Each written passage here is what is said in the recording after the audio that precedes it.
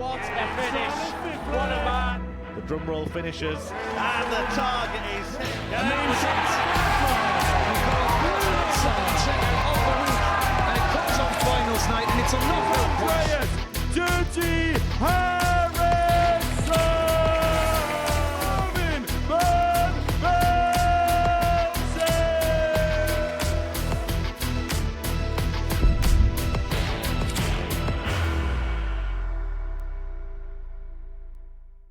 My feelings are it's a bit too early to be playing darts. Which is not bad darts at all. But at the top level, you need a little bit more, and Simon has found a little bit more there for his first maximum. He needs a treble 17. Double 18. And he pinches it in the top right corner. Graeme Hall. Has sort of given himself a little bit of momentum confidence, hasn't it? Now treble 15 here and double top to seal the deal.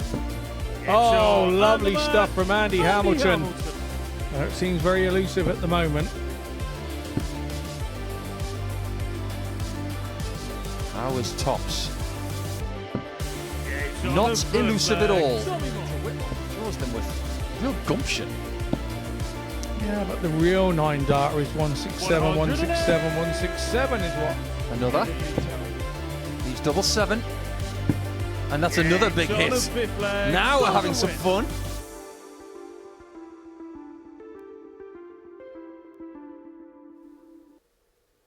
Good morning, darts fans, and welcome to day 2 of week. Well, it's number 2 as well. So Series 10 is underway, and we've already got a winner from Saturday night. But there was a storm brewing in Portsmouth yesterday, and I'm not talking about the players. We actually had a storm just outside the studio. But I suppose Scott Mitchell, who joins us for the second day in succession in Group A, the storm could be brewing today on moving day. Yeah, Tuesday is the moving day. Everybody's weighed each other up yesterday. The guys that haven't played each other before know all about each other now, and so, yeah, looking for an interesting day today. Let's have a look at the table from yesterday then, because Graeme Hall, in winning his last game yesterday against Tommy Morris, did pip Tommy to the post, but it's only 1 day down. But having the lead overnight, that will feel good after a 2-year hiatus from the MODUS Super Series. Yeah, no, he played well towards the tail end of the day as well. He started well, put his foot right down and said, this is what I'm going to do all day. Let the other players know in the back room what Graeme had turned up, and that culminated in an amazing 104 against Tommy Morris last game yesterday. Yeah, that really was an incredible performance. But I suppose when we came into yesterday, we'd built up for a few days that Simon Whitlock was going to make his debut on Monday. What did you make of Simon's debut day? I think he was working things out, you know. I think, you know, his son Mace has been here and he could have asked him about what it felt like to throw in here. But until you actually come in here and do it yourself. And he also knows that, yeah, okay, these aren't names that maybe he's been around in the last few years. But there are a lot of good dart players away from that top 128 in the Pro Tours. Weekly winners this week who have done it before. One of them is Andy Hamilton. How's he fared in his first 5 games? Maybe a little bit up and down? I think so, but I thought he was very consistent. I thought, you know, this is a tough group, this Group A, with some names in it and people that are used to playing here. But I just thought that he put his game out there to make sure that he wasn't out of the reckoning on day 1. That 1-3, it was rather tasty, wasn't it? And we can't wait for that game against Whitlock, because that was brilliant, wasn't it? Yeah, absolutely. As you looked up yesterday, that they played each other 30-something times, and so they know each other inside out. So there's a certain element, as you know, and I do, when you play a player on such a regular basis, you know, you don't think about it too much. You just go and play, and the gloves are off, and away you go. Graeme Hall was the favourite starting the week yesterday. But when it comes to how Graeme played yesterday, do you expect him to maybe even make those odds even shorter by the end of the day? Possibly, but the one concern for Graeme is I think the way that he lost to Andreas yesterday, who was looking like the guy that was going to be bottom of the table, and Andreas turned up and played sort of like a semi-decent game, but Graeme wasn't expecting it and he went off. So I think he's learnt that lesson, and I don't think we're going to see too much of that from him today. I think Graeme will be really solid again today. I have to agree with that. I think he looked the most consistent, but we're going to have to wait a little bit of time to see Graeme in his first game today. That will be against Tommy Morris, but you don't have to wait too long. He's going to play Tommy Morris after we hear from Tommy, because when he joined us this morning, he was full of beans and letting us know how things went on day one for him. Good morning, Tommy. Welcome back. It's day 2 of week 2 here in Series 10. How did you feel you played on day 1? I think I was steady, really. I thought I really enjoyed it. Again, it's a great bunch of lads. The morale in the back room's really good. And I think there's another gear for me. I'm just warming up. I think I'm going to play a lot better than I did yesterday. We haven't seen you since Q School. Now, obviously, Stage 1 couldn't have gone much better. I know, it was good. Won all your games, fantastic averages as well. Stage 2 didn't really cooperate. What were your feelings after that one? I think it's with everybody in the room, it's partly luck who you get. I mean, I was averaging steady all the way through, and I started off on no points, and I ended on no points, and the leg difference was the same. So it was a good standard right the way through. Do you take the positives knowing that you played better at this Q School and you feel more equipped to move on in the same rooms this year? Yeah, well, I'm progressing. I can definitely find my game now, and I'm warming up with the players that are around me. I think there's just challenges ahead of me that I think I can overcome, so I'm just warming up to this game. I'm getting there. First game today is the exact fixture from yesterday's final game against Graeme, where he went a little bit bananas, averaging over 104. But do you take that as a compliment? Well, I went 3-1 down, and I thought me and Graeme are quite similar sort of standard, you know, and it can either go one way or the other. And I've got him first game, so I'm like a ground at the trap, so I'll give him a go. Fantastic, Tommy. Have a great day today. All the Cheers. best. Thanks, mate. He's going to be like a greyhound out of the traps. You heard it here first. Live on Pluto TV at the MODUS Super Series on day 2 of week 2 in Series 10. Graeme Hall was the best player yesterday because he had the best performance, he had the most points, he had the best running average of the day. But Tommy Morris wasn't that far behind him. 32 years of age from Poole in the beautiful county of Dorset. But this man, 35 years of age and fairly young when it comes to being a premium dart player. So still plenty of years ahead of both of these players. And maybe they're still learning to be the player that they've always dreamed of being. Jack is your referee again today. He refereed all 15 games yesterday and will do all 15 First leg, here on it's Tuesday. Tommy to throw first. Game on. But the big difference between game 15 and game 1 from Monday to Tuesday is that Tommy has the darts 140. and he never fails to get out of the gun, per se. No, that's his nature. He's fast and rapid, and 22. sort of the last 6 months of the year I've started, obviously both being Dorset born and bred, we 100. travel a little bit together, and when you're trying to help guide somebody, sometimes you have to let them go. Like Tommy, you can't leash Tommy up. You 125. can't sort of hold him back. You've got to let him go and learn some of the things himself. You can advise him, and he does listen, but sometimes he's one of those players that doesn't quite take it in until it happens to him, and then it doesn't come in his memory bank. But he's doing some great stuff, and I just think that his development is a little bit slower than he would like. But for me, I think it's 39. possibly the right pace for him. I'd have to agree with that. I think most people who are a lot younger than Tommy would want their progression to be yesterday. But unfortunately, 31. it doesn't Tommy work like that. requires You've got to 62. take it one leg at a time, and that's what Tommy does as he goes for tops. 22. I think Group A is made for Tommy Morris because you know better than most people, Scott. He is a morning person. 105. Yeah, Tommy very much so. And he, 40. you know, he hates Group B. If he's ever here, he hates on the it. He first always wants leg, to be Tommy in Group Morris. C. Absolutely bent the top wire with those first Second two, didn't leg, he? it's And Graeme to throw first. the confidence Game on. that he has at this particular moment in time saw him just slot that third dart with composure, with calmness. Although he's very rapid fire, 140. he's starting to have that about his game. since he made his first appearance here, 140. every time he's been on the roster for the following week, people take notice because he's very, very watchable. But when Graeme Hall was put on the sheet for this week, people said 81. he played pretty well over the last couple of years on the PDC Tour, and maybe if someone of his caliber is not keeping his 60. card, it proves just how difficult it is. Yeah, I felt he was a little unfortunate. I've got to be honest. The numbers saying, when you're running 90 plus for the year, I've got to be honest, it happened to me as well. I was running 92 and a bit and lost my card, and people go, well, how have you lost your card with that? But it just happened because at the time when I was doing 92 and a bit, somebody else was doing 98, and that's just the way that the standard of the Pro Tours are. It's absolutely brutal. One, you think, best of 11, lots more scope. What's going on here? Gang That's shot what's a going second on. leg, Graeme Hall.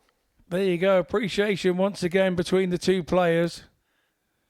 Third leg, it's Tommy to throw first. That's the kind of fist bump you Game on. give to an opponent. You say, great shot, but in your gut, you're saying, 60. I didn't like that very much. Thanks for doing that to me. Well, 140 finish is now the biggest finish of the week so far for Graeme. In his 6th game, yesterday, his best was that 107, 100. which he used to pinch the game against Simon Whitlock. 140. Yeah, super reply there from Tommy. It's like Graeme is sort of so particularly this game yesterday, which went his way 4-3. 100. His concentration yesterday of Graeme was just right on point. It was superb. And Graeme was first in the building this morning 140. from the playing roster. And he was first in the building both days, in fact. Shows his hunger, shows that he needs a good couple of hours to prepare. Tommy, you require 161. Both on 161 after 9. And only one of them can take it out now. Graeme, you require 161. Yeah, but a little bit quick with that second dart, wasn't he? He was throwing it before his eyes were focused to where he was going, and that's something he's going to have to work on a little bit. 99. Interesting Tommy, play there from Graeme. 38. Some players may have gone for the bullseye. Tommy Morris. But in a flash, Tommy Morris is 2-1 up. Yeah, really nice 13 Fourth leg, dart it's Graeme holder to throw throw as first. well.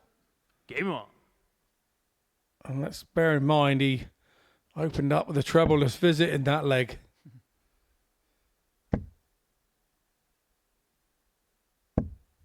That was some performance yesterday, wasn't it, from Graeme against Tommy?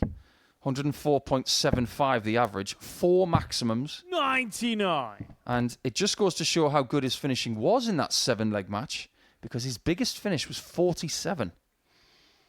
Yeah, and that's a sign. Everybody goes, oh, yeah, but he's not shooting anything big. That's because he's scoring big and not having to shoot anything big. 100. Tommy and I had a little discussion about it, about the game yesterday, after the game. And I said to you he would be disappointed, and he was a little bit down on himself. And I said, look, but the thing is, if you go home tonight, look at the table, look at your legs difference, look at, you're there and thereabouts. You're right on point with them. You can't get sort of over problematic about a situation where Graeme all had the darts yesterday.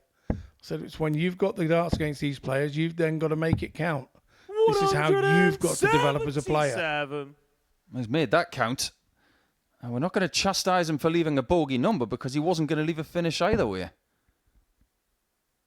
But maybe that opens up a topic that has been discussed recently at the PDC World Championship about the numbers that you leave mid-leg.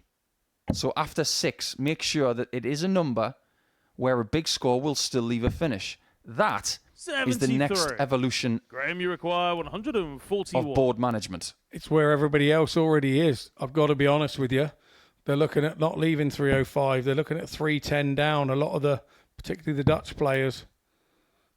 You see him going, well, why is he going for 89. so-and-so? And Tommy, you look, he's require left 310 92. because he knows 140 will then leave him a go at 170. They are looking for the minimum amount of trebles that they can hit 56. to get Graeme, you themselves a require shot. 52. Well, Graham's going to get a shot here. And he can pick his double. Double 16 to make it 2-2.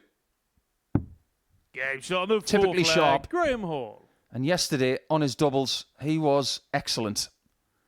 Just shy of 43%. Fifth leg, it's Tommy to throw first. Game on. And it was actually Tommy and Graeme who had the most joy on the doubles yesterday. Both of them over 42%. 100. And if you're doing that and having an average of over 91, which they both had, there is a possibility today that these two could start running away with this group. Yeah, they could be, but I think 125. in this situation, should Graeme Hall win this game from here, I think he will be 100. feeling that he's in the trump position.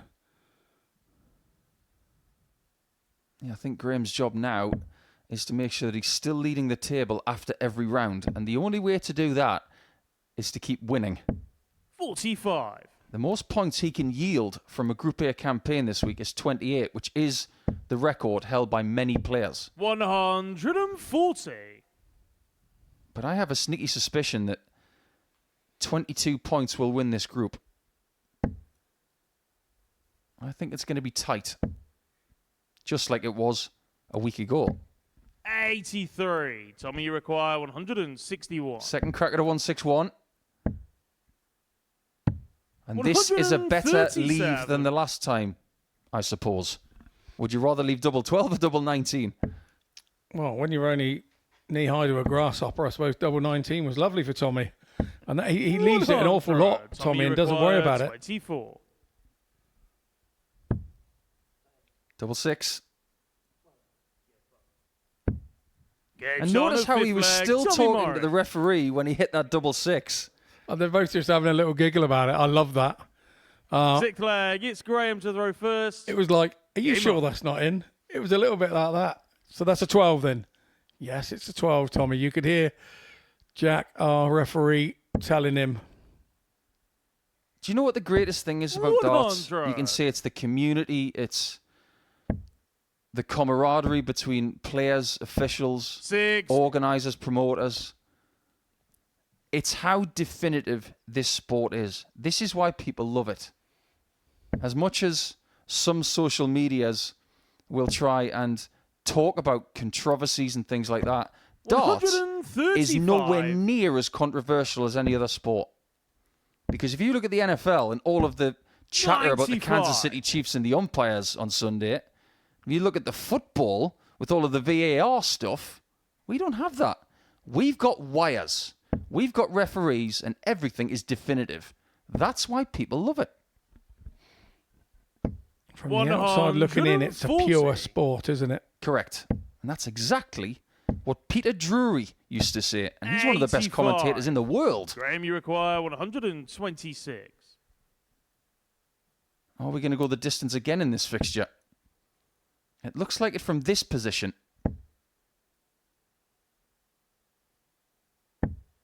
94. Exceptional. And if Graeme Hall finds 57. Graeme, you joy require in this fifth 32. visit, it's all going to come down to the last leg, which Game it shot on the does. sixth leg, And Graeme now, Hall. that chat that you had with Tommy Morris, it now comes to fruition because he has the darts in the last leg. Seventh and this final time. leg. It's Tommy to throw Yeah, first. for me in this situation, when you're 3-2 up, the pressure's always on the guy trying to hold on to that leg. And if they do win it at 3 and go 100. 3-3, and it is the averages, it's pretty special. And Hall at the moment also is on 100% on his finishing.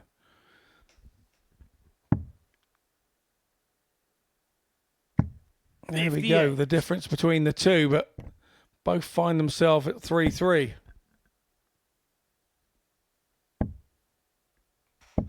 100. This is shaping up to be the fixture of this group. And we thought that Hamilton versus Whitlock was good yesterday. It really was. But But this fixture is yielding better accuracy 140. than that legendary fixture, which we will actually have next. Yeah, it's the new generation, isn't it? Coming through, the new... 21. Oh, and that's going to hurt. That's going to hurt. Well, Hall's now going to look at the 19s to try and get himself inside the finishing zone. He probably should get there now, but he doesn't like the way that dart's sitting. It's just veered a little bit left. It's harder to nestle the dart underneath, but he still found it. 133. Yeah. Super 58, 140, 133 140. from Graeme, Hall require to 107. steal a march on Tommy Morris here in this last leg.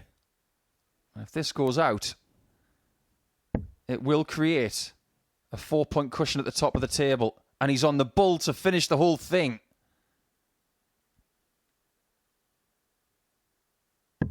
Oh, it was right on line. 145. And Tommy might only have Tommy, this you chance to require win this match. 140.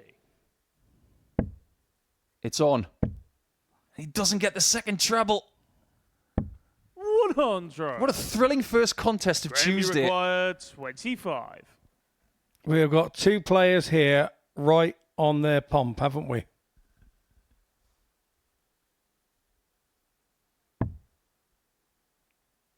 The difference may be the fact that Hall is getting match darts Game shot. and the Tommy match, didn't get one. Graeme Hall. What a great fixture.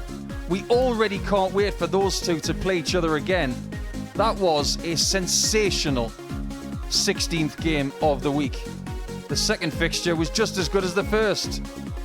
But when we come back after the break, it's going to be Whitlock against Hamilton, and that's what you've just seen. A second ton plus average for Hall against Morris, and he is definitely the man to catch.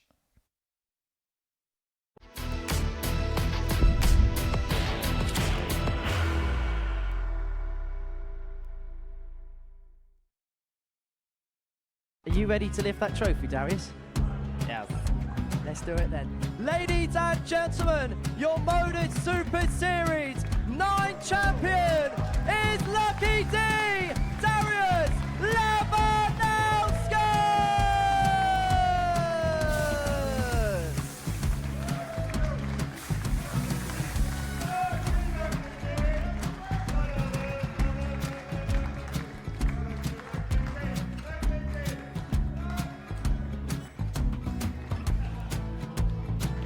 Well, what a wonderful night of darts we have seen, and we are ready. Our champion is ready, and it's trophy time. So receive the trophy. £25,000. The new MODUS Super Series champion, the Terminator, Marvin Van Velzen.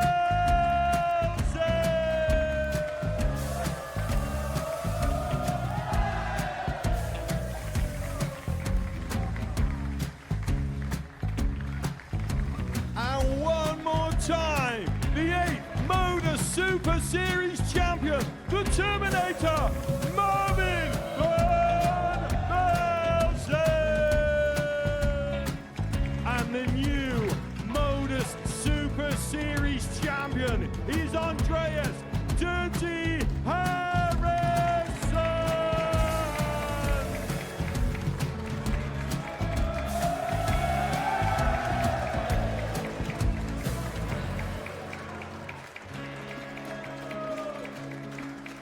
And one more time, the 7th MODUS Super Series champion.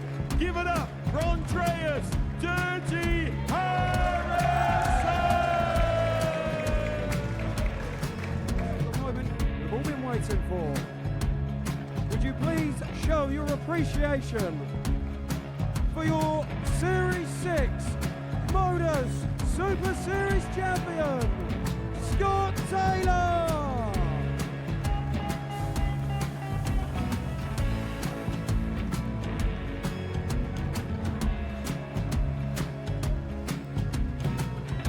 One more time, your new MODUS Super Series champion. He is Chucky. He is Jim McEwen.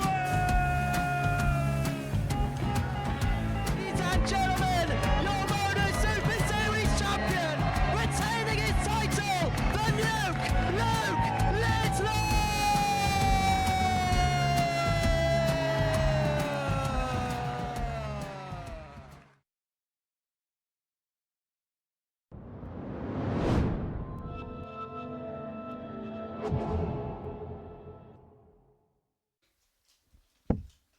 Welcome back to the MODUS Super Series for Tuesday morning's action, live on Pluto TV. And now, this fixture may be the reason why you're tuning in. And if you are, thank you for your company. But if you missed the first game, you missed a treat. So, when it comes to tomorrow's action, you might want to tune in from a little bit sooner than maybe 9:45. But Andy Hamilton, 57 years of age from Stoke-on-Trent, and proudly so, taking on one of his biggest rivals in his career. Not a bitter rival, but someone he has come up against more than 30 times in his career. Yesterday, they had a really good six-leg match, which saw a little bit more quality from Whitlock. But Hamilton has the darts today. Will he even the ledger as he takes on the beard to be feared? First leg, it's Andy to throw first.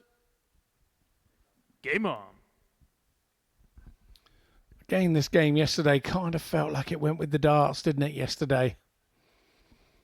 And the hammer will be looking to return the compliment here on moving day, Tuesday, day 2 of Series 10, week 2. I look at what these guys are wearing, and I couldn't escape this fact yesterday, because it is the part of the year where everybody looks forward to the Super Bowl. And I would like to say, hand on heart, all the best to the Kansas City Chiefs and the Philadelphia Eagles, but I really don't mean that. But when I look at Hamilton, it reminds me of the Minnesota Vikings because they wear purple. When I look at Simon, it reminds me of the Green Bay Packers because they wear green and yellow. 140. Yeah, very much so. I've been following the American football, as I always have. I do love it. And, yeah, I'm a blue and silver, blue and white type of guy. I'm a Dallas Cowboys fan. 83. Probably from the days when my mum and dad used to watch Dallas as a series and up would come on the titles, a shot at the Cowboys Stadium. So, yeah, I probably 140. got a few shirts myself, but they're not that colour. And the Cowboys don't wear pink either ever. So no, they don't. Well, Simon is actually a very big fan of the National Football League. 100. I'm not sure which team is his favourite. I just think he likes to watch sitting on the fence and watching all of the games. I think he might be enjoying this game so far. 130. This is a good start. Andy, you require 180. We've already seen plenty of action where people are leaving a double after 12. He doesn't have to go 60 here. He did have the option of the treble 16. But who needs a treble 16 when you can do that? 80. No end product. Simon, you And require Whitlock, who had a 24. few problems with his doubling yesterday. Can he start quite polished? Game shot there's of your first answer. leg, Simon Whitlock. yeah, very much so. And Second leg, it's Simon to throw first. yeah, going Game back on. to the American football side of things, I think when we watch it from here in the UK, we can be very open-minded. It's not the concern of like 48. watching a Premier League football team, which you're attached to. So, and I'm the same. I like watching Aussie rules football as well, but I don't care who's taking chunks out of one another. I just like to watch that. I've got no team whatsoever that I follow, but 66. I do like to watch a few games of those. Judging by what you're wearing today, Scott, I'd have to say you're a Brisbane Lions guy. Yeah, well, that's better than I heard. It's just to let you know what sort of colours I'm wearing. Somebody else told me it was. Have you borrowed one of the old 97. BDO jumpers? It's a BDO colour as well, apparently. So, yeah, I must be made more aware of that when I wear it in here to the Super Series. Yeah, colours have connotations for everything, but 89. colours can be iconic. Just look at Michael van Gerwen. He's made that shade of green his own. And even the shade of purple that Andy Hamilton is 58. wearing, it's a different palette to that of Luke Littler, for example. They're very different things. Yeah, very much so. I think, Michael has definitely made that sort of lime green his own, and the fact that he is so good at 95. lots of people do try to kind of avoid it as not to upset him. Whereas when I started wearing pink back in the day, not even the girls were in the room wearing pink when I walked in back about 2006, I think 2007, and started playing. People going, who's that guy with the pink shirt? And it was, yeah. I tried wearing pink once. Didn't work out very well. Well, that's worked out really well. It's a great first start for Andy. Needs to get back into this match because he doesn't want to have to chase Simon in best of 7 legs with a 2-leg deficit. 108. Perfectly done. Look at the way he measured it from left to right in the bed there. Absolutely sensational. You see rhythm players play and you think, oh, we just watched Tommy Morris and 42. bang, bang, bang. That's the way Andy he plays. requires 71. Andy seems to... It feels like he throws 3 individual darts, but at a rhythm. But where do they go? They go in. On his second leg, Andy Hamilton. Simon waiting. Third leg, on a very it's small Andy to number throw there. First. Thinking, just Game give on. me a shot and I'll make you pay. But when you're up against someone as seasoned as Andy is, he doesn't give you a chance.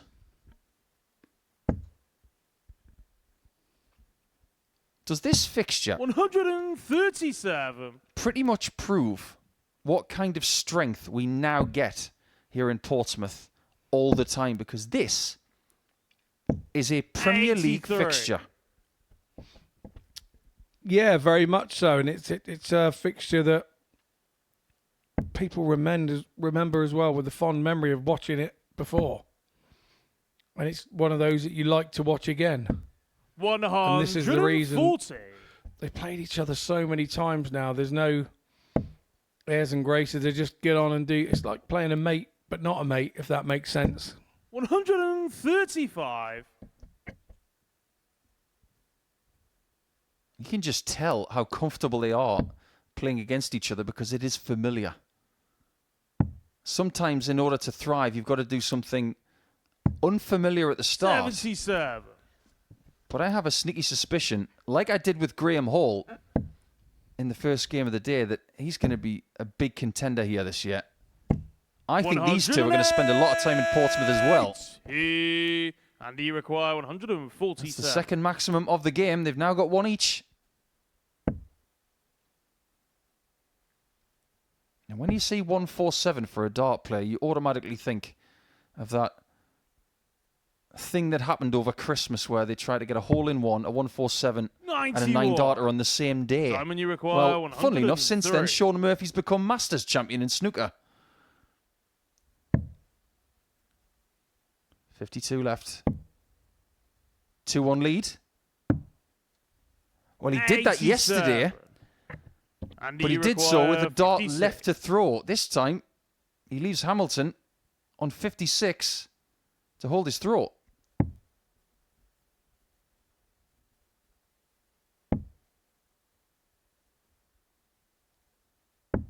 Really well on the done. Third leg, Andy Hamilton. Andy's doubling yesterday was suspect at times. He was 14 from 51 Fourth for leg, it's Simon to 27%. throw first. Game on. He was actually the worst on the outer ring and the bull of everybody yesterday, but a lot of his misses were at double top and double 10. 40. Yeah, but I would come back at with you and say, you know what, I've been scoring pretty well because otherwise I wouldn't have got those opportunities. So I'd be pleased with getting myself the opportunities rather than see the negative of maybe not sort of finishing those opportunities at times. And the thing that proves that, Scott, is the fact that Andy had the third best average of anybody yesterday, so he was getting chances. He had the most darts at double of anybody yesterday. 140. So percentages can lie a little bit. As long as you're getting enough chances and you take them, you can have a very fruitful day. And Hamilton, he did get a couple of wins, but I get the feeling he's going to need more than 2 today to find himself in the top 2 with a striking position ahead of Wednesday.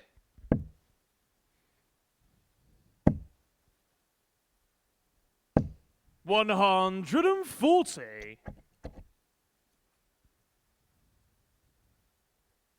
There you see from that camera angle just how linear Andy's throw is. It's almost like he's throwing down the line of the name on his shirt. 140.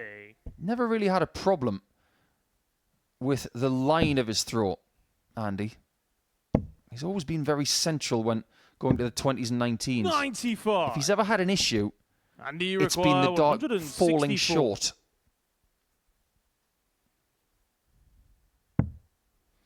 Yeah, I agree with that. It's been that first dart placement at times, hasn't it? 64. Simon, you require 86. This is a rather large moment in this match. Does Whitlock take out a 5-visit leg? He does. Shot on the 4th leg, Simon I Whitlock. don't think that was a brilliant last dart, but it was in. It almost found the bottom 5th section of the leg, it's bed when he Andy to wasn't throw aiming first. for that portion. Game on. Who cares as long as it's accurate enough? Yeah, the whole bit that's green, that sort of counts as in, so he won't worry about that too much at all. 81. We had a little chat with Simon this morning for our Tungsten Talk. We had one with Andy 60. yesterday as well, so stay tuned to our 24/7 TV channel on Pluto TV because we've got lots of additional content coming your way, including an in-depth chat with Andy and an in-depth chat with Simon. But what we've also got coming up, as well as live 180s like that, is a visit to your farm, Scott. Yeah. It was very nice that the socials guys wanted to come out and 59. have a bit of fun and do a few things and have a chat at the farm. So yeah, I was more than happy to do that. Is that going to be the start of a regular series called Mitchell's Farm? That'd be nice, wouldn't it? But yeah, why not? 108. There's 4 different seasons. We're doing 4 different lots of things at the time. So why not? Let's educate the world, even if it is the darting world. And one of the most famous Aussie songs of all 140. is called Andy, you 4 require Seasons in 6. One Day. Well, we haven't quite got 4 maximums from Hamilton, but we have got 4 maximums total in this game. Double 10. 40. Those misses may not hurt him. And if you think that first start from Hamilton was a big miss, no, that small 20 is just part of his MO. It's on his play sheet. 88. Andy, you require 20.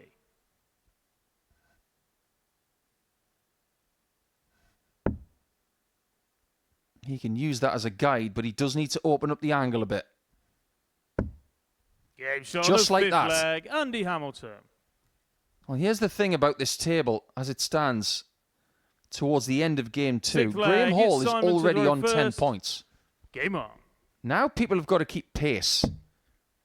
When Andy saw Graham go 6 points ahead of him in that first match 41. of the day, he'll have said to himself, I've got to win this. I've got to stay in touch.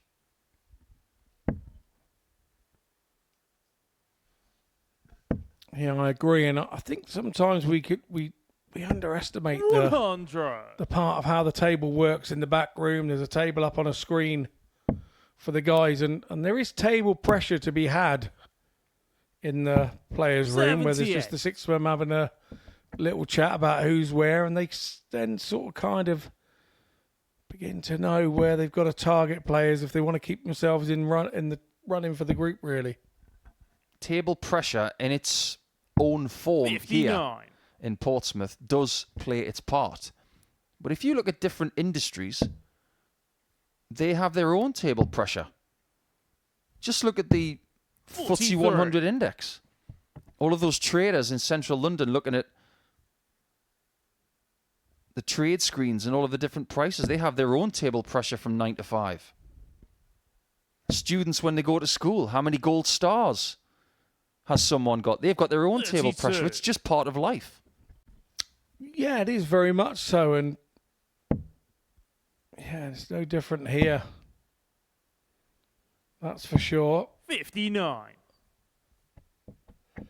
You could say that Simon's under a bit of table pressure here, knowing that should this one get away from him, he's got to start reeling out some performances to keep himself at the top. And he's got Tommy Morris next. 100. And that's not going to be simple. Well, that Well, is a 4th maximum for Andy Hamilton in this game. And there is a 2nd for Simon. And he require 130. It might be match over, though. If a 60 and a bullseye is found. Door number 3. Bingo. Shot and the match. What a game. Andy Hamilton. And it's 4-2 this time to Hamilton. They're 6-6 in legs for the week and 1 game all.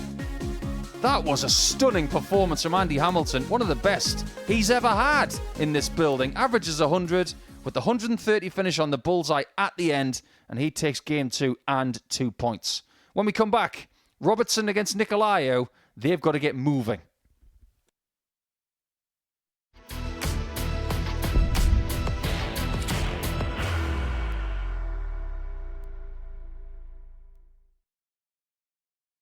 Are you ready to lift that trophy, Darius? Yes. Let's do it then. Ladies and gentlemen, your MODUS Super Series 9 champion is Lucky D, Darius Lewandowski!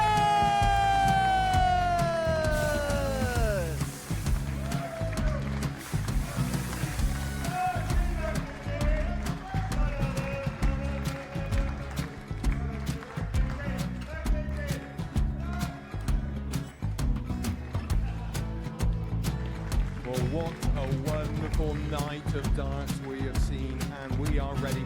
Our champion is ready, and it's trophy time. So receive the trophy. £25,000. The new MODUS Super Series champion, the Terminator, Marvin Van Velzen.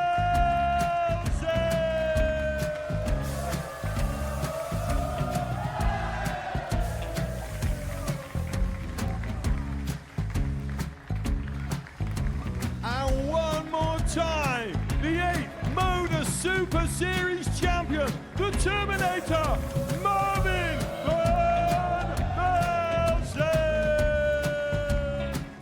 And the new MODUS Super Series champion is Andreas Dirty Harrison.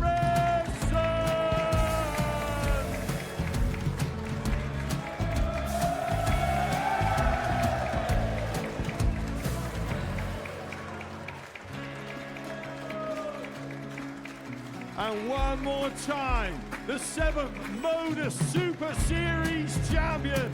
Give it up for Andreas Dirty Harrison. The moment we've all been waiting for. Would you please show your appreciation for your Series 6 MODUS Super Series champion, Scott Taylor?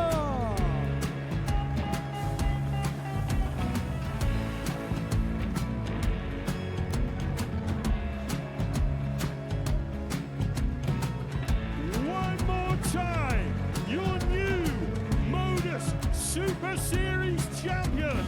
He is Chucky. He is Jim McEwen. Ladies and gentlemen, your MODUS Super Series champion, retaining his title, the Nuke, Luke Whitlock!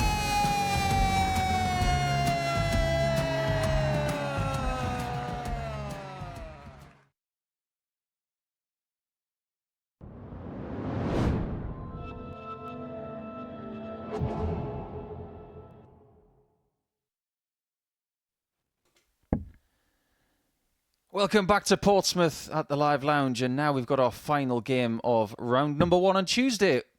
Well, you know what they used to say back in the 1980s? If you like a lot of chocolate on your biscuit, join our club. Well, if you want to win a game today, you're going to have 100 average. That's the saying already today. Because Graham Hall has averaged 101 in beating Tommy Morris by 4 legs to 3. And Andy Hamilton's averaged 100 to beat Simon Whitlock. So if you want to win Andreas Nikolaou, based on what we've seen so far, you're going to need 100 average. But maybe he doesn't. He's up against the big man from the northeast of England, Steve Robertson. From Choppington in Northumberland. And his nickname is Muck Longshanks. No, that's not a burger. That's not a treat from a very famous restaurant. That's that man right there. With the very, very decorative shoes. Still don't know where he got them, Scott. But we're going to have to find out. Yes, we're going to have to do a little bit of Miss Marple on that and investigate. I tell you who's going to be impressed by those shoes. Kevin Painter. He'll be First looking at them leg, saying, it's they're very Andreas shiny, they're very first. decorative. I could go with a pair of those. Game on. Yeah, Kev's got 1 or 2 pairs of shoes in his repertoire, hasn't he? Yeah, shiny enough to be seen from the International Space Station. Andreas showing a little bit of preparation at the start of this game, just making sure that his hand is the right texture. 83. Many different things that you can do. Saliva, air from breath, wax, various different things that people use. A rosin, little rosin bag in the pocket, one that Mr. Taylor used to 81. use. I was speaking to Sto Bunce when he was here, and he showed me something that Doug Boehm uses. You know, Doug from the United States? 123. Passed me this little pouch, and he said, try that for darts grip. Unbelievable. Just a square piece of material. Just rub your fingers and all of it. Wow. Just makes you realise there are things out 69. there that can improve your game that aren't made of tungsten, aren't made of plastic, and that there are people out there looking for that extra 0.5%. Yeah, my dear old partner, pairs partner from back in the day, Richie George, used to do the same thing. He had some sort of microfiber cloth that was used in fishing. And unless you're probably fishing and use the microfiber cloth to clean your rod or whatever you use this thing for, Richie used to have them for darts. And what did we learn from Andreas on his MODUS Super Series debut yesterday? Even though he did play in the ADC Global Championship at the end of last year, 100. his average was just shy of 79. So we know that overall it was the lowest of anybody. But he did pick up a couple of wins. 140. And his worst Andreas performance required dragged that average 135. down. So maybe that average doesn't do him justice. Shots like this might. Interesting. He's just checking to see if he's got double 12 left. He did. 123. And I'm surprised he went that way with Robertson on 170. 170. Another. He was dreaming of a big fish. 130. Has to settle for a little one. Andreas, you required 12. Yeah, to leave him very tidily set on double top should he get back. He's not going to get back. Leg. Andreas Nikolaou. Nikolaou really did finish that off nicely. Second leg. It's Steve to throw first. Game on. I was having a little chunter to myself last night, Scott. I was thinking about times gone by. And I think Steve Robertson's got a very popular look at the minute because it seems like a lot of dart players want to be streamlined. But I didn't realise this until after our show yesterday. He actually reminds me of an old friend of ours. 108. And that's an old friend of Andreas. He's hit plenty of those. But tall, follically challenged a little bit, experienced, very well known. 60. He might not be from the northeast, but he's spent an awful lot of time there. Ian Gleeson. Oh, yeah. Cleo, yeah. Absolutely right. 177. Well, what is Andreas up to here? Maybe the biggest thing that's ever happened in Cypriot sport is when Marcos Baghdatis made the final of the Australian Open. 40. Andreas, you This require might be the biggest thing that's 144. ever happened to Cypriot darts.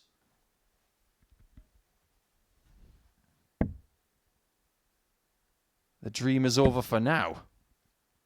So already we've had a chance at a 170 checkout for Robertson and a chance at a 9-darter for Andreas. Today is not disappointing.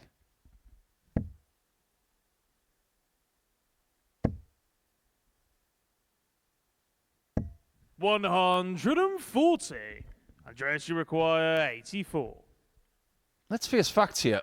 Steve is not playing poorly, but Andreas is playing on another level. Game shot on his second leg. He's averaging Andreas 111 Nikolaou. for the first couple of legs. Third leg. Now, I'm it's not going to go Andreas to so throw far to first. say that this is a shock Game on. to see him playing this well, but this is a level we haven't seen from him before. He teetered across 100 average in one of his games yesterday, but sort of ended up winning with an 86 or something silly because he struggled on the outer ring and it just didn't finish it off. 41. Just saw him touch his right arm there with his left hand, and I wouldn't be surprised if he gets a little bit of discomfort in the right portion of his body every now and again with the way he stands. 66. But the one thing technically I was surveying yesterday was the elbow height of that lead arm. Look how it drops just before every dart. That is something that needs to be regulated for the long term. 59. Yeah, it does, and I think he can only do that over time by just continuing to do what he's doing and realising it's kind of not a mistake, but it's kind of a little flaw. 45. We have seen that from some other players, particularly Jamie Lewis, former World Championship semi-finalist. And that's what can happen when that elbow height does get a little bit erratic. 41.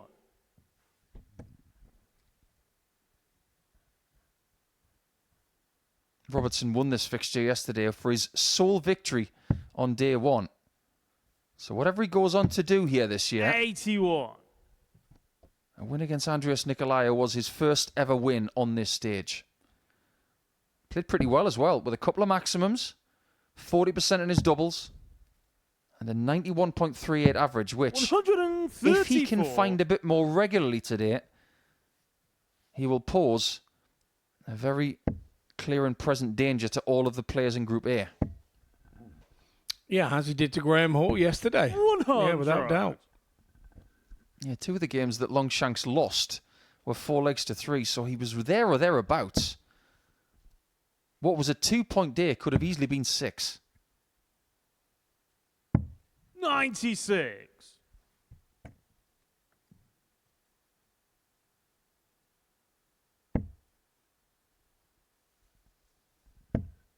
Just wants to get himself under 100. 125. Does so. Really well done. Andreas, you require 130. Now, does he get a look at 84, or is he closed out once again? Double 5. 125. He was very aggressive. Steve, you require Wasn't 84. cautious on the double 5 at all. 2-0. Look very confident on that shot.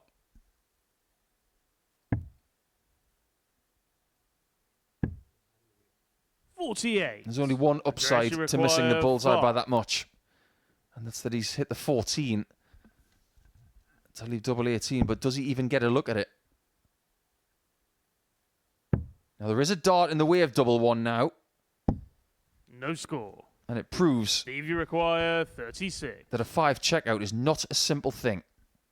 No, there's nothing. You've got to go for the big one. It's the widest segment, part of the segment. But yeah, then does cause a problem if you end up going back up there. 27. At the moment, Andreas, you teething problems for require both 5. here in leg 3 of this match. And this leg proves one thing that I've been muttering on about for years. You've got to practice your small checkouts. 2 players left on 5 and 9 respectively. On a third leg. And Andreas gets it right the Nikolaou. second time. Fourth leg, it's Steve to throw first. Game on. Look how pumped up he is at 10:25 in the morning. Well, if you're playing in Group A, Scott, which is something you've done before, 84. you've got to be able to get out at the B of the bang in your first game, which could be as early as 9:35 up to about 10:15 in the morning. Yeah, exactly right. But Andreas really is enjoying his first game here this morning, trying to put a bit of revenge on the result from yesterday that he had. This was Robertson's only win, his solitary win yesterday, and so Andreas is trying to make sure that he doesn't give this one up. He's using what I believe is an old version of a Michael van Gerwen dart. 59. I do believe there's a new version of his darts coming out this week. Oh, is there? I noticed that he was using a different set of the weekend, sort of like a little bit. I don't know what you would call. They didn't look that new. They were like buffed down. I don't know whether they've been sandblasted or whatever, but they weren't nice and shiny. It's amazing what they do for tungsten these days. So many different finishes. 98. They use things like hand filing and sandblasting. The same sort of things that they do in gunsmithing to make sure that projectiles are ripe 140. for being shot.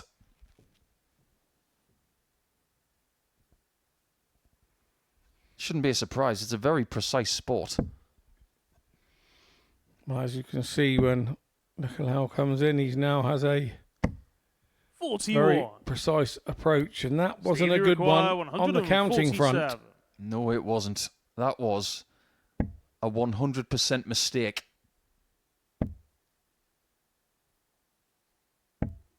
$45. Going for the 20s in his previous visit on Dart 3 was the equivalent of giving the ball to Chris Waddle in 1990 for the penalty. Maybe it wasn't a mistake at the time, but look what happens every time someone leaves a bogey number. You get two trebles. 102. Yeah, but you know it and I know it happens to us consistently. So the one time you do it, nicely done there. Steve Robertson. By Steve Robertson. Had to, was the word. Fifth Had leg, to. it's Andreas to throw first. Game on. One thing's for sure. That was a stunning finish. Just when he needed it, Andreas was on 32 to win the match. Forget about McLongshanks. That was McBrilliant. 134. Some people might be thinking, watching this live, that they don't know what McLongshanks means. Well, the muck is because he spent a lot of time in Scotland. 100. He's always been known as Longshanks. And they might not know what that means. Well, it means long legs, doesn't it? Yeah, it does indeed. And put them to good use there on that 102 finish in the last leg.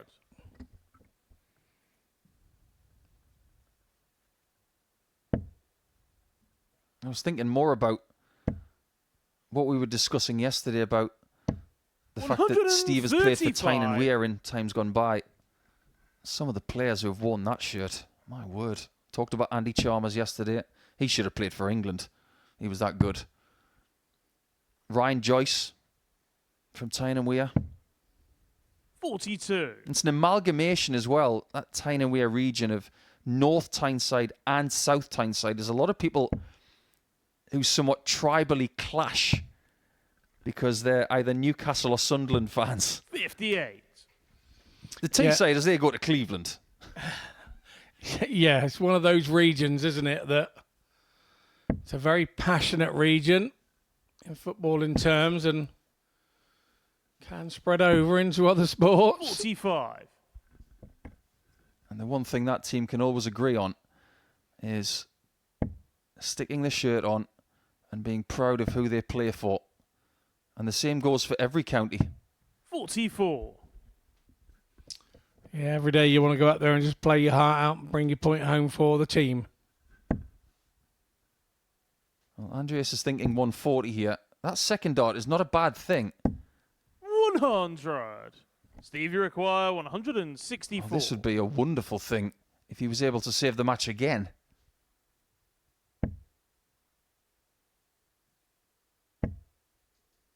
$140 would be handy.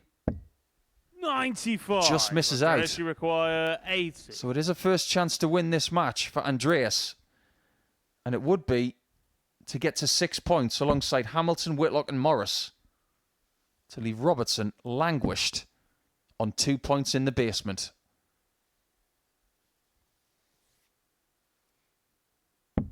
$60. Steve, you require Almost 69. not quite the trajectory he was looking for, or didn't quite make his desired target, but Robertson now to try and save himself. It's the bullseye for him. 44. It nearly was the bullseye for him. Andreas, you require 20. Closer than last time. Nikolaou comes back at the 20 and once again goes through his little ritual. Wipes his darts, blows in his hands, licks his fingers. Oh, pulls his eyes down that time. Very nice too.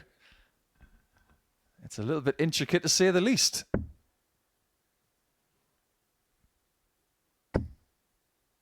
Other side.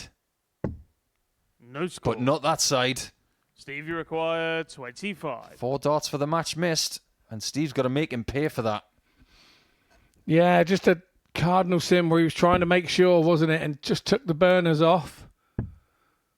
Double 6 then to save himself. 19. Ooh, bit early in the morning for Andreas, that one you then. require 20. Yeah, that one definitely looked like an early morning double. This may be an early morning 2-pointer.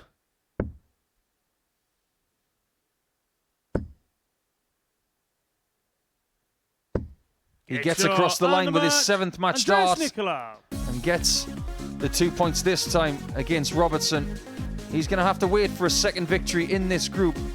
Might just take a little bit of time to get going based on what we've seen from Steve over the last day and a bit. But the better average came from the Cypriot, and he walks away with 2 points to end round number 1.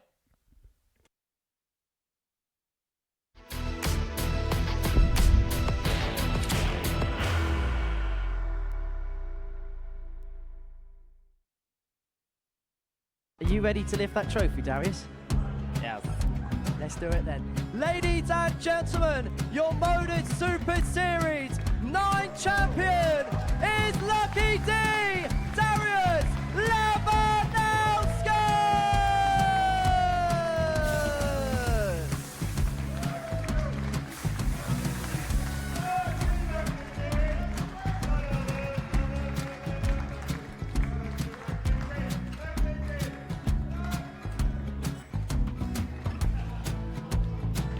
Well, what a wonderful night of darts we have seen, and we are ready.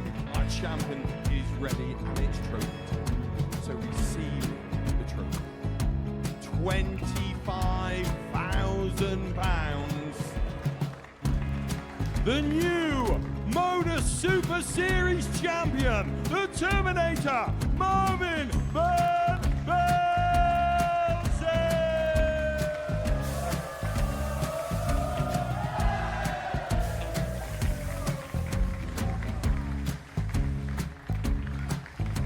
And one more time, the 8th MODUS Super Series champion, the Terminator, Marvin Van Velzen. And the new MODUS Super Series champion is Andreas Dirty Harrison.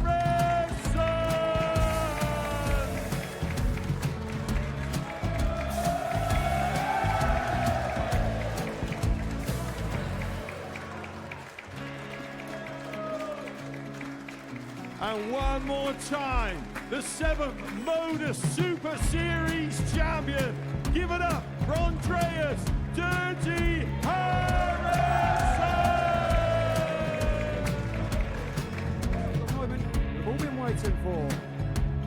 Would would you please show your appreciation for your Series 6 MODUS Super Series champion, Scott Taylor?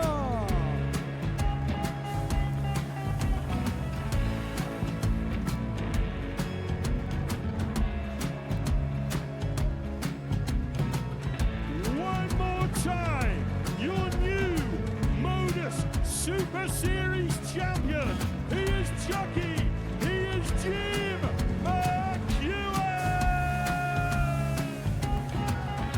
Ladies and gentlemen, your MODUS Super Series champion, retaining his title, the Nuke, Luke Whitlock!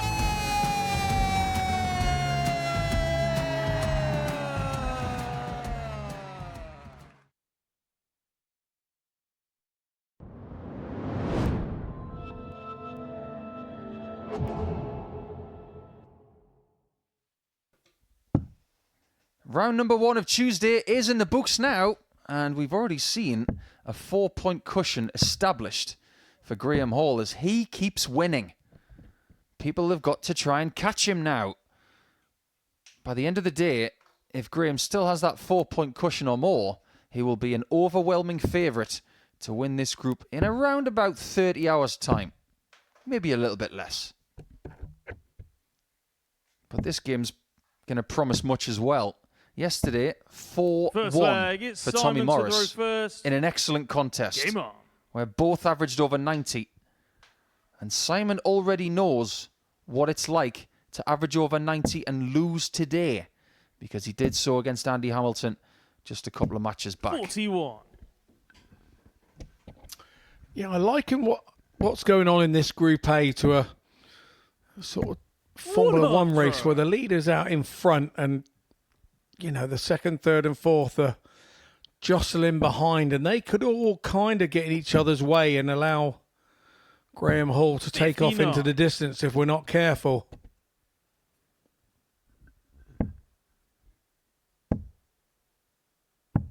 $137. If we are going to liken dart players to Formula One cars, I suppose Tommy Morris has got to be one of the fastest ones.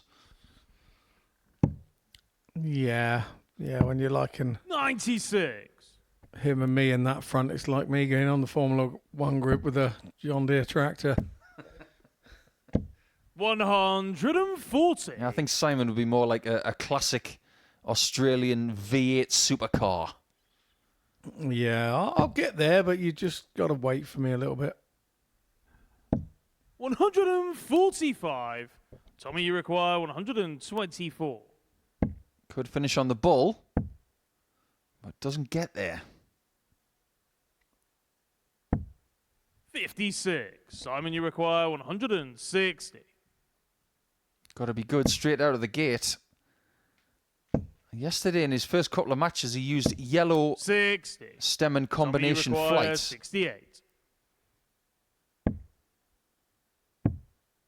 Double top. Game shot on the first And with leg. Whitlock using Tommy the white Morris. ones from the gun today, it's actually the gun who takes the lead. Second leg, it's Tommy to throw first. Game on. So if Tommy Morris was a car, what car would he be? I'd put him down as a 85. Mini Cooper Sport. Small, light, but very, very fast. 80. I think Simon Whitlock would be a Holden Ute. But a fast one and a classic one. 140. With a few extra flares on the side. A bit of a Bathurst runner then, yeah? Absolutely. 108. Brilliant. Somebody's just hit the nitrous there. 140. It's so nice to be sitting next to someone who knows where Bathurst is. Yeah. Absolutely. Used to watch it. It used to be on World of Sport, didn't it? I was just, honestly, when I was a kid, I just sat there glued to the TV from Satan Greasy through till about all the football results at 5 o'clock every day. When I was a youngster, I'd go out and do all my bits and pieces in the morning that I needed to do. Ride to the shop, get my fizz bombs ready for the day. You know, that sort of thing. Oh, what about that sort of thing? That makes a lot of sense, that shot. 61. Tommy, you require Just didn't quite 54. find it. And Morris, the sniper that he is, 14. doesn't find the mark this time. Simon, you require 40.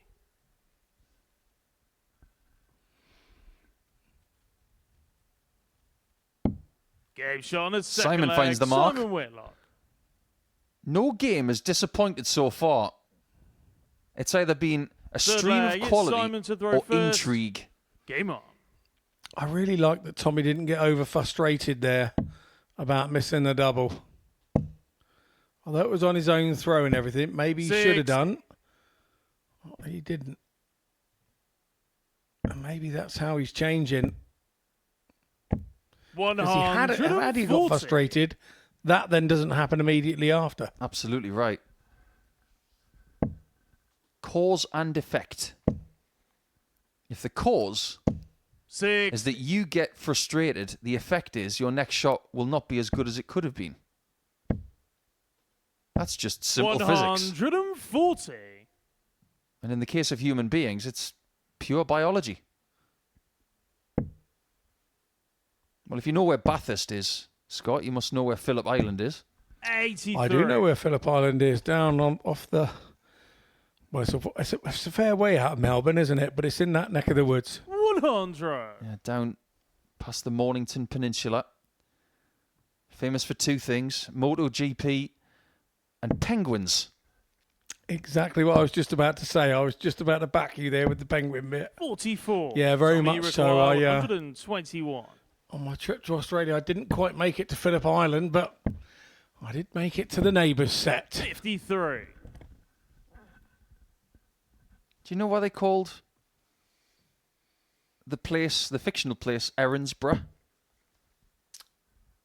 I do, but you're going to have to remind me. Erinsborough is an anagram of neighbours. 115. Tommy, you Exactly, require I knew 68. that. I knew that when I was having my picture taken next to Mrs. Mangle's portrait. 60. Simon, you require. Well, if you're running a bingo 139. card at the MODUS Super Series today, you can cross off Mrs. Mangle's portrait. How about a 99 shot to leave tops? 99. Tommy, you require 8. Simon is not getting many chances in this game. Game shot on the third leg. And Tommy is Morris. getting plenty. Yeah, he's earning those chances. Fourth leg. It's Tommy to throw first. Game on. One thing we spoke about with Simon this morning 140. was the fine line between this level of the sport and the next. I think that level is getting even finer. 134. But you believe, Scott, that there's another level to World Darts. It's almost as if you can get from this 40. level to the tour, but there's another level after that, isn't there? Yeah, there is. Yeah, there is. There's a definite level once you get on the tour. There's no two ways about it. 108. Experienced it firsthand. But it's not a level that's not 6. graspable. We're seeing players that have become more seasoned on the tour, been there 3 and 4 times now without having to retain their tour card, starting to find those levels, and they start to find them for a month to 6 to 8 weeks at a time, and then they don't find them for the rest of the year. And then the following year, if they stay, they find Simon, it you for 4 require months that 50. year. And all of a sudden, they start creeping into that top 32, top 16. It's an amazing progression, and some of them take 7 years to get there, and others, it's off the bat, like Luke Littler. 2 8s. Game shot And on that the 12 fourth dart. leg. Simon Whitlock. Leg in leg 4, for me, is the best leg that Simon has thrown this week. Fifth leg. It's Simon to throw The first. power scoring was right on. there. 2 triple visits and a maximum and a 50 taken out in 3. That was brilliant. 78. But that was only to get his throw back. I did say before the game yesterday, these two have a tendency to 85. bring the best out in each other. I think Tommy Morris being 2-1 up there against Simon. We certainly saw the best of him in a leg, and now where is that going to take him? Is the momentum with Whitlock? When we spoke with Simon yesterday morning, 85. he said that he's on the cusp of starting the process to get a new dart made. Now, if you know Simon as well as we do, we have absolutely no idea what is in his head. What that dart could end up being could be something so revolutionary that it changes the sport forever. 81. Or it could be just something evolutionary. Be like a smartphone that has just got one extra feature. Yeah, absolutely. We touched on this subject yesterday about how he 108 developed things and the way that the game has gone to allow Simon to do that. I mean, back in the day, you Simon, you require say a 84. catalogue from a certain manufacturer and go, you knew all the darts in there. And that was probably the range of darts you could get. Now, with all the different types of grip, it's amazing that there are that many types of dart out there that you have to jump on a Facebook site and go, anybody know what this is? And somebody will know it. Correct. 60. Simon, you require Now, Simon's 40. scoring really has started to turn up today. He's got 5 maximums, and he hasn't even completed his second match yet.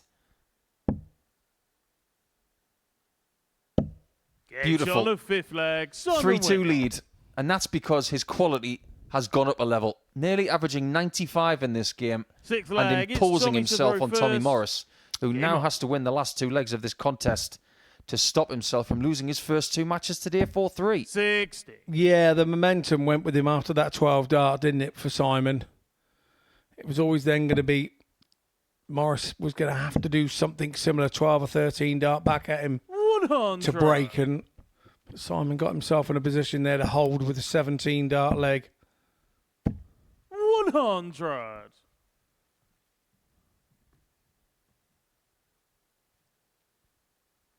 If Simon is finishing the way that he has been so far today, 60. and if he's scoring the way he is right now, he is definitely building up to something. Because he was 50% on his finishing, even though he did lose his first match. He's 60% here.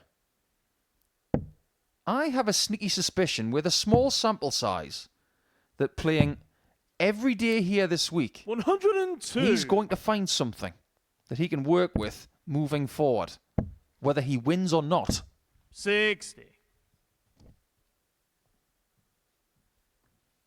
There is a chance here for the Aussie captain of many years to get himself in a position to win this match by 4 legs to 2. 133.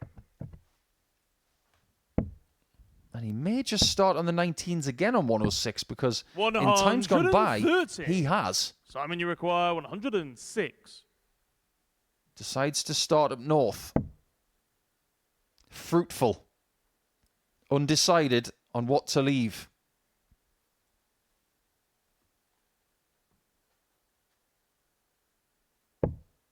Double 18. 70. Tommy, you require 51. It was a chance to win. Is it the only one he gets? Game shot on the Time will 6th tell. leg. Tommy Morris. Yeah, and those 51 shot-outs are moments. They're moments in the game. 7th and final leg. It's Simon to now, throw first. Tommy has won that moment. Can he now take the momentum from that moment within the game to hit something big here with 6 darts, the first 6 darts? Simon's gone off on a troubleless visit, and these are what you got to jump on. 140. It feels like we're talking about science a lot today, Scott, because a moment is something that people in physics talk 57. about. If you want to know what a moment is, I remember this from school. If you try and close a door from the hinges 45. by pushing towards the hinges, that's called a moment. But the moment is easier if you push it from the handle because it's further away from the stress of the hinge. 100. That's all about moments. Yeah, there are moments in time as well. I spoke to the famous footballer Jimmy Glass. I don't know if you remember who he was. He was the 54. goalkeeper that came up for a corner and scored to keep It was one of the Cumbrian sides up there in the Football League. And that was his moment. He said to me, but your moment was 2.5 hours long and winning the World 56. Championship. My moment was 2 seconds. And that's what I'm known for the rest of my life. 58. Well, this one is still in the balance. I suppose what I'm trying to say is that the moments can be varied, but the memories are still long in the tooth type thing. Absolutely. Makes perfect sense to me. Just like that does. Another maximum for Whitlock. And he's left 50 again. This time after 5 visits, and it is to pinch an excellent game of darts.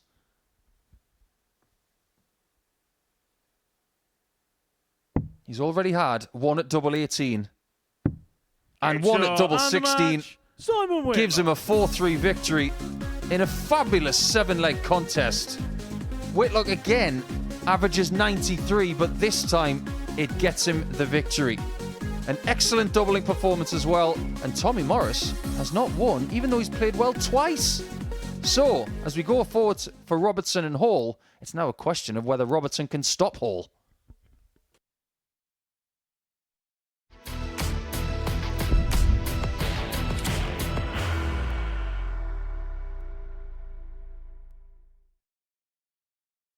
Are you ready to lift that trophy, Darius? Yes. Let's do it then. Ladies and gentlemen, your MODUS Super Series 9 champion is Lucky D, Darius Labanowski!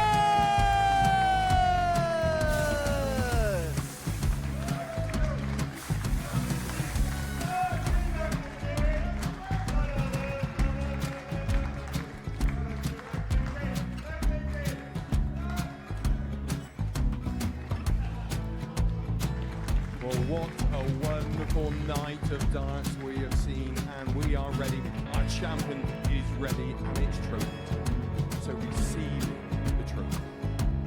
£25,000. The new MODUS Super Series champion, the Terminator, Marvin Van Velzen.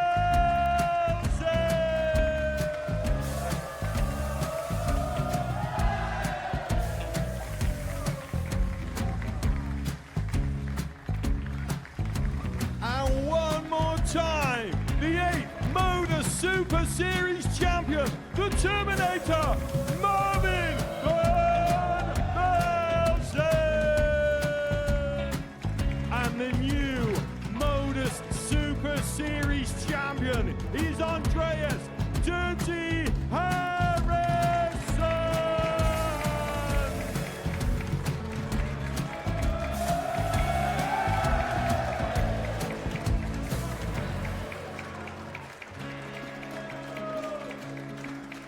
And one more time, the 7th MODUS Super Series champion. Give it up for Andreas Dirty Harrison. The moment we've all been waiting for. Would you please show your appreciation for your Series 6 MODUS Super Series champion, Scott Taylor?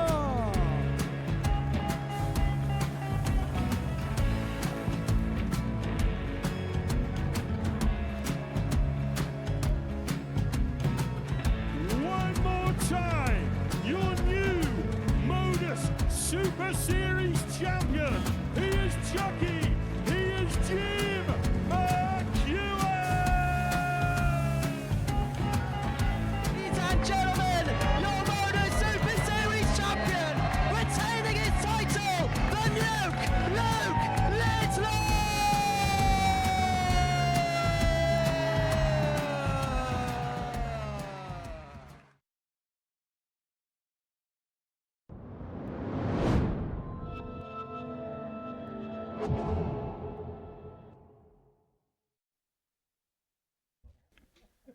An excellent day's darts so far, with plenty to talk about. And now, this one is all about whether Graeme Hall can re-establish that 4-point cushion at the top of Group A.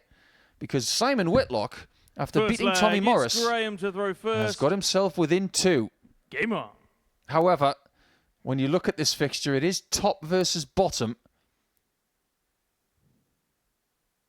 Most of the time, based on form in sport, that usually only means one thing. 100. But sometimes, it's just not that simple.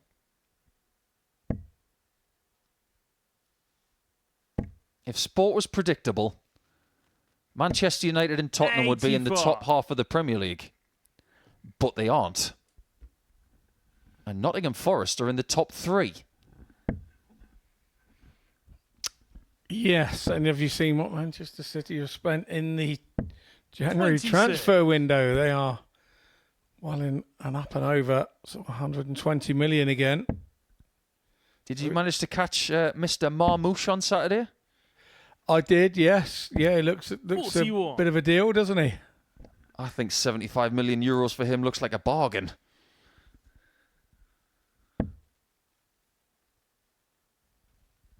And one thing we can say is that these guys are eyeing up a 43. £5,000 prize come Saturday night. And that, for someone like Steve Robertson, it presents an opportunity that he's never had before. 28. This is what the MODUS Super Series is all about. Giving people chances from every level, from their ADC vault that they play most weeks, up towards playing legends like Hamilton and Whitlock, 140. and the chance to win money that can change their darting lives. And I would suggest, if you are lucky enough to get it, the way to change your darting life is to invest it in yourself to get you to places that 135. maybe you haven't quite got the sponsors just yet to do, and get yourself in that shop window. Yeah, get yourself off to a far-flung tournament in somewhere like Latvia or Cyprus and try something 100. else. You don't have to just play at the local tournaments like the Northumberland Open or the Tyne-Away Open. Go to Swindon. Go to Larnaca.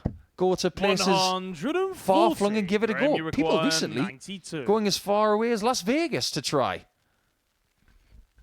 Yeah, that's one on my bucket list, the Las Vegas Open. I really would like to try that one. Yeah, and many congratulations to 52. David Cameron for winning that You over the require weekend. 72. A fabulous result for Dave. This could be a good result for Steve. If you can click tops. That's more like on it. the first leg, Steve Robertson. Yeah, nicely done, Steve Robertson. Second leg, it's Steve to throw first. Game on. You must have a lot of friends up in the northeast, Scott, from your county days. Yeah. Obviously, we were up there a lot with obviously playing. You get yourselves 82. up there, Northumberland and County Durham and Cleveland. Yeah, good times up there. They were always good trips. They were always a Monday to Friday, a Friday to Monday trip as well because of the distance. And 100. yeah, I remember you ask about dedication and stuff. I remember getting on the bus for Dorset at 10 o'clock in the evening. I was the last pickup at a service station, and we drove through the night 54. so that we didn't have to have a hotel, so we slept on the bus. Arrived at Ashington Social Club at 10 past 10 in the morning, and then got battered by you lot because most of us had not had a decent night's sleep. But for me, 60. that was my first ever man of the match in Ashington Social Club, and hit my 25 average, and ran around the place like I was the world champion, and big moments in my darting 59. life, and it's just great. It's just great to recall memories. So yeah, the Northeast always has a really, really big part in my heart. I remember Mark Webster telling me that the first county game he played after becoming world champion was at the Marlborough Club in Newcastle. 40. And it just so happened that he played in the same county team as Anastasia de Bromslova. They were both there. Was that the new Marlborough Club or the old Marlborough Club? Because there were two. The new one. Yeah, the new one was very classy. I like the new one. 140.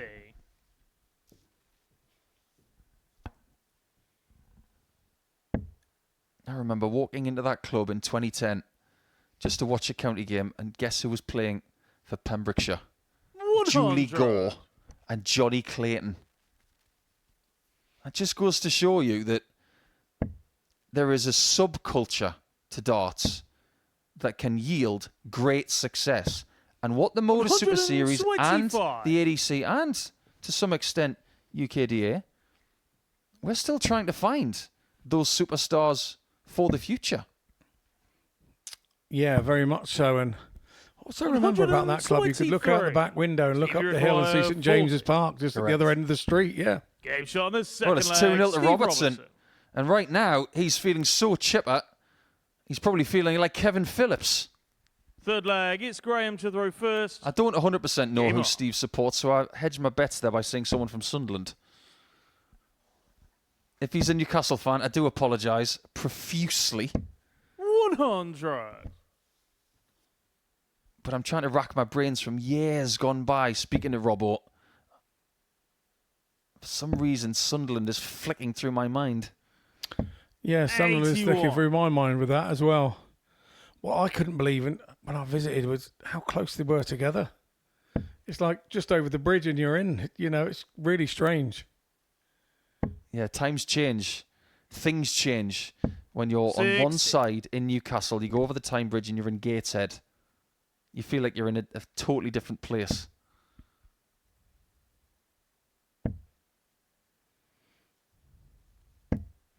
This is a good performance from Steve. He's put Graeme Hall under pressure from the off.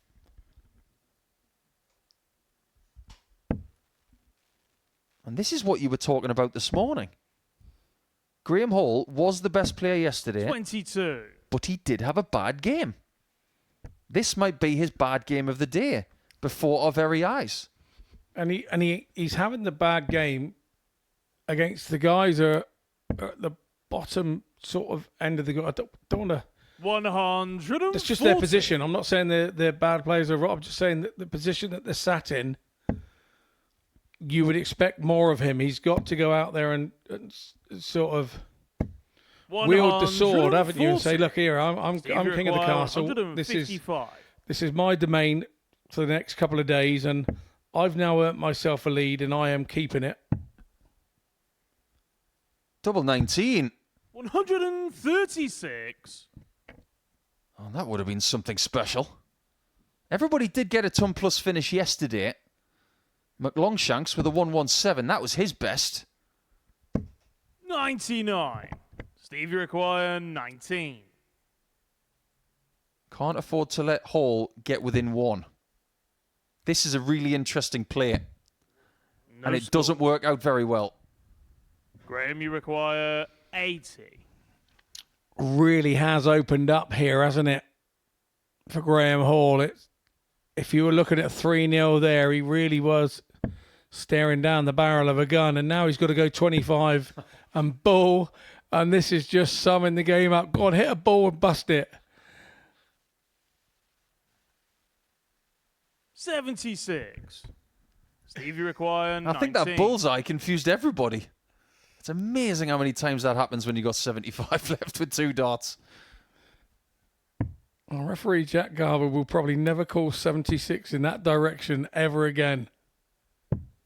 That is a massive double 2. Steve Robertson. Huge sigh of relief for McLongshanks, who takes a 3-0 lead against Graeme Hall. Fourth leg, it's Steve to throw first. I think we're starting to see behaviours from Steve where he will try and leave a double in the northern hemisphere of the board because of his height. He doesn't want to go for the lower doubles, primarily. 60. But we have seen him pretty good on the lower doubles because he's just hit one. I've got my hand up here in the corner like a kid in a school teacher's yard. You're absolutely right. Being a tall person, we tend to do that. It tends to be 36, 24 tops. 59. If we can. Because as soon as we start throwing sort of down the board, yes, when you were a kid, double 3 was the easiest double in the world to hit. But as soon as you start throwing down, it changes the trajectory of the dart more than it does when you're consistently throwing at that treble 20 by staying at the top. You kind of get to know your own parabolic arc. And that changes as for a tall person as they go down to the lower stuff. Hence, My dear friend Richard Ashdown, when we've done exhibitions in the past together, he always steps up, takes my darts off me and hits double three because it's just the right position for him. Makes sense to me. I'm not the tallest, and I like double 16. 125. Great answer there from Steve. Graeme hits his first max.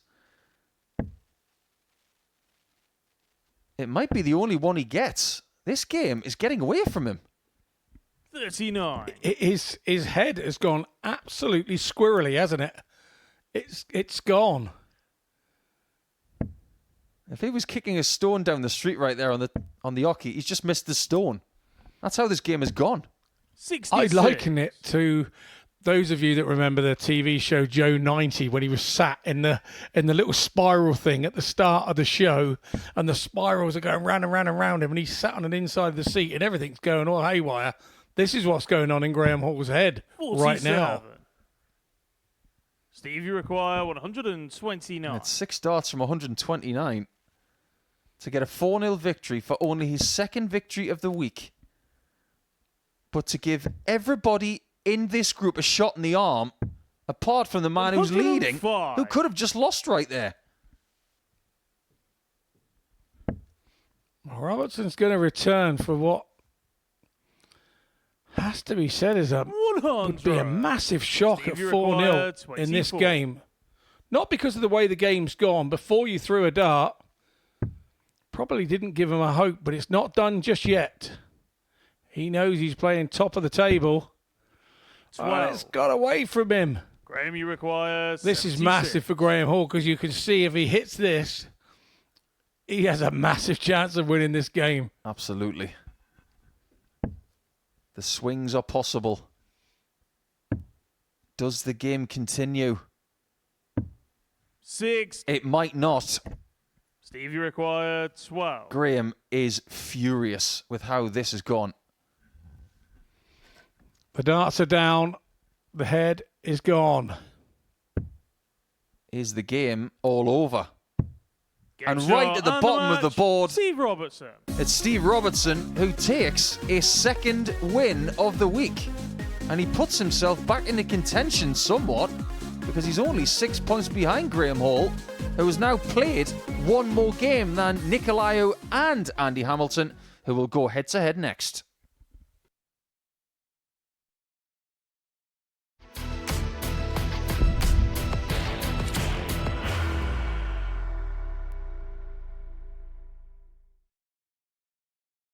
Are you ready to lift that trophy, Darius?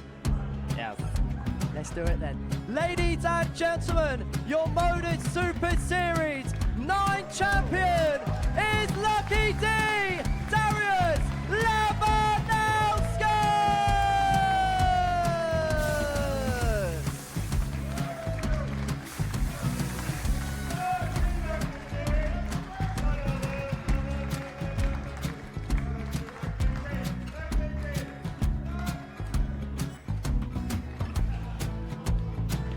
Well, what a wonderful night of darts we have seen, and we are ready. Our champion is ready, and it's trophy time. So receive the trophy. £25,000. The new MODUS Super Series champion, the Terminator, Marvin Van Velzen.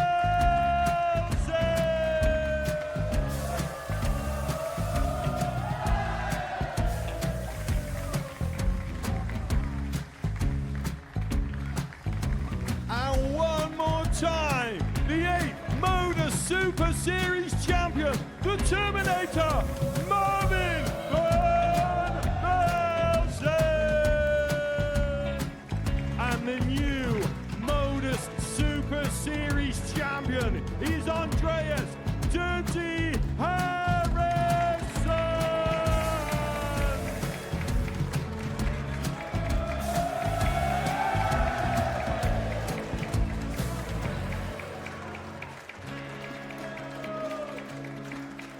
And one more time, the 7th MODUS Super Series champion. Give it up for Andreas Dirty Harrison. At the moment, we've all been waiting for?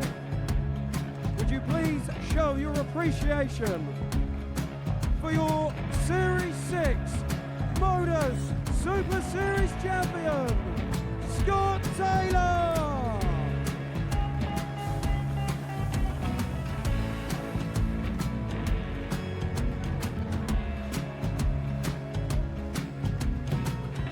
One more time, your new MODUS Super Series champion. He is Chucky. He is Jim McEwen. Ladies and gentlemen, your MODUS Super Series champion, retaining his title, the Nuke, Luke Whitlock!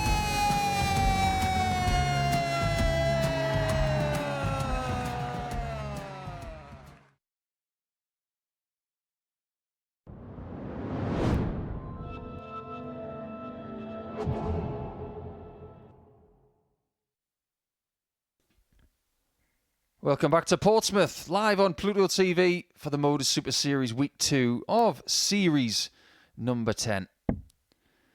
Oh, things were looking very, very comfortable for Graeme Hall. So much so, he could have been milling in a nice hot bath before that 5th game of the day. Well, Steve Robertson walks to Graeme in the bath and throws in a bath bomb.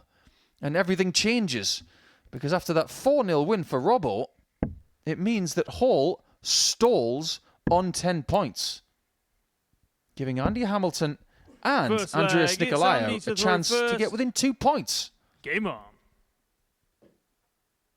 Now, this is the end of round 2, and this is a repeat of a game from yesterday, which Andreas won by 4 legs to 3. It was close, but that was a game where Andy didn't get any maximums. 77. And he would dearly, dearly like to get the same amount of chances he had, because 13 darts at a double in a match, usually you would feel that would get you over the line. Yeah, if you're around that 33% mark, you know, that's 12 darts, isn't it? So 37. 1 in every 3 in your hand, you would fancy that. But I have to go back to the previous match. Who'd have ever predicted that the first sort of win to nil today would be against the man that's at the top of the table? It's 60. astonishing stuff, and it's something that we saw yesterday from Graeme Hall.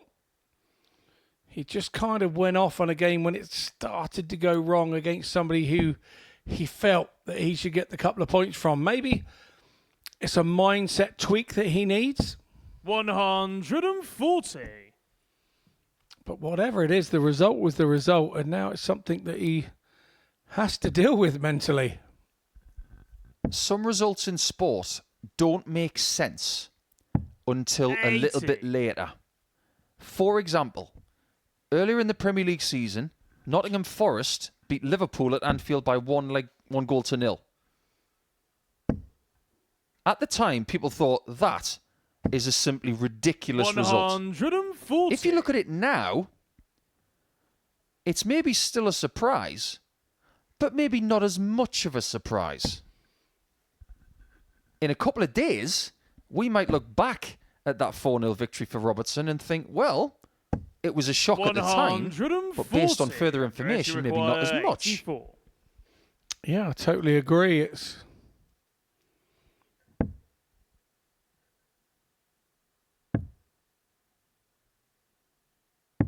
44.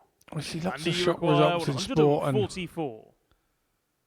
darts is of no exception, and we're even seeing it right at the very top end. I don't know if you caught that facial expression from Hamilton right there. It was one of, you think I can't hit a 144, Andreas? That was a very bold play from the Cypriot.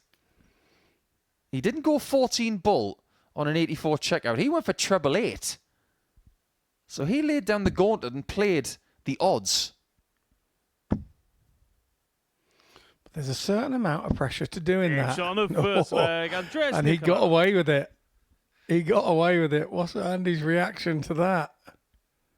Because we know how passionate Andy is on that hockey. We know. I mean, I'd watched Andy many, many years on television, and in my mind, it had a picture of what he was as a person, of how passionate, angry, whatever you want to call it, the desire he had on the stage. And then when you walk off and you talk to him, he's nothing like. He's just nice as pie. And yeah, it's quite a strange one to see him then have that little smirk about the way that was more of Andy's own character coming out on stage, and that's what we're starting to see from him as he gets a little bit older. Yeah, absolutely. I've been fortunate enough to spend quite a lot of time with Andy over the years. And I remember when he was thick as thieves with Colin Osborne, so much they were just joined at the hip on tour. And I once decided to hang out with them.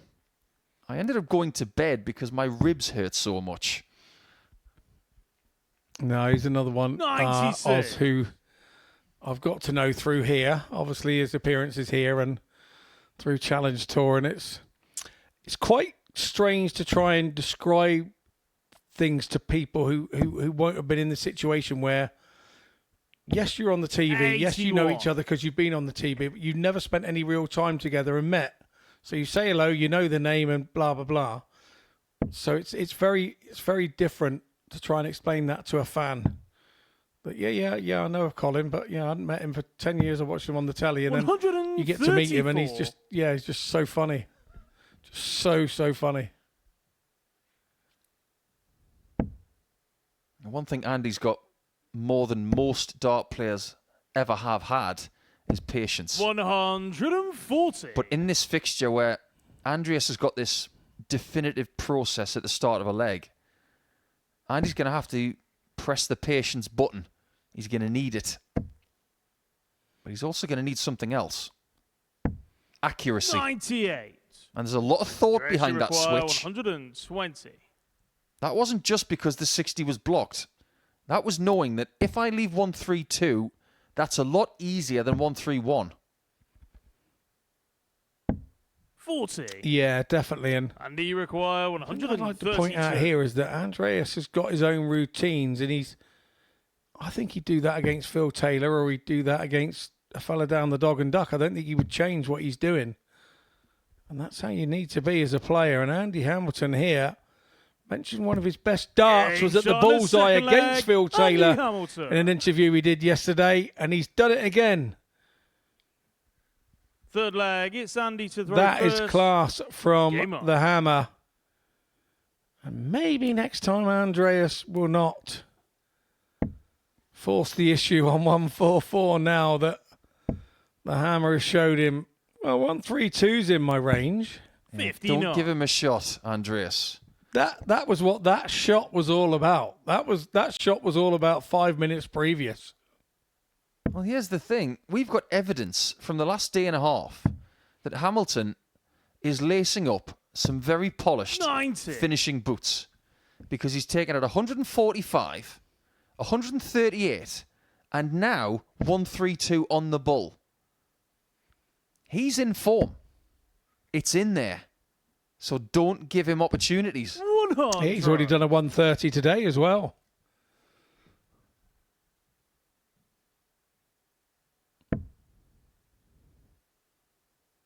One could say the hammer's enjoying himself. 81. Although one would say you don't ever really enjoy yourself up there.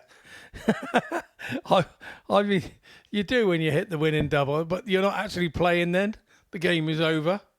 I think there are two different types of dart players out there. You've got intrinsic dart players 140. and extrinsic dart players. And I actually get the feeling that Andy has always been intrinsic. What that means is he likes to play well, to feel good while playing. 41. It's not about the exterior things like trophies, money, fame. It's about playing the game.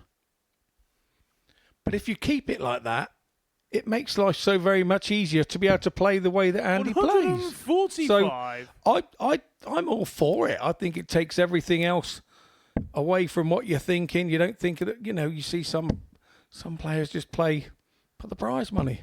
And that's what gives them the mojo. But I've never seen Andy as one of those. It's helpful, but he just plays to play well. And he is playing well. Double top. Just a bit short. But there's nothing short about that. Andy Hamilton. He turns this one around. Fourth leg, it's Andreas to This throw first. is good. Game 96 average, 67% on doubles for this match. With that 1-3-2, this is a standard based on what we've seen from Andreas in the past. He can't live with this 125. yet. Maybe he's learning to, though. Yeah, very much so. I think that he's being dragged along a little higher than his levels would suggest 96. when you look at his numbers. But I think that's a sign of a player with the scope to improve and having it within his range. 100. Well, this is one of the great things about European darts and darts all over the world for that matter. You need someone to stand up and fly the flag for your country. And when we're talking about this 96. subject, I always use the same example. Would there be a Poland Darts Masters if Krzysztof Ratajski had not won the World Masters in 2017? And what he's done subsequently? 123. Absolutely not. So, Andreas holding his hand up and saying, I'm from Cyprus, I have ambition, this can only be a good thing. Yeah, agreed. Yeah, I totally agree with that. When you put it in those layman's terms, it's very easy to understand. It's not difficult to realise why. And let's face it, we want Andreas to succeed. We want players from Croatia to succeed because we want 41. to take tournaments to those lovely places for very selfish reasons. Can't be commentating in shorts, can you? Oh, I haven't done that in a while. Well, it would be in some of those hot countries, I tell you. 58. At the right time of year. Andreas, you require 112. The switch to the 18s this time for Hamilton only gives him a 1-5-2 effort, which he will now get a look at.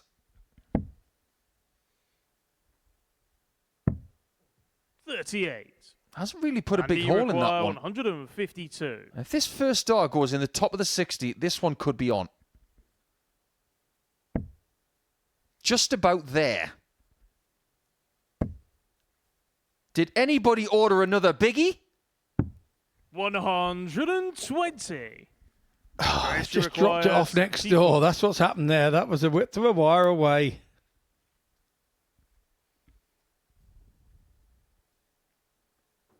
The problem for Andreas is that his last shot, it was only 38 points to leave 74. This should have been smaller. And 49. he can't find the centre. Andy, you require 32. He was thinking about the 25 as well, wasn't he, for the dart before rather than going 15. But Game shot on the for me, fourth good leg, ball Andy management there Hamilton. from Andreas, because you've got to get a dart or something to win the leg. And Fifth leg, there was a it's risk Andy to element throw with two first. darts in hand going that Game on. route. So, yes, it didn't go right for him this time. He didn't hit the bullseye, but ball management, definitely learning, definitely doing it right. Yeah, you're not going to hit everything. But you can hold your head 99. up high if you're constantly doing the right thing. The intent has got to be good before the execution has got to be good. Yeah, totally agreed. And if you do things the right way and continue to do them the right way, 41. things will come to you. This one feels like a bit of a slow burner. Andy took the early hit, but since then, he's been the one measuring himself through this. 98.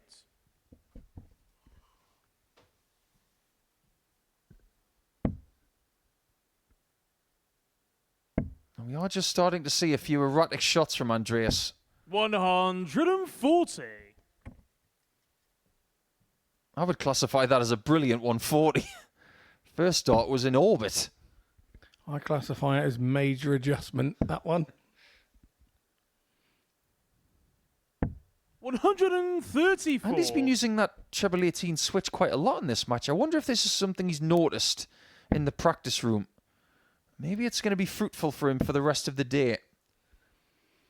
I know that he's used it there 52. on purpose to try and leave the And 170, you require but 170. he's done it more than usual over the last 4 and a bit legs. One that Dennis Priestley used to such great effect back in his 94. pump, and once again he uses it. It does make sense because of the level and where it is. It's not such a big transfer to shoot across to the 18s rather than drop down 75. to the And treble you require 19. 76. It's been very effective today for Andy. So 76 here. You'd like to think he'd tidy this up.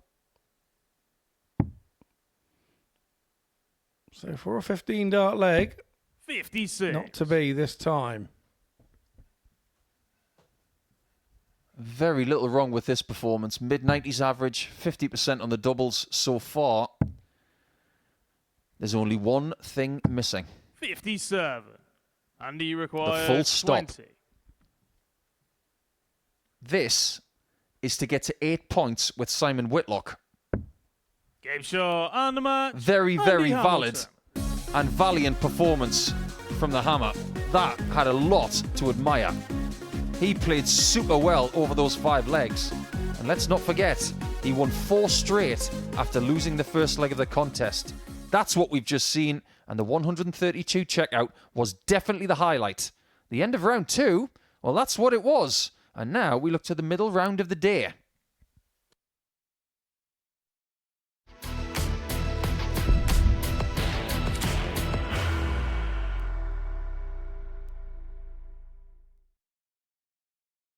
Are you ready to lift that trophy, Darius? Yes. Let's do it then. Ladies and gentlemen, your MODUS Super Series 9 champion is Lucky D, Darius Lewandowski!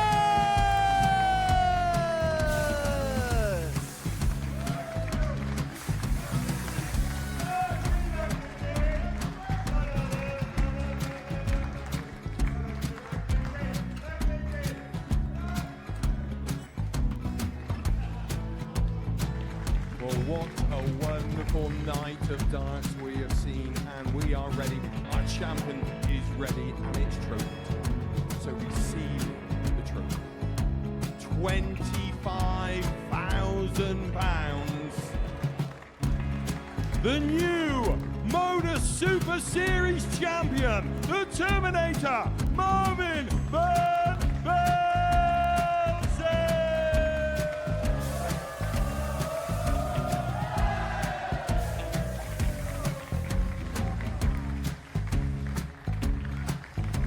And one more time, the 8th MODUS Super Series champion, the Terminator, Marvin Van Velzen.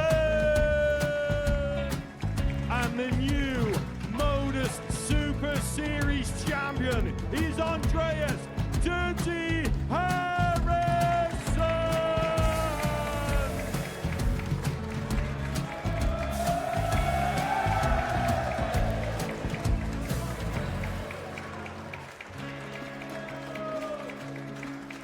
And one more time, the 7th MODUS Super Series champion. Give it up for Andreas Dirty Harrison. The moment we've all been waiting for.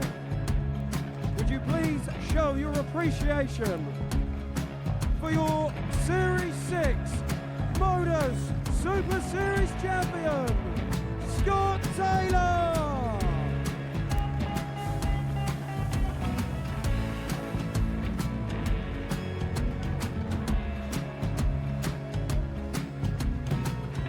One more time,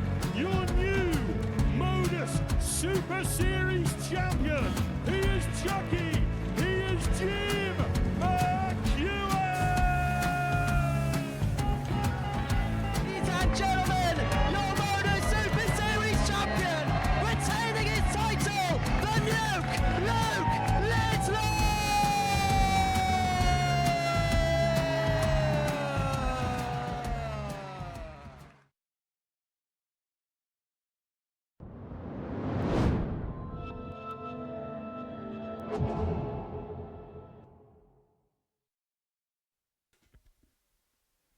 A fascinating Group A here in Week 2 is starting to take shape as we approach the halfway point of the 3 days of action that we have.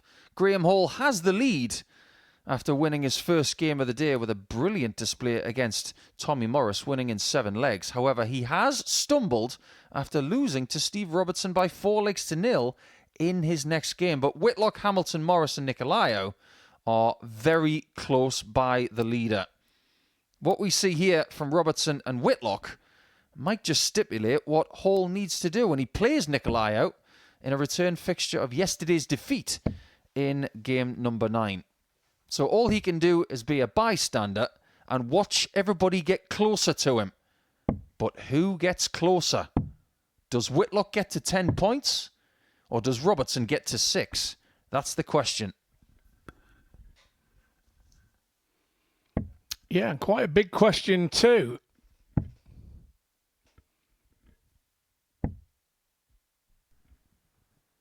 Quite a big average height on the stage here in this game. Longshanks, well over 6 feet tall, as is Whitlock. First leg, it's Steve to throw first. Which tells you Game on. that Simon's ponytail is approaching 3 feet tall.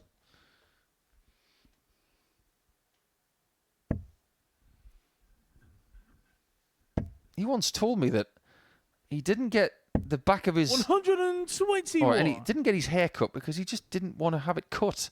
It was almost in defiance to one of his parents. But the one thing he's shown today is an incredible amount of defiance on the dartboard. He's averaged 93 and change in both of his games, but his doubling is vintage. 100. 2 from 4 and 4 from 7 give you 6 from 11. 100. If he can keep that up and keep hitting maximums the way he has over the last couple of games, because he's got 6 of them, then Whitlock really is warming to life at the MODUS Super Series very quickly. 92. Yeah, yesterday felt a little bit like a feeler day for him to get used to the surroundings, and 45. a little unfortunate he lost 4-3 in his first game to Andy Hamilton today, and the Hammer did that 100 average against him. 125. I don't think we can go any further without seeing how well Andy's played today. He's been sensational. He's been just as good on his doubles. 60. But Whitlock is not struggling in the 180 department this week. He's already got 17. Here's Robertson struggling on tops. 43. Well, I wouldn't say struggling. Simon, That you was a really require good try. 116. Right in the middle. Where's his tops? The man from down under goes north. Game shot on the first And that leg. one was right Simon in Whitlock. Darwin. With much success, Second leg, it's Simon it to throw has first. to be said. Game on. Well, if you know your geography when it comes to Oceania, or indeed Australia, a bit more 60. specifically, if you were going to attribute doubles to cities in Oz, I suppose tops would have to be Darwin, double 18 would have to be Cairns, 96. double 10 would be Sydney, double 13 would be Brisbane, Melbourne would be double 2, 100. double 3 would be Hobart in Tasmania. So where would Ballarat work out in all of that? Ballarat? The provincial town of Melbourne, famous for gold. 58. Probably more of a treble 3 area, isn't it? Yeah, sort of treble 2, treble 3 type of area. 58. Adelaide would have to be double 19. Do you know what? I think we've got something here. Geography via the dartboard.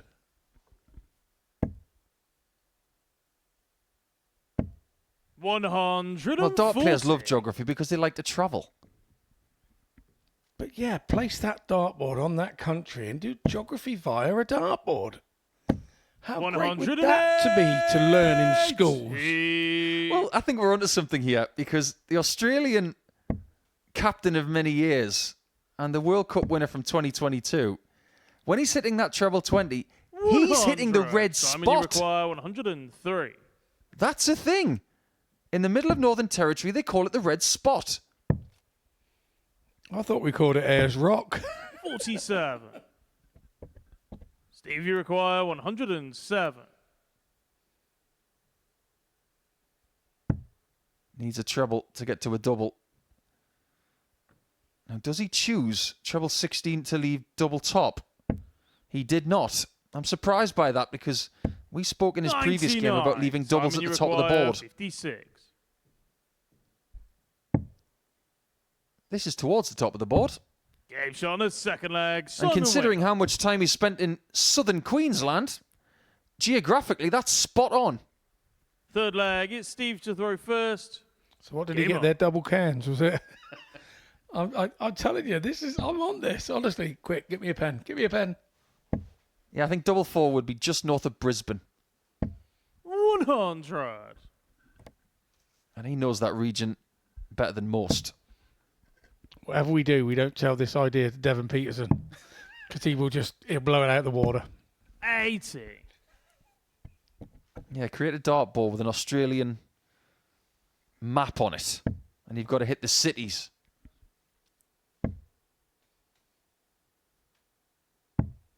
$92. Yeah, Whitlock definitely has turned up today. He's got to be very happy with how he's playing. It's very consistent. 108. Again! On the red spot. 3 maximums in this game, giving him 9 for the day. And this is only the halfway point of his third game. He's 40. already on track to beat the 11 that he had yesterday.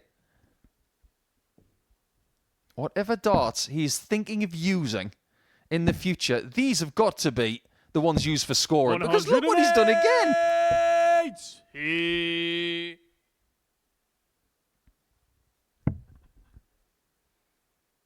If Simon was a wine right now in the 180 department, it is a vintage Penfold red. 99. Simon, you require 61.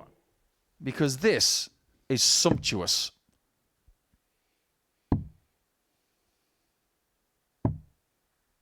Double 9 really hasn't cooperated the last couple of days. He's left it a few times.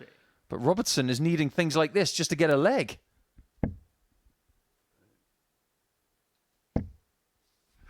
Back to the Shane Burgess quote from back in the day. Yep, Phil Taylor, I give you a chance at a double. 146, 157. As Whitlock goes for a 9. Game shot on the third and leg. takes a 3-0 lead. Whitlock.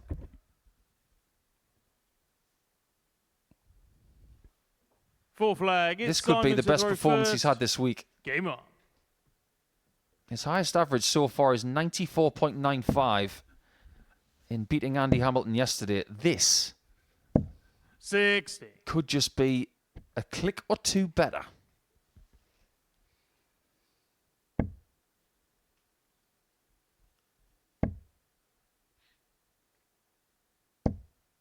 Oh, look at that. 3 darts on the top wire for only 60 points. 3 brilliantly thrown shots. But look who's going the other side of the wire. 100.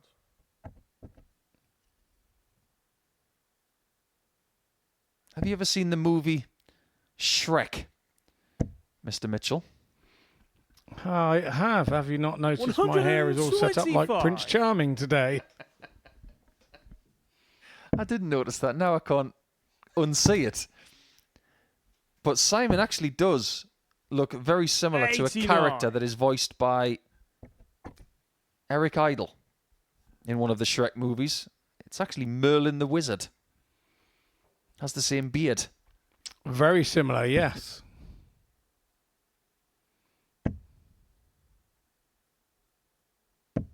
$45. 6 darts minimum to get a 4-0 victory. We've only seen 3 4-0s so far in this group. 2 of them yesterday against Andreas Nikolaou. Today, Robertson has inflicted the only one on Graeme Hall. And now he's running the risk of losing all of that traction in a matter 98. of about 10 minutes.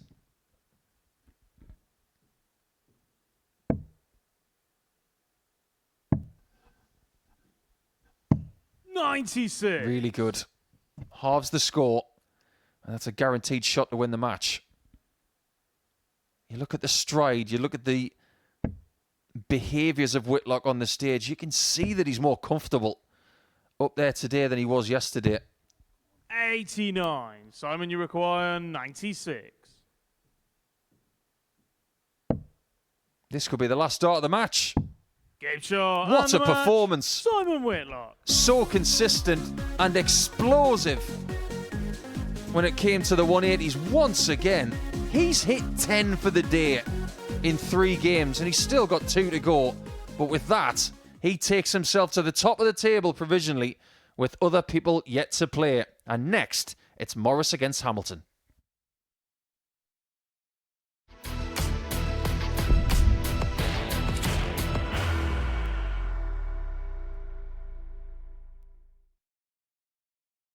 Are you ready to lift that trophy, Darius? Yes. Let's do it then. Ladies and gentlemen, your MODUS Super Series 9 champion is Lucky D, Darius Labanowski!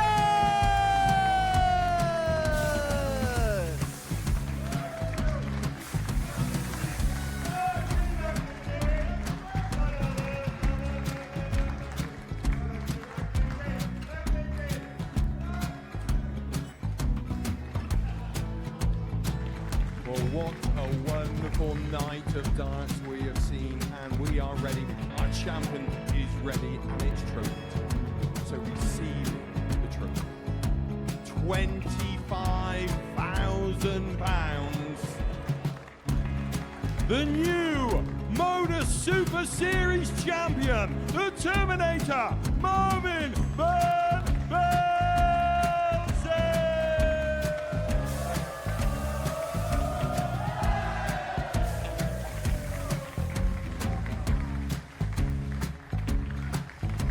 And one more time, the 8th MODUS Super Series champion, the Terminator, Marvin Van Velzen. And the new MODUS Super Series champion is Andreas Dirty Harrison.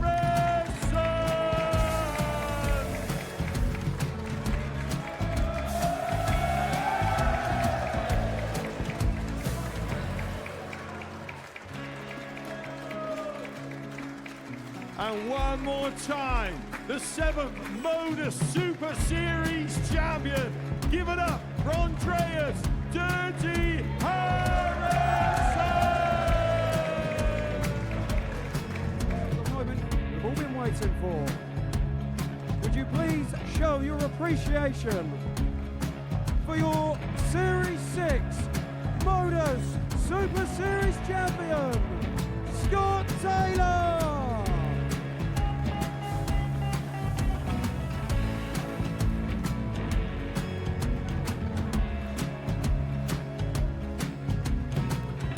One more time, your new MODUS Super Series champion.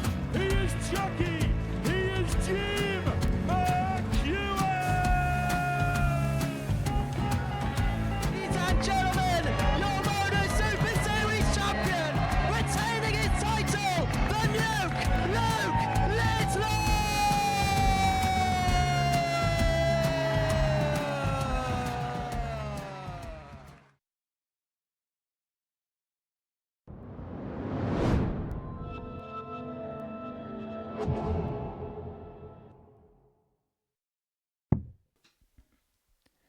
Welcome back to the MODUS Super Series, live coverage on Pluto TV of week 2 of series number 10. Can you believe it's series 10?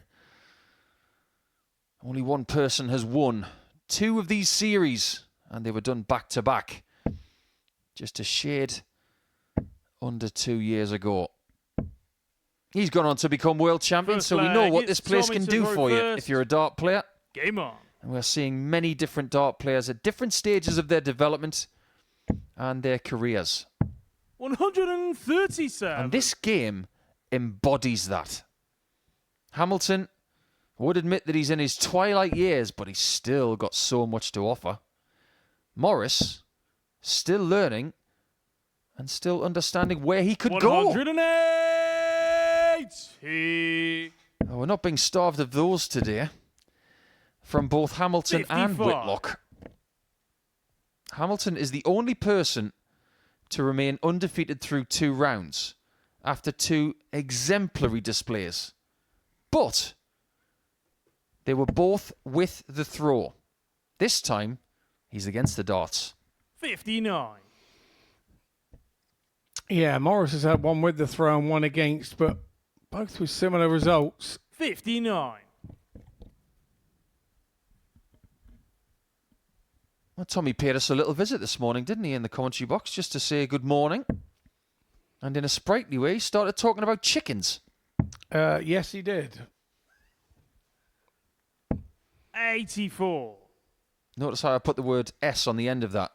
Not talking about actual fried varieties or anything like that. He was actually talking about live chickens. Yes, and should my wife be watching now, she knows probably what's inevitable and going to happen with said chickens. You see, we talk about everything here in Portsmouth now. We had the storm yesterday, around about this time of the schedule. Tommy, you require 100. And now we've had a little segment on what the players bring to the table in early morning chatter. 85. Now, what did Tommy try there? Andy, you require 82. He had 150 left and he went for bull. That's where you should go for bull. And this is where you should go for tops. 62. We are starting to see when he goes for Tommy, tops that it's predominantly 65. a little low. Then he gets the bull when he doesn't need it. How typical. 59. Andy, you require 20. Yeah, that shot's too good to be bad, isn't it? Unfortunately.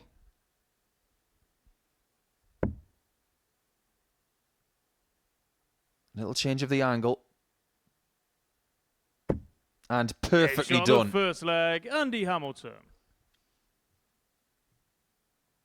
He's having a really good Tuesday as Second Andy. leg, it's Andy to throw first. He's getting good spots. He's being accurate on the outer ring. He's scoring heavily. And for the day, he's averaging high 90s.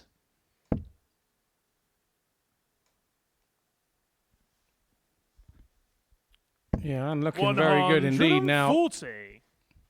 Really has a head of steam up, doesn't he, today? The 20th of 43. January is where things start to heat up for the start of said PDC season. The World Masters is starting tomorrow with the preliminary rounds. That's going to be really interesting. 58. But before we even get to that, a few people that we know are celebrating their birthday today. 100. One Carlos Rodriguez of Spain, who was famous for that World Cup match with Tony Alcinas back in 2010, beating England, which comprised of Phil Taylor and James Wade. Carlos is celebrating his birthday today, so congratulations to Carlos. 11. And someone who we've had here over the last few years, Greg Ritchie of Scotland, who has recently got his tour card. 100. Greg's celebrating his birthday today, so many happy returns to Greg, and good luck on the tour this year.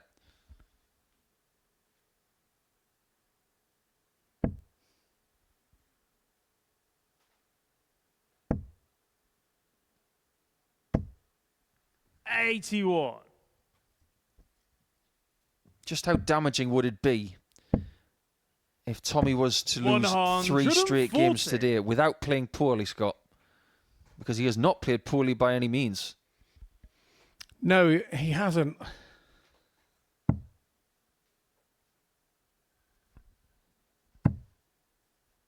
This isn't poor either. 133. Wherever he goes on the dartboard, he seems to be finding a great deal of joy. He's got to be halted. Isn't that right, Tommy? On the second leg, Tommy Morris. He's just answered it.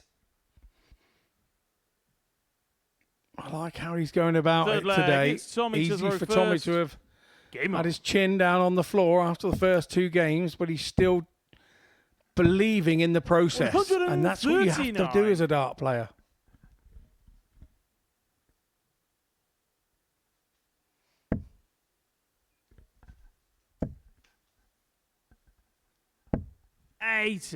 If you were going to have an international pairs event like we are going to have here in Portsmouth later in the year, 60. there are possibilities of having really interesting pairings, somewhat simpatico pairings, as I would like to call it. Now, if you were to take players from all walks of darts and put them together, you could have some really good ones. 100. You could have Tommy Morris with Stephen Bunting. You could have the gun and the bullet. Ah, I like what you did there. 84.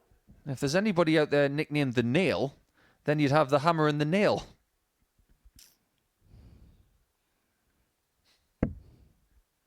The dog and the duck. 123. I wonder if there's anybody out there called the Glory, because then you could have the power and the glory. Yeah, it's a very valid point. 44. Yeah. Well, we've already spoken to some people about the international pairs off the air.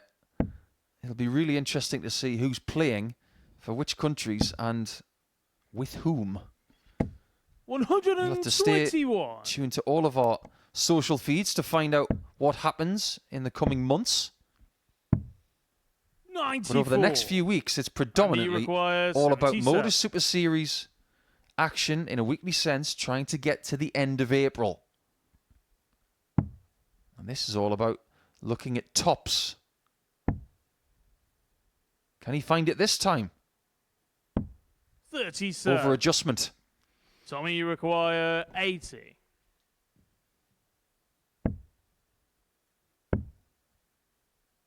This is a big chance.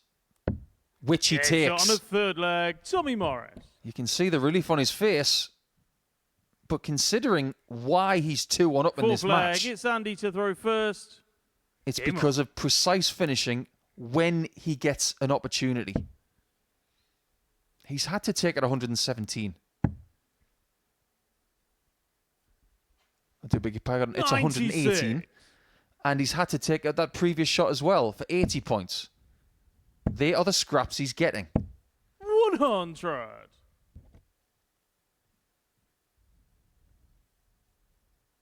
What colour do you guys play in at Dorset these days, Scott?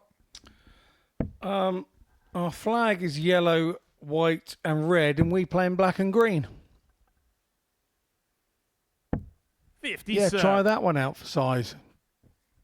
You've always played in a shade of green, haven't you? Yes, yeah. We've always played in black and green, and 100. as do Devon as well. But that is actually their flag colour. Interesting. So yeah, I think the reason I don't think Dorset have had a flag for very long. I think we're one of the newer counties 140. to attain a flag to ourselves. Now I've said that probably it's, we're new. It was 210 years ago, but we play in black 81. with green, and we're known as the Green Army amongst ourselves. You say that a lot better than I do. Sounds a bit more like Paul Whitehouse. Yeah, I think if you look back a century, maybe 2 centuries, then some of the counties that exist now didn't exist then. I mean, there was no such thing as Cleveland. It was just part of Northumbria.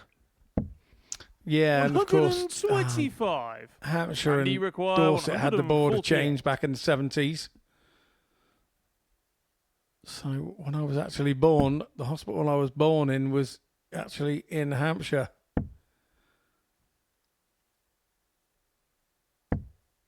56. But now you mention that Tommy town and the require hospital is no longer 95. there. It is in Dorset with the border reline. Interesting. So is this. Well, he looked at a 79. 95 And you checkout like it was a require 3-dart 92. kill. It almost paid off. I somewhat really enjoy when people look at a 95 checkout in that way. But double 18 beckons. And it's not found. So this is a big opportunity for Tommy 49. to turn Tommy things around requires today. 16. Double 2. Huge dart. 12. Andy, you require 43. Banged him on himself on the side of the head because he knew he was overthinking there. He knows he was overthinking. And he mustn't allow that to get to him. Go and find Richie Bennett's speaker. Have a chat. Is he going to pay the price for the misses? 35. And he's just come off the top Tommy, a little you bit here. require 4. Averaging about 82. And this is an opportunity that Tommy must take. Game shot on the 4 flag. Tommy Consider Morris. that present unwrapped.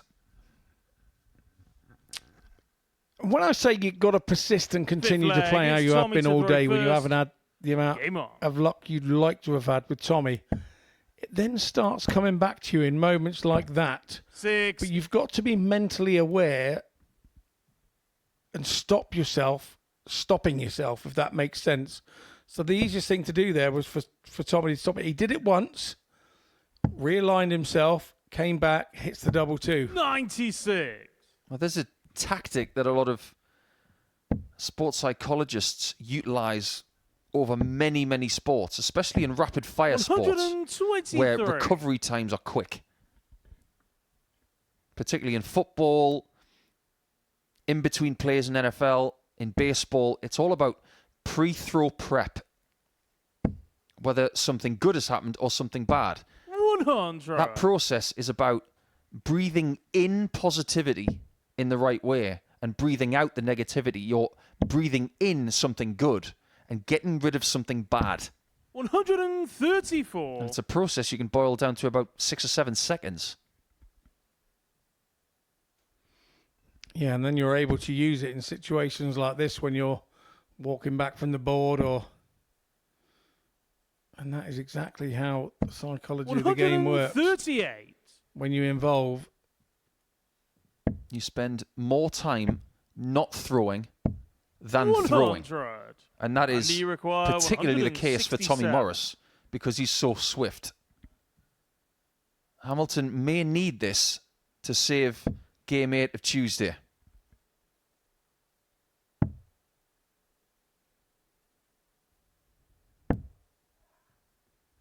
It's a match-winning chance You require 84. to reverse yesterday's defeat to Hamilton.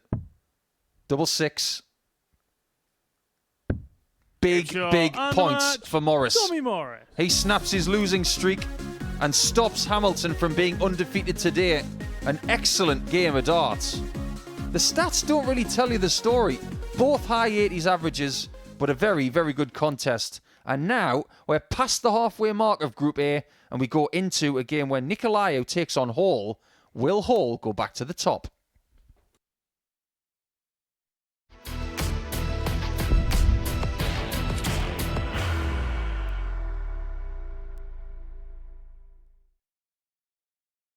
Are you ready to lift that trophy, Darius? Yes. Let's do it then. Ladies and gentlemen, your MODUS Super Series 9 champion is Lucky D, Darius Lewandowski!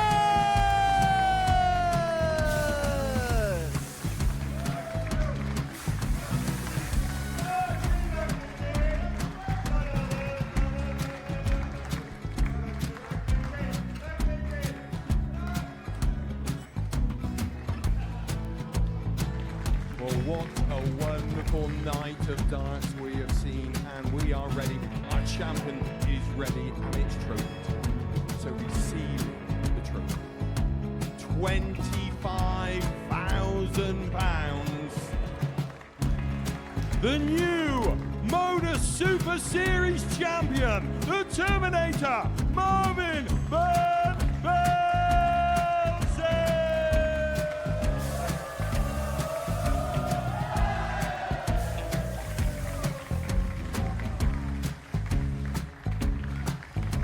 And one more time, the 8th MODUS Super Series champion, the Terminator, Marvin Van Velzen.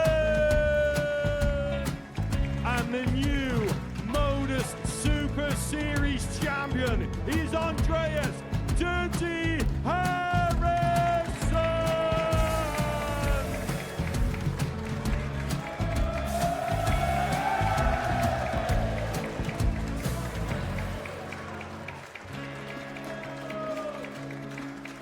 And one more time, the 7th MODUS Super Series champion. Give it up for Andreas Dirty Harrison. The moment we've all been waiting for.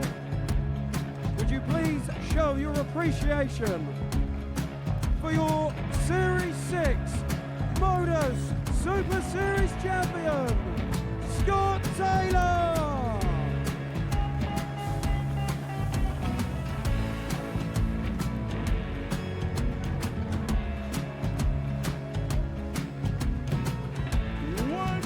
Time, your new MODUS Super Series champion. He is Chucky. He is Jim McEwen. Ladies and gentlemen, your MODUS Super Series champion, retaining his title, the Nuke, Luke Whitlock.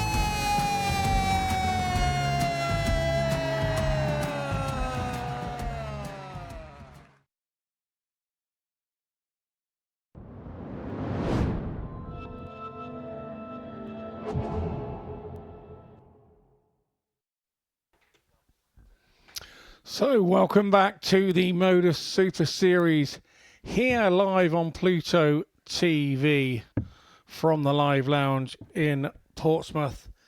If you just joined us, you missed a fairly comprehensive win there from Tommy Morris. 4-1 win over the man of the day, Andy Hamilton, who had been superb to that point. But now we have a game between Andreas Nikolaou taking on Graeme Hall. Now, Graeme Hall First is leg, it's Andreas to throw first. on 10 points at the top of the table and opened up a lead at the start of the day, but an unlikely loss to Steve Robertson in our 5th game today has hauled him back into the group. 134. Simon Whitlock, Tommy Morris and Andy Hamilton, who could take top spot. We are only a day and a half in and there's a day and a half to go, but Graeme Hall will be looking for improvements on his last game to take his game back where it should be, because he has been the standout player of the group so far in a day and a half, and it's got a little messy in games that really there was no need to be messy in. That's true. So true. He's got so much motivation for this 3rd game of the day. 1, 121. he wants to defeat Andreas because Andreas beat him yesterday. And he wants to get back on the winning train after losing to Robertson to get himself back to the top of the table, because he's currently behind Whitlock on leg difference.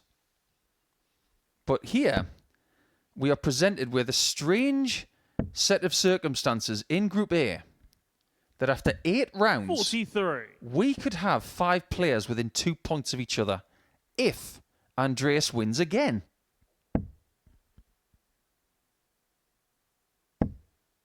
Graeme Hall was the favourite for the week yesterday morning. 100. He remains the favourite to win this group as of this morning.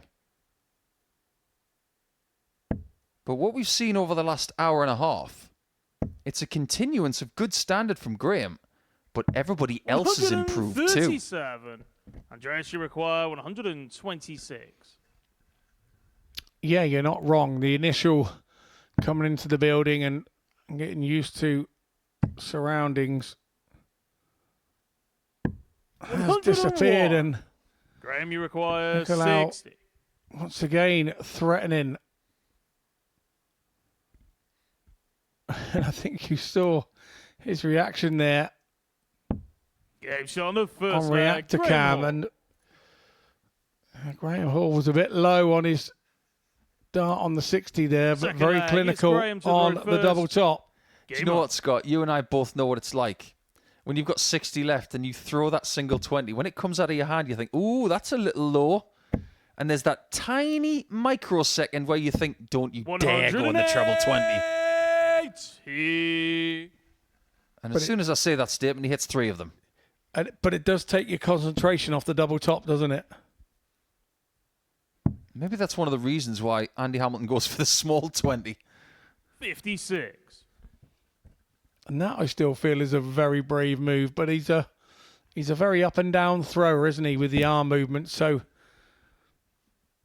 a wise old man told me in the pub one day, it's a 20 right at the very top, Scott, and it's still a 20 right at the very bottom near the ball. Amen to that. And what you're seeing from these two throwers are two very different styles. 58. Andreas gets himself in a position, a very rigid position, and a very perpendicular position to throw a dart. But Graeme is a little bit more front on, and there's a momentum shift from back to front, and he pushes the dart. And boy, does he do it well. 165. This game is turning into Graeme 40. bogeying the previous Graeme, you hole require after a 16. 3-putt, and this is the next tee. And he said, pass me the driver. Because this is angry, accurate darts. Game shot on the second leg. Yeah, Graeme 11 Hall. dart leg there. Could have been a 10.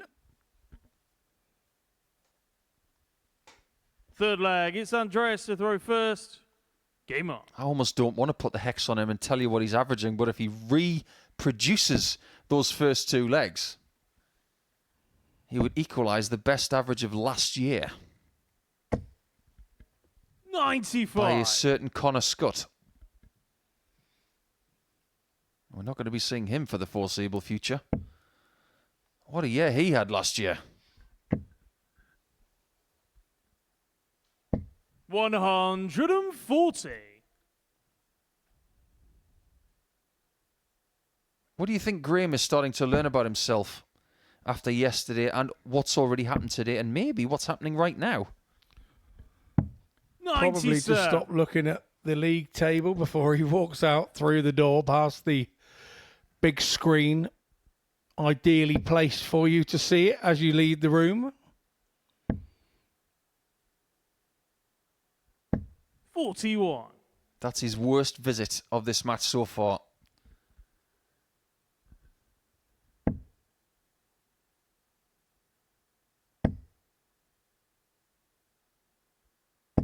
$60. But Andreas is not getting a hold of him. He's reverted back to the standard that we saw a lot from him at this stage yesterday. If you average 80 against Graeme Hall, you are going to lose. 180. Yeah, you are 9 times out of 10. And when he beat him yesterday, 83. he was just shy of Graeme, you 87. require 140.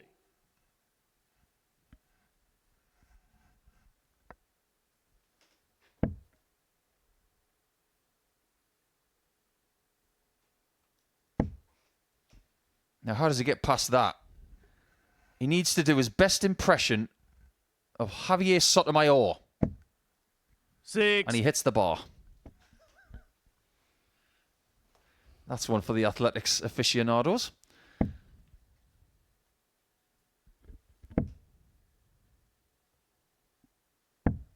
94. Graeme, you require 80. We saw this clinically taken in the previous match by Tommy Morris.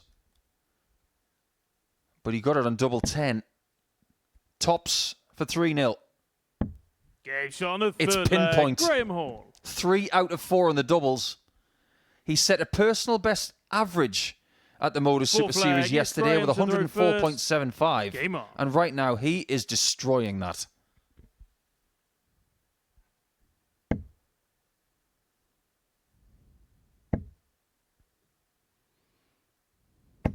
You know that Limbo song that goes, "How low can you go?"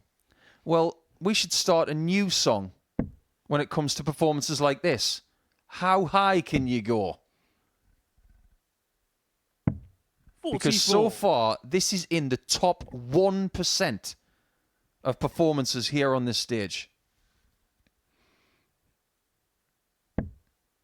For me, it's he's realigned his concentration after that last game. That's what he's done. He realised where he went wrong. And a lot of that 4-0 loss that he had to Robertson was in his head where it kind of went wrong. 60. A little bit squirrely, and it was him stopping him. You learn more from losing than you do from winning. So if he's learnt from that, he can then put it right and move on and do things like 77. this. And he's just given himself no points with a third dart and a very, very shaky Robin Hood right there. Well, if you learn more from losing than you do winning, I am just off home to perform brain surgery 59. on Graeme, you one require of my animals because I've done plenty of that in my time. I think there's a Green Day song, isn't there, called After the Lobotomy? I wouldn't use it as a walk-on song.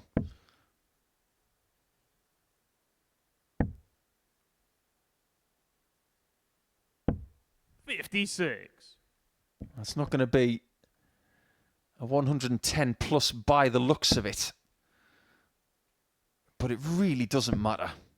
It's all about getting the legs 24. and regaining the lead Graeme, at the you top of the require table, which 88. looks inevitable now.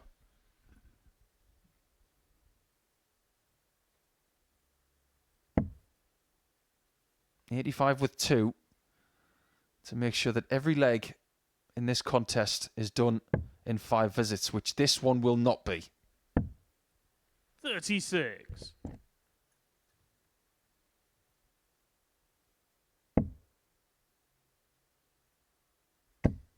I think it just goes to show that this standard that we've seen from Graeme is something that Andreas Graeme, can't you live require with 52. just yet. Hall, 3 from 4 in the doubles. Looking at double 16 and shot putting and in the match. a stunning Hall. display, which again breaks his personal best.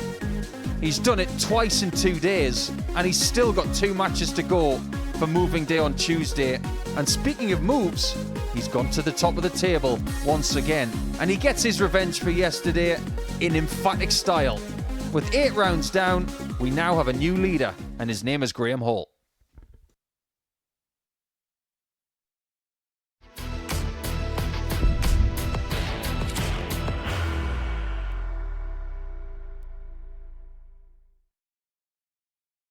Are you ready to lift that trophy, Darius? Yes. Let's do it then. Ladies and gentlemen, your MODUS Super Series 9 champion is Lucky D, Darius Labanauskas!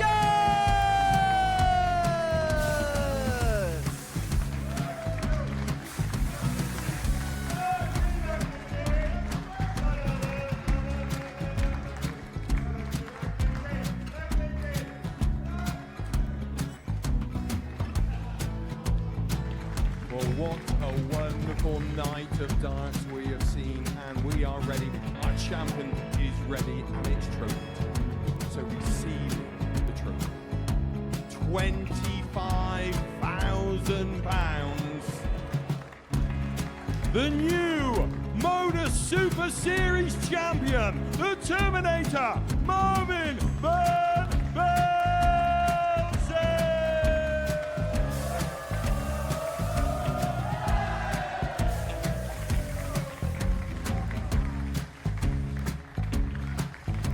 And one more time, the 8th MODUS Super Series champion, the Terminator, Marvin Van Velzen. And the new MODUS Super Series champion is Andreas Dirty Harrison.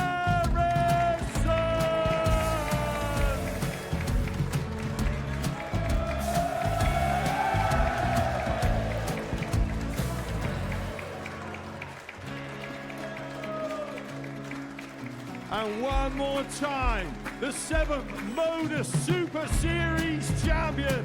Give it up for Andreas Dirty Harrison. The moment we've all been waiting for.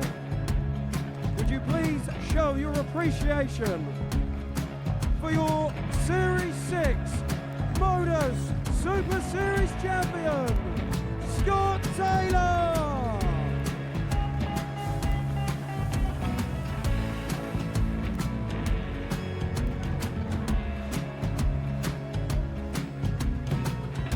One more time, your new MODUS Super Series champion. He is Chucky. He is Jim McEwen. Ladies and gentlemen, your MODUS Super Series champion, retaining his title, the Nuke, Luke Whitlock!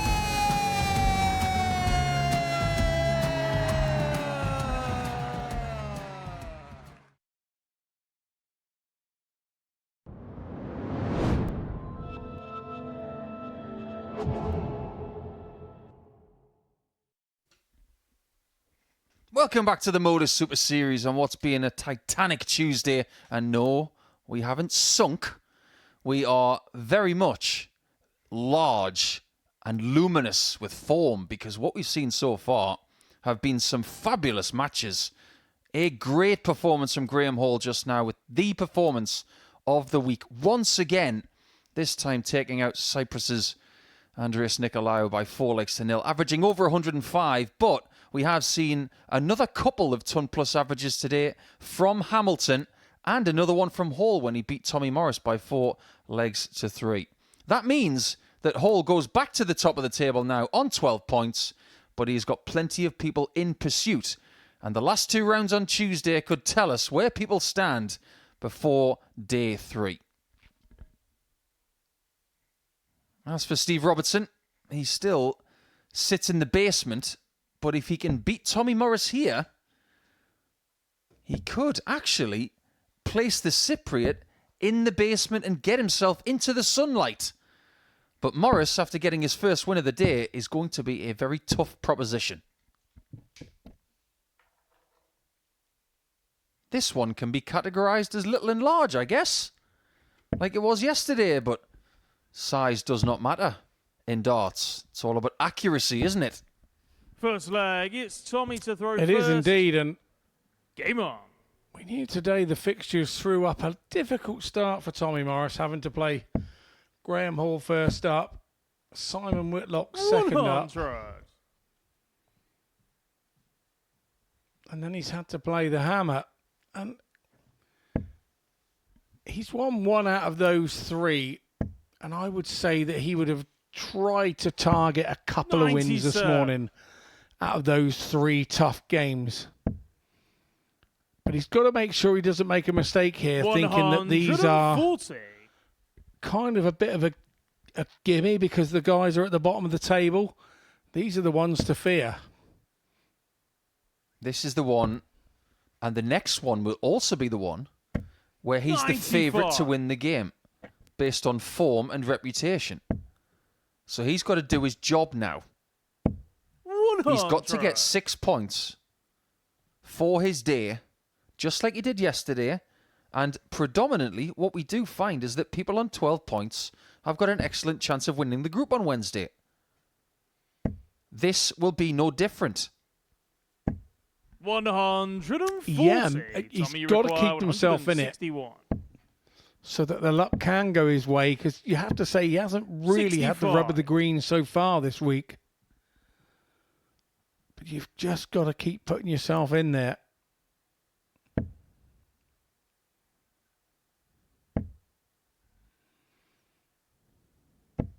$95. Tommy, you require 96.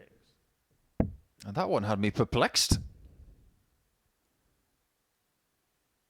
And that Yeah, one shot has the got me first aghast leg, Tommy Morris. because that's a brilliant shot from Tommy. Longshank's trying to leave 34 there. Second leg, it's Steve to throw first. Doesn't matter anymore because he's closed out, and the intensity that Tommy brings, it is evident once again. What kind of things does Tommy like to do away from darts then? What 100. floats his boat? The gym, a lot. I think he last night I messaged him and we were messaging about 140. coming in today and was there any point in travelling together and blah blah blah. Yeah, and he was in the gym last night. He was frustrated about the way that yesterday had gone and he has to go and tire himself. He just has to go and take it out on something. So it was the gym yesterday. He goes and does bits of that. Any idea what kind of training he does? No, I don't actually. 100.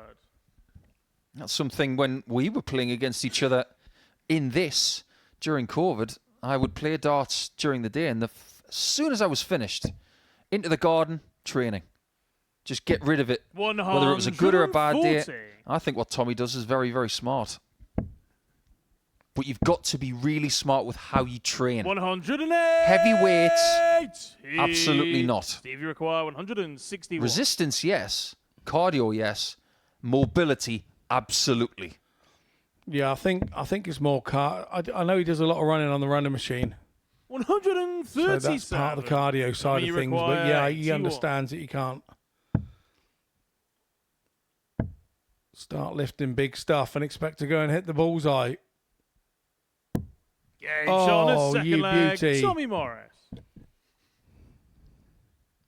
That really was a thing of beauty. And Third leg, Steve it's Tommy to Robertson throw first. averaging 113, hasn't won a leg. Game on. Welcome to Super Series Life, Steve. This is something else. But what a standard we are being treated to today.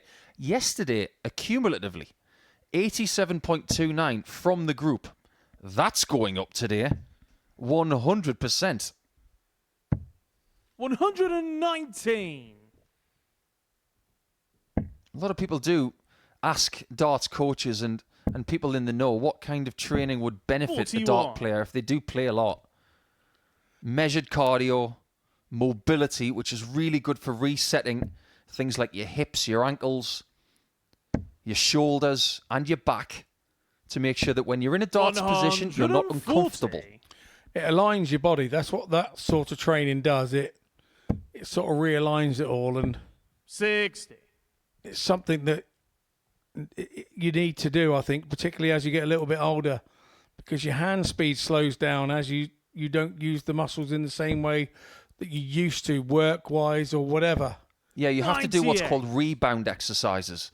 So if you look at the position that Tommy's in right now, he is putting his right foot forward. 41. He is turning his body to the right. He needs to almost train his spine to move left as well, just as many times. It means that the back will be sympathetic to the position that you're in most of the day. 29.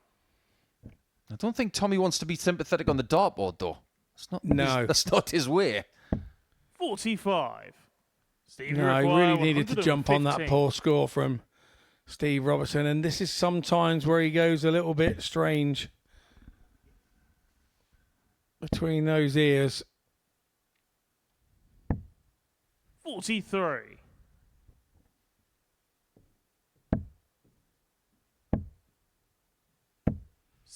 I never know when I sit next to Tommy in the car whether he's got big ears or a small head.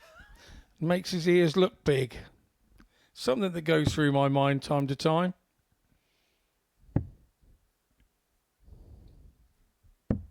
That's a great double On top. a third leg. Right Steve in the Robertson. bottom corner. To get himself on the board and break straight back. I think maybe you're Fourth the only leg, person who it's would get Steve away to with throw saying that about first. Tommy Scott. Yeah, Game on. absolutely. He's one of my good buddies. And there's a dart team having a bit of a giggle at that we both play for. Probably more for them than us. 96. But yes. I'm going to have a word with McLongshanks this week to see what kind of 6. company he's keeping up in the northeast. I wonder if he's rubbing shoulders with some of the Choppington's Massive, or going to the neighbouring outskirts of Guidepost and Ashington and Blythe,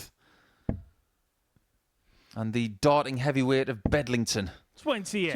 Do you have like carnivals and stuff up there, like we do down south? Oh, the shows, yeah. Yeah, I know where they take the sort of 81. floats up the streets and everybody lines the streets and all that type of thing. Yeah, we used to have things like that, yeah. I don't know if they do anymore. I haven't lived up there for a while. I've lost touch with a few people from up that neck of the woods, actually. 135. But the last time I was up there, I did catch up with Stevie Wanless and the Wanless family. 60. Definite name from the past there. Yeah, Ashington's own Wanless family. A darting dynasty they are. As well as Gary Reid, known as Tug. 140. One of the most important people in darts up in the northeast of England, who is responsible for Chris Dobie's nickname. 100. And is one of the most amazing Stevie people I've require ever met. 102.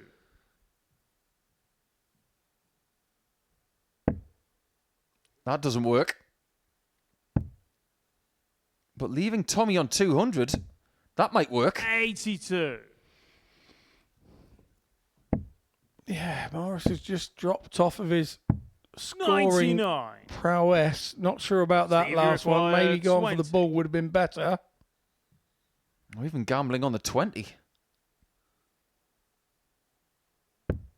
Is Robertson back in this game? He most Shot at definitely fourth is. leg, Steve Robertson. After 2 legs, Fifth leg, it's Robertson Tommy was to throw averaging first. 113 Game on. with 0 legs in the bank. He's now around 97. 123. And Morris has dropped to 91. So he's dropped by 20 points.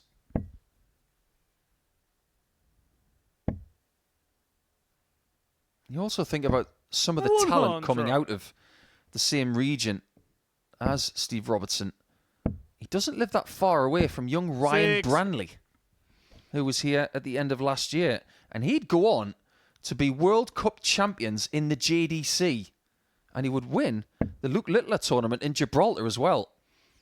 Yeah, tidy player, that young man. Saw a little bit of him at Q School and 100. the first challenge tour, and saw him practicing up on the board next to me. And I thought, oh, young man, you really have 140. got the game. You really did. And you know, when you practice alongside somebody and you watch them and they're just not missing that treble, that was him. That was Ryan Branley. It's really important that young stars like that, 140. stars like Paige Pauling, Sophie McKinley, and even stars younger than them, 83. that they Steve get the right require advice. 161.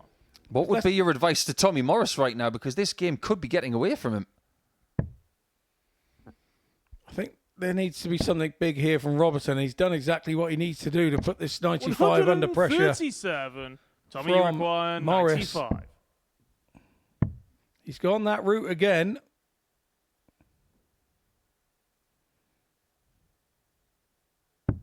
$63. Not for the lack of trying, Stevie but my required word, that was 24. close. Giving a little bit too much away at the minute. He hit this to win his previous match, and he's hit it again. On the fifth leg, Steve Robertson. It wasn't the game before this, but it was the one before that where he beat Graeme Hall by 4 legs Sixth to leg, 0. it's Steve to throw first. Double 3, he's gone for Game it on. twice, didn't hit it twice. So much for him liking doubles at the top of the board. He's loving the one in the basement.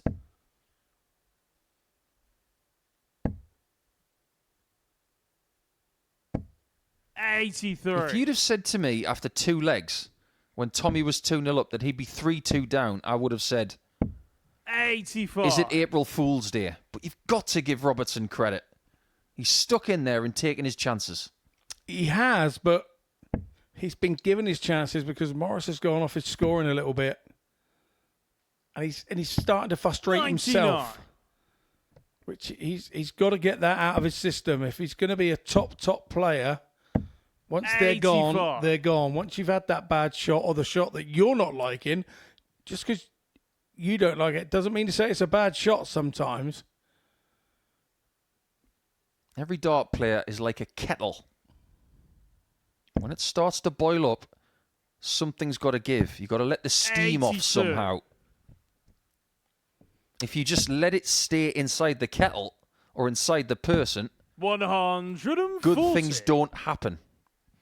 I just feel for Tommy, if he can just get this leg and change the momentum of the game,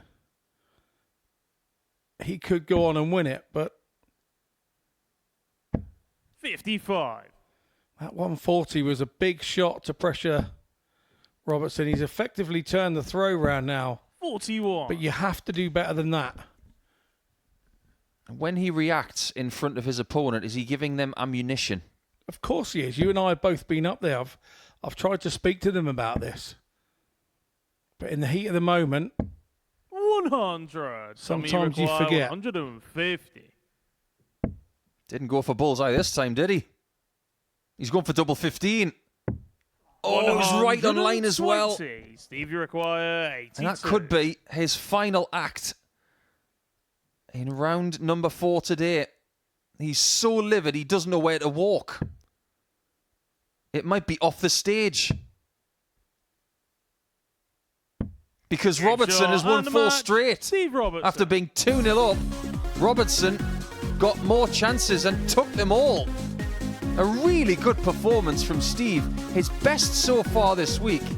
And his confidence will be sky high after that. That gets him to 6 points and off the bottom. So now we look at Nikolaou trying to get off the bottom himself as he takes on Simon Whitlock.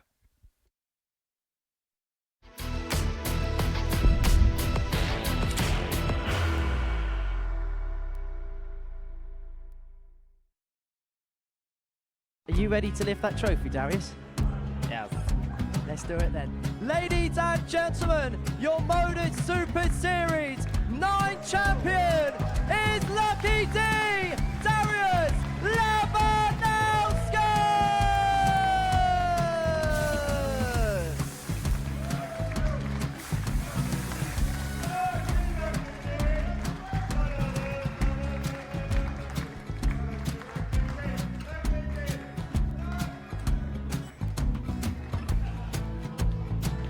Well, what a wonderful night of darts we have seen, and we are ready.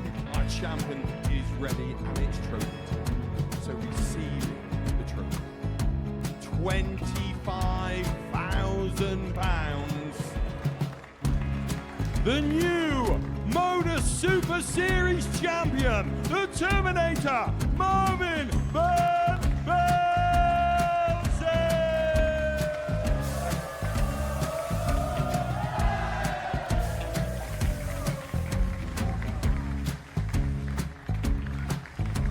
And one more time, the 8th MODUS Super Series champion, the Terminator, Marvin Van Velzen.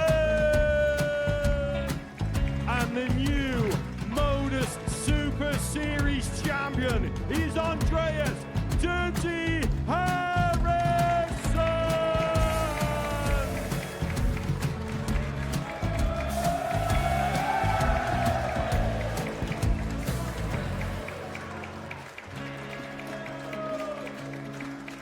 And one more time, the 7th MODUS Super Series champion.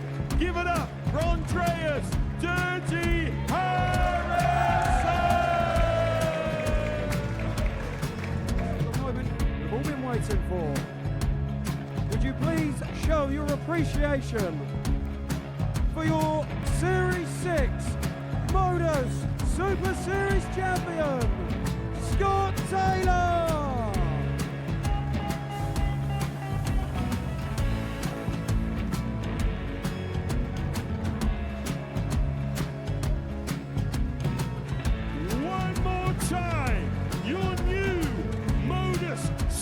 Super Series champion. He is Chucky. He is Jim McEwen. Ladies and gentlemen, your MODUS Super Series champion, retaining his title, the Nuke, Luke Whitlock!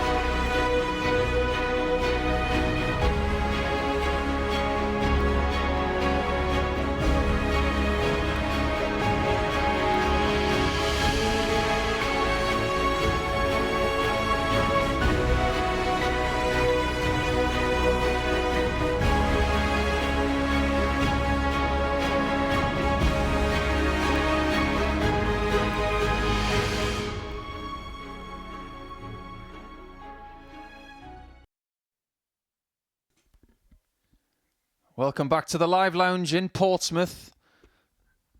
We are looking fairly celestial from the roof going down to the stage. But we've been treated to a fantastic array of darting talent today. Everybody stepping up to the plate and hammering out a few home runs, that's for sure. Everybody has won a game today at least, just like yesterday. But people are improving, especially Steve Robertson, who has won his second game of the day, just now beating Tommy Morris, which does prove, Scott Mitchell, that we have had our element of surprises too. Yeah, we certainly have, and we had it a little bit yesterday, and we're having more of it today, and usually you have to wait till the third day of Group A for those First leg, surprises to come, but this group is throwing them up daily. Now, in this game, I am sending out a bit of a message to our crew, who I would like us to find this little dance that Andreas does when he goes from standing at the hockey to retrieval, because it really has got me gripped. His position is so side-on and rigid that he has to do this little dance from where he stands to where he starts walking towards the board. 28. It's like a movement in ballroom dancing. It's so intricate. But one thing that is not intricate at all, 118. but is explosive, it is the maximum shooting of Whitlock. How good has he been over the last couple of days in that department, Scott? Yeah, very good. 96. Top of the tree by a mile in this group. He would be disappointed that he has not converted that into wins. 121. Because a couple have escaped and got away, and had they not, he would be sitting a little prettier in our league table for Group A. You do get the feeling that he has to beat Andreas 53. to register the 2 points to get to 12, equal with Hall, because Hall's still got a game to go in this round.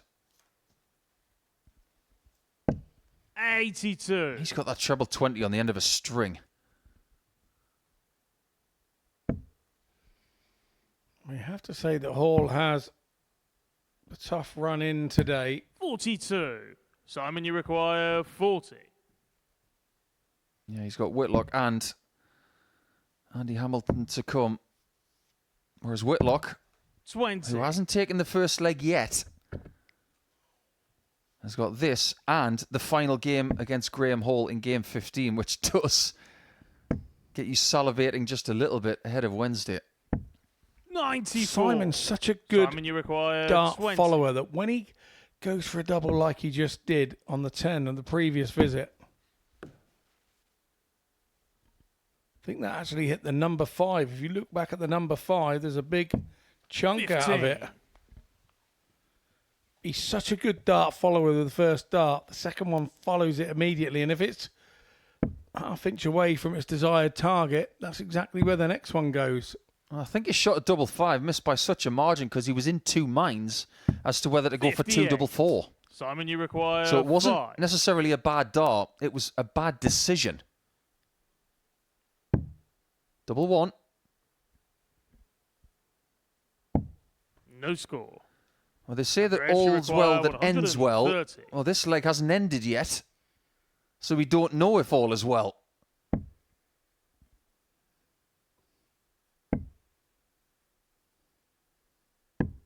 $65. Only half the Simon, score. you require 5. And Whitlock still has one of two options. Door number 1. Door number 2. On the first leg, Simon Whitlock. Door number 3 stays in hand.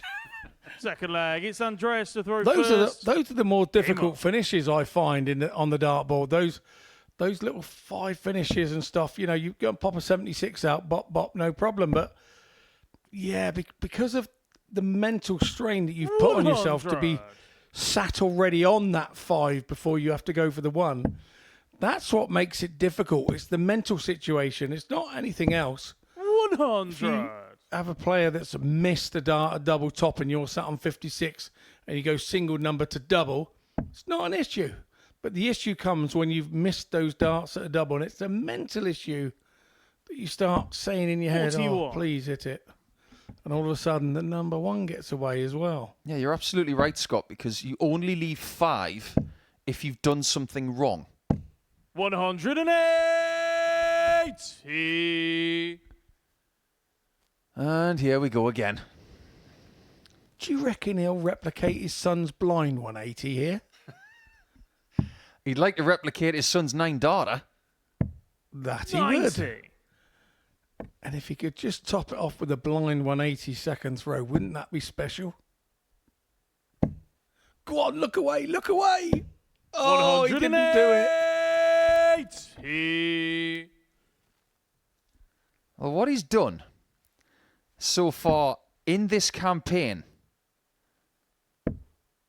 is that he has not failed to hit a maximum in any match. 30. Simon, you We require know that's the 41. big part of his game.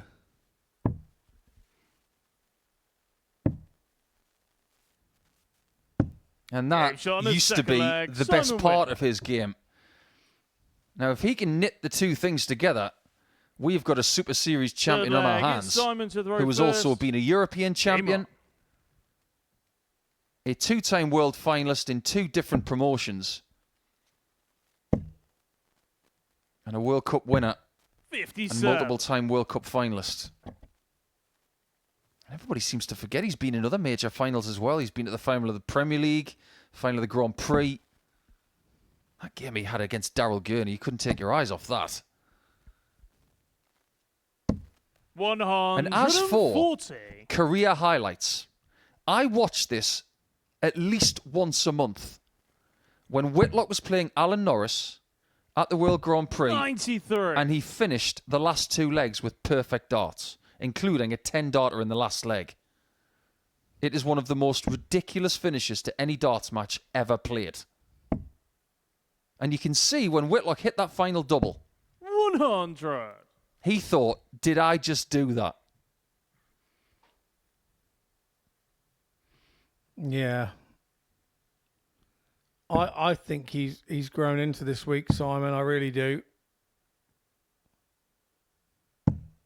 115. And like he says, he just loves playing darts. And if you can always find that passion, it outweighs everything else. I think what is critical as well, I think you're right, Scott. I think he loves just to play. But based on what Tommy Morris was saying this morning, there is a really good feel in the practice room as well, which is something that will allow Simon to feel comfortable here this week. And that may be to other people's detriment. Yeah, that's a very valid point, actually. He's that type of person, isn't he? 58. You get one person in that practice room who wants to talk about snakes and he's comfortable. Or guinea pigs. 94. Andreas, you require 146. Andreas might need something of this note to sing in this game.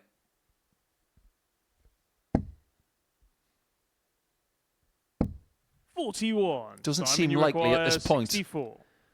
But this does. He's only 2 from 11 so far on the doubles. That's all about leg 1. Since 48. then, he's been a bit more accurate. 105.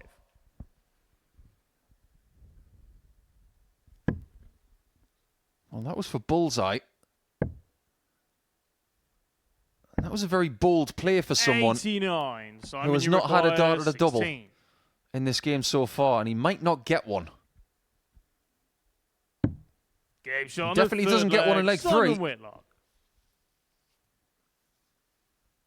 You ever thought about having a mullet or a ponytail, Full Scott? flag. It's Andreas to throw first. Not this week, no. Game off.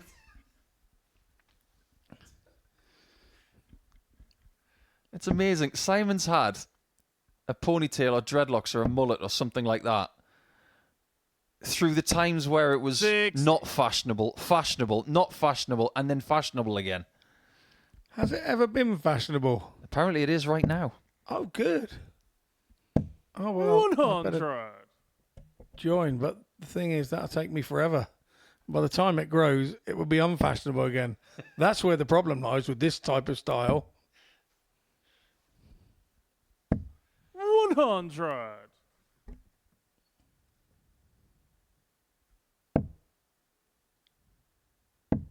I remember when his beard was only 6 inches long. 41. That's a good scout. I did that with Jimmy Van Ski the other day. So I'd known him so long, I remember him when he was 6'1".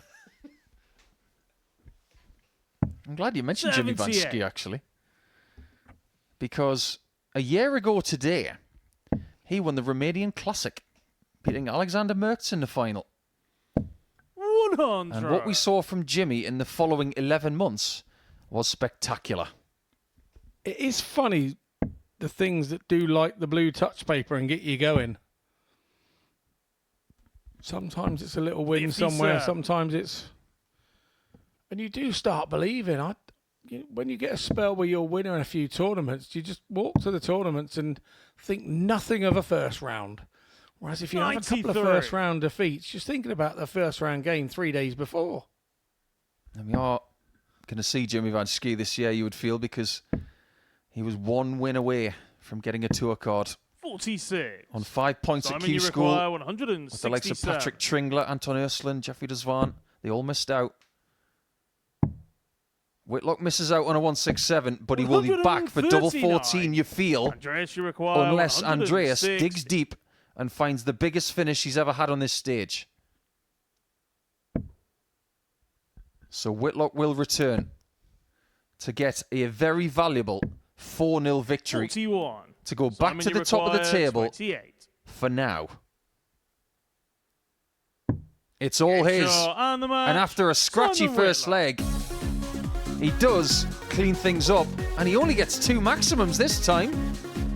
He's well over the 20-point mark when it comes to 180s this week, and it's just inevitable that he's going to get some against Graeme Hall in the last match of the day. We'll have to wait a few games before we see that, but for now, Whitlock gets a 4-0 victory and is top of the table once again.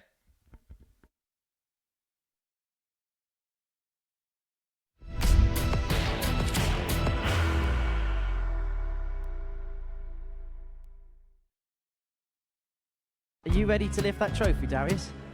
Yes. Let's do it then. Ladies and gentlemen, your MODUS Super Series 9 champion is Lucky D, Darius Lewandowski!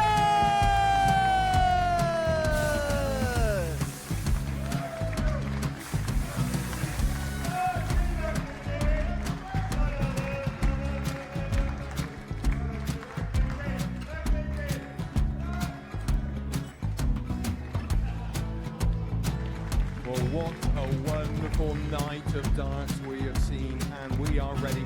Our champion is ready, and it's trophy time. So receive the trophy. £25,000. The new MODUS Super Series champion, the Terminator, Marvin Van Velzen.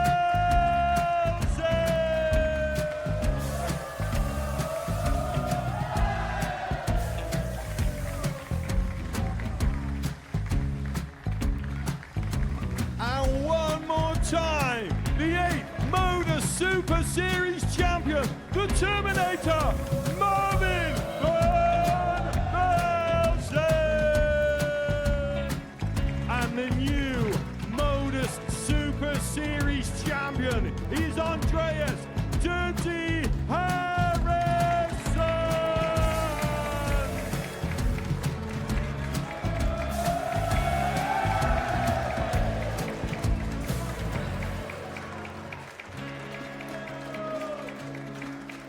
And one more time, the 7th MODUS Super Series champion. Give it up for Andreas Dirty Harrison. The moment we've all been waiting for. Would you please show your appreciation for your Series 6 MODUS Super Series champion, Scott Taylor?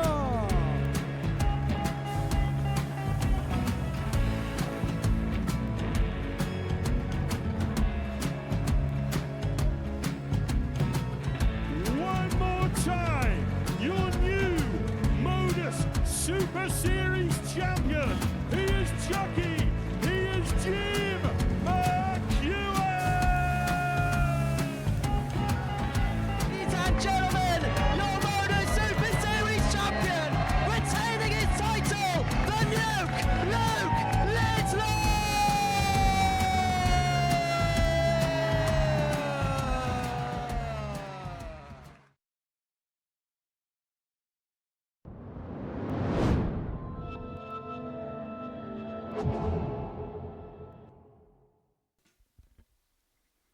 Final game on Pluto TV in round number 4 today, because we do have another round to go after this. But this has got a heavyweight feel to it, First leg, as it's Hamilton Andy takes Tudor on first. Graeme Hall. Game on. There's 4 points between these two. And there could be separation between the top 2 in the table and the rest after this, if Andy Hamilton does not get a victory. Because Morris in 3rd position right now on 8 sits 4 points behind Hall, 94. who is now behind Whitlock on leg difference. Somebody needed to step up today to challenge Graeme Hall, and that person's name is Simon Whitlock.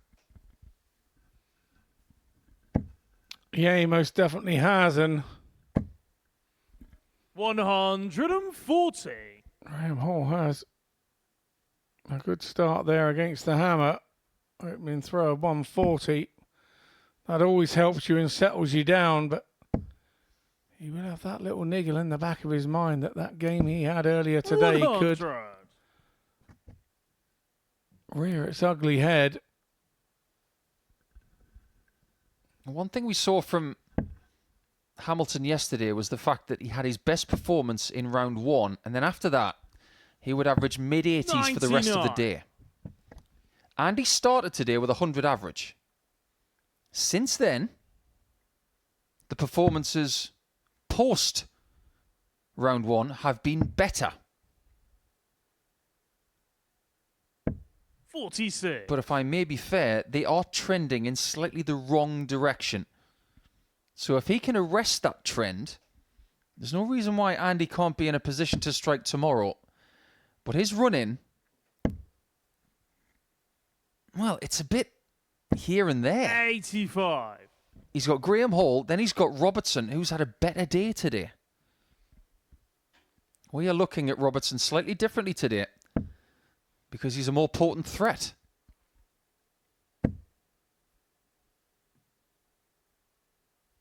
This is one of the more intriguing Group A situations that I can remember from the last couple of years because of the different complexities of who we're seeing, where they've come from, what their journey's been,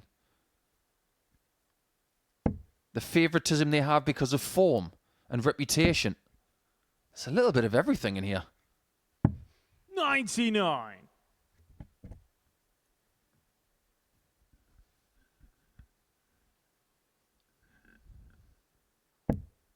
That's the first start that Andy is seeking.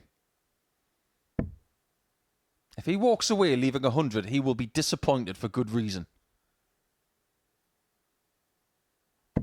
100. Graeme, you require 78. And you can tell that he is, based on his facial expression. Yeah, totally agree with that.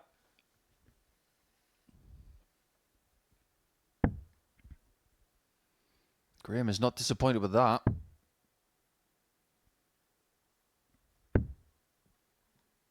But he is 66. disappointed with the next two. Andy, you require Yeah, 100. opportunity knocks for Hamilton. He's been the frequent ton topper this week. 4 under his belt. Can he add this one? Gonna go tops now. Gonna go half-hearted 60. tops now, but Graeme, you require 12. nothing worse than going for tops than going over the top on that situation. So Hall back for double six. Game shot And on his the doubling first has leg. been Graeme Hall. really good at times in the last Second couple leg, of days. it's Graeme But to throw first. those Game on. matches that he lost, he wasn't getting darts at a double because his scoring just went over the cliff. You ever noticed how Graeme's name sounds like a stately home? 100. No, where do you live, Mr. Such and Such? I live at Graeme Hall. Very good. No, I live at George Hall. Yeah, I do, mate. I promise. I'm not lying. 48. Who builds their house in the shape of a dart flight? Bobby does. Uncle Bo does.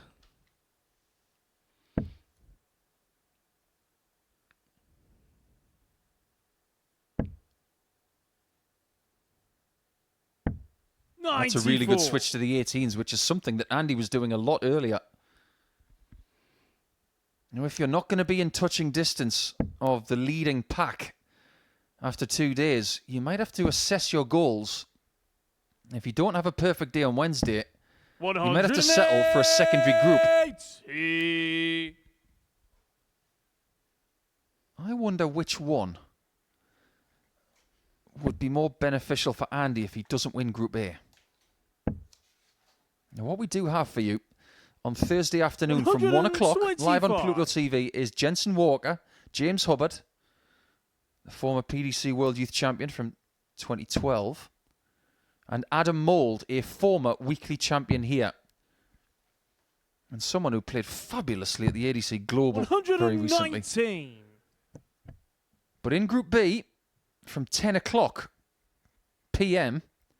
on Thursday night, Martin Adams, Ash Coleman, they will return with debutant Jamie Hughes. So Yozza will be here in the building for the very first time, wishing all of his pals happy birthday.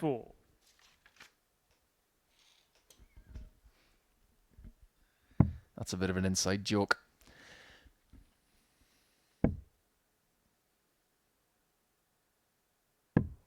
Yeah, good clean-up job there from Andy Graeme, you require to leave a more 122. doable out if he gets the chance.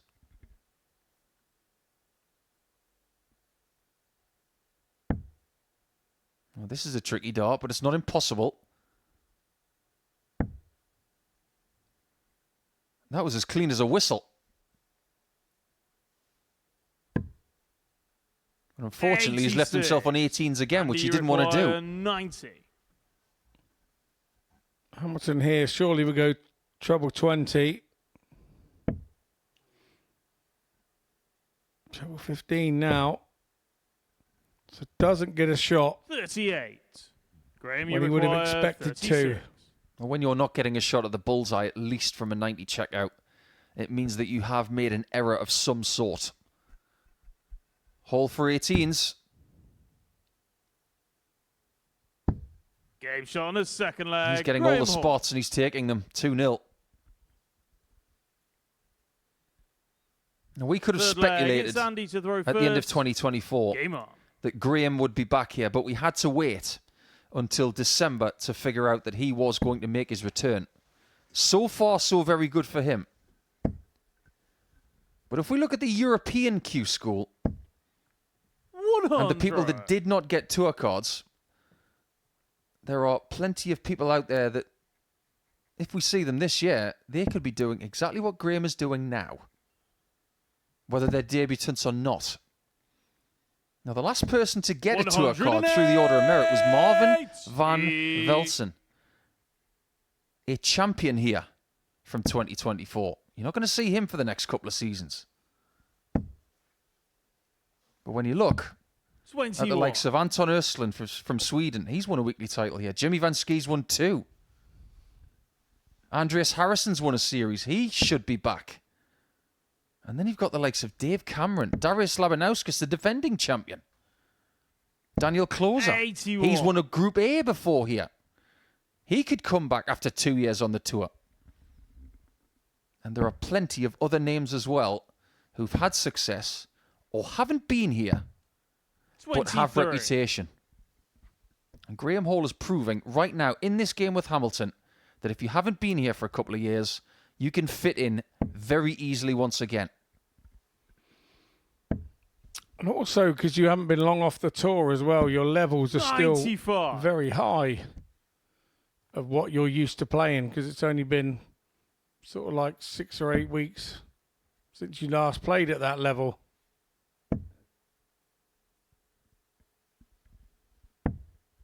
$79. Graeme, you require 145. This is a finish that Andy took out against Steve Robertson yesterday.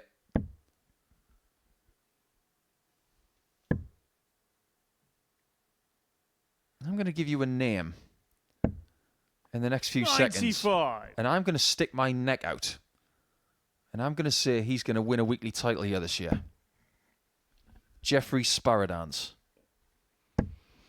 Yeah, another one. I think he'll be here, and I think he'll win. Another one that I know 140. from way back Graeme, you when require in 50. sort of wandering around, watching Dutch youth players in the varying categories they have. They don't categorise it like we do here with under 18s. They have an under 14s. They have. I watched him come through there and get his 34. card. And yes, I Andy, think you this would require absolutely suit him here, 138. Jeffrey Sparadans.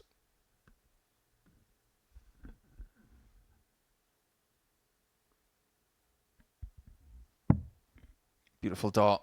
He's already hit this week. He's not going to get a second one right there. 64. And like I mentioned in the previous leg, Graeme is Graeme, you getting require plenty of 16. opportunities. This is going to be his 9th dart at a double. Andy hasn't had any yet. No But he's going to score. get one in a minute. You feel Andy, you require should get at least 74. one dart at a double from 74.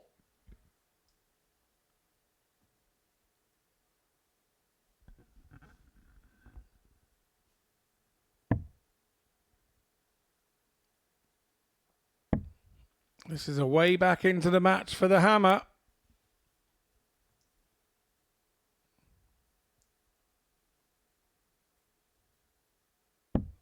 Game shot on the And third he leg. absolutely Andy takes the Hamilton. invitation.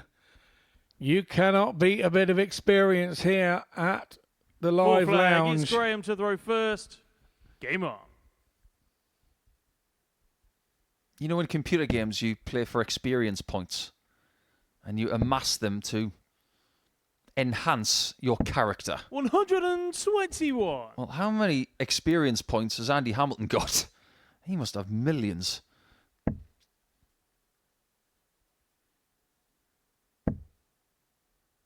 If Andy had a loyalty program with darts, 140. he could fly first class to the moon and back.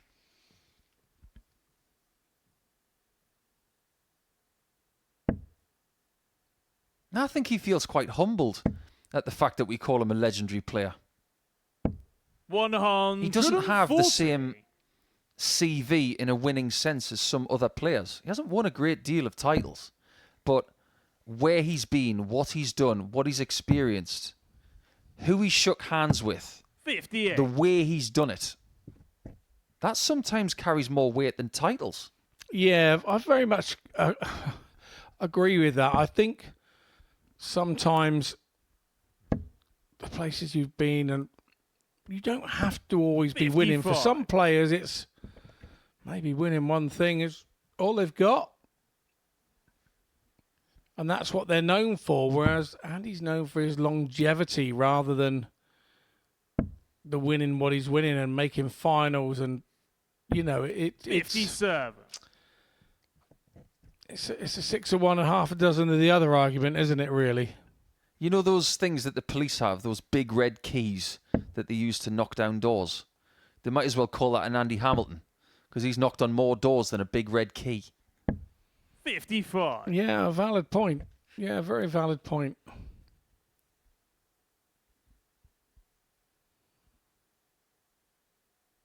And he's not done yet. If Paul Lim has taught the darting world anything, it's that you just keep ploughing on. 134. Graeme, And you something require might just happen, 130. like making a Lakeside final. He did that at 70. Yeah, I believe it's still there for Andy. But is this there? It is. Shot on the fourth leg. It's Graeme exquisite Hall. from Graeme Hall. And all the momentum that had been lost in leg 3, Fifth leg. it now It's Andy returns to throw the man, first. adorned in black Game and on. green. I love that from Andy Hamilton there. Just didn't even make eye contact. Kept looking the other way. Proper old school. That's how we used to do with it. All this cuddling after every leg 85. because you've hit a big shot. Yeah, whatever. I'm with you there. The likes of Eric Bristow, he hated even cuddling at the end of the game, didn't he? He just, what's this? I'm not here to be cuddling you. I loved the way that his attitude was 140. with all that. I'm trying to take the money out your pocket. I remember playing Robert Thornton at the World Championship, and we had 7 sets of carnage. We went to 6-5 in the last set. It's one of the most aging matches of my career. I remember putting my darts on the table after he eliminated me in the last leg shootout. I cuddled him, kissed him on the top of the head, and I said, I hate you. And that's how it is, isn't it? Yeah. It's all each to their own, but I think Eric would see that as if you're cuddling somebody at the end of the game. What happens when the next time you play them? The next time you play them, they know you're the friend, and when you're playing a friend, it's easier than playing an enemy.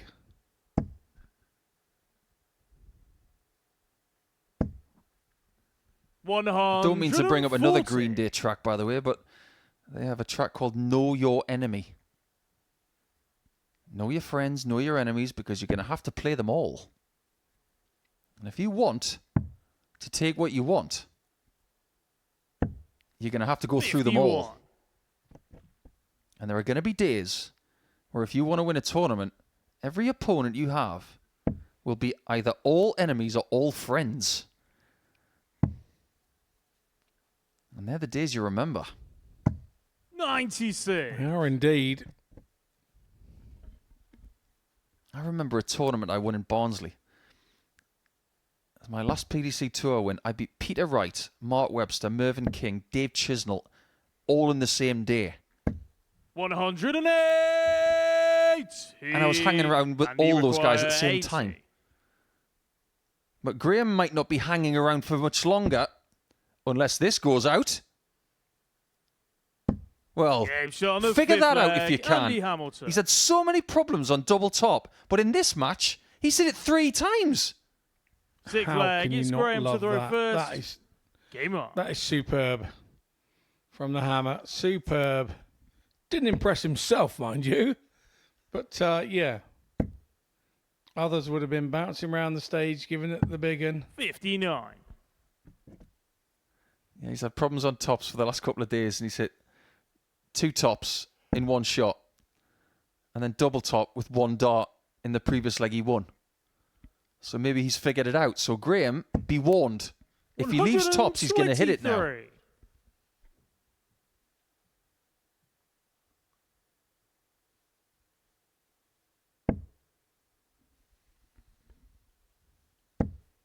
Hall is averaging 92 and change in this game. 140. Slightly more now. But this is pretty much the kind of game that he delivers on average all the time.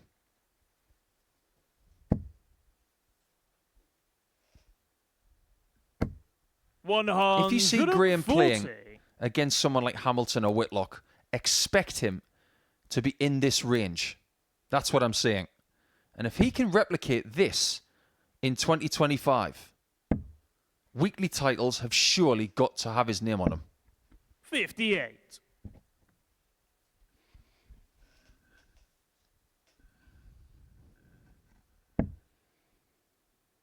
I do have to agree with that statement. You can't keep playing in this manner and not start picking up weekly titles.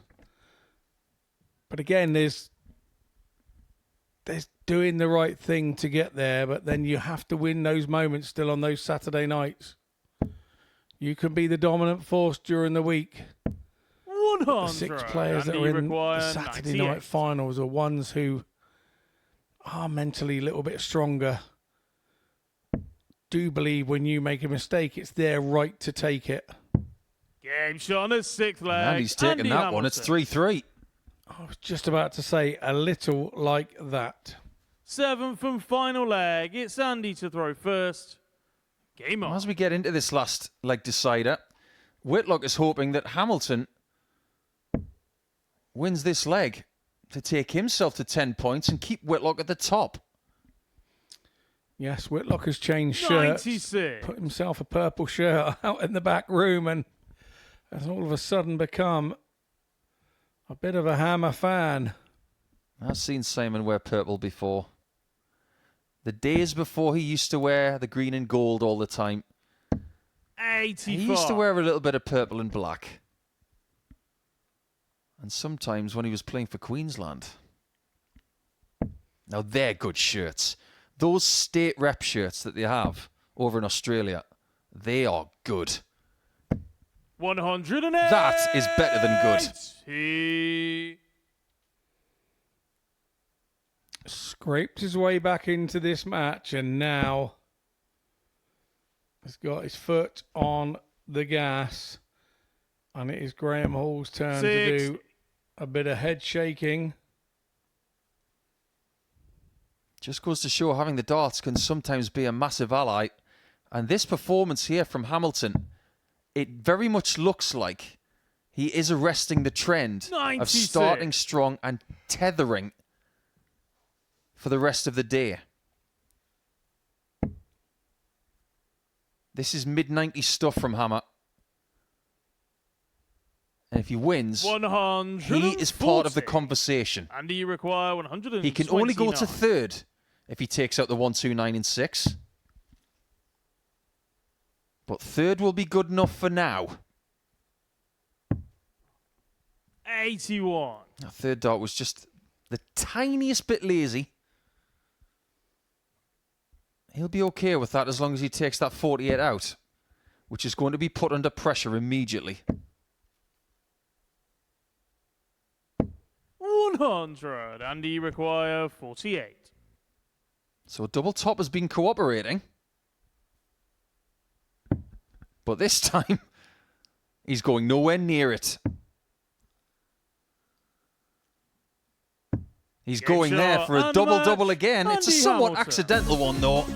And Hamilton gets a very, very good win against Graeme Hall. Yesterday, Hall won by 4 legs to 1 comfortably.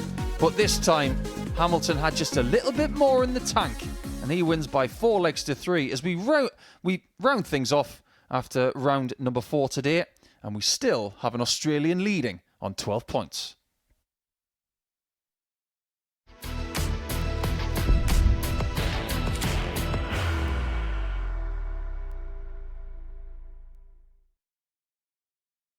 Are you ready to lift that trophy, Darius? Yes. Let's do it then. Ladies and gentlemen, your MODUS Super Series 9 champion is Lucky D, Darius Lewandowski!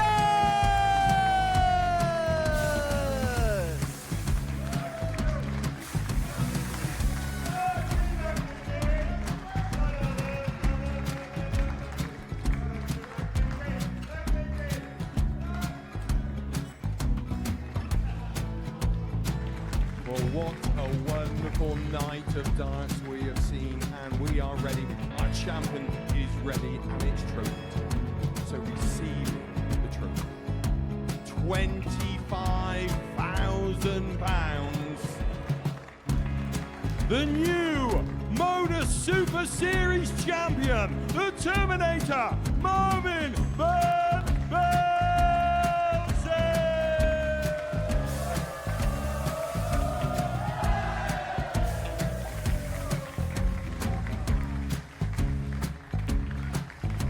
And one more time, the 8th MODUS Super Series champion, the Terminator, Marvin Van Velzen.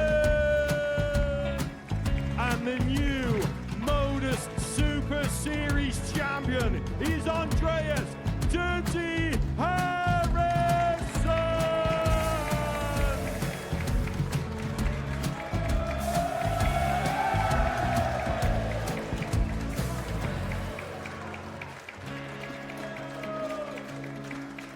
And one more time, the 7th MODUS Super Series champion.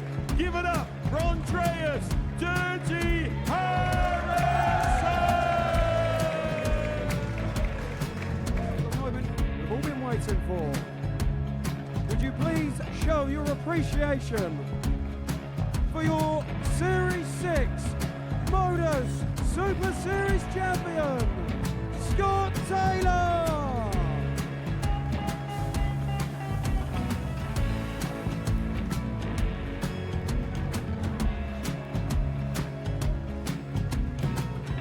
One more time, your new MODUS Super Series champion. He is Chucky. He is Jim McEwen. Ladies and gentlemen, your MODUS Super Series champion, retaining his title, the Luke Whitlock!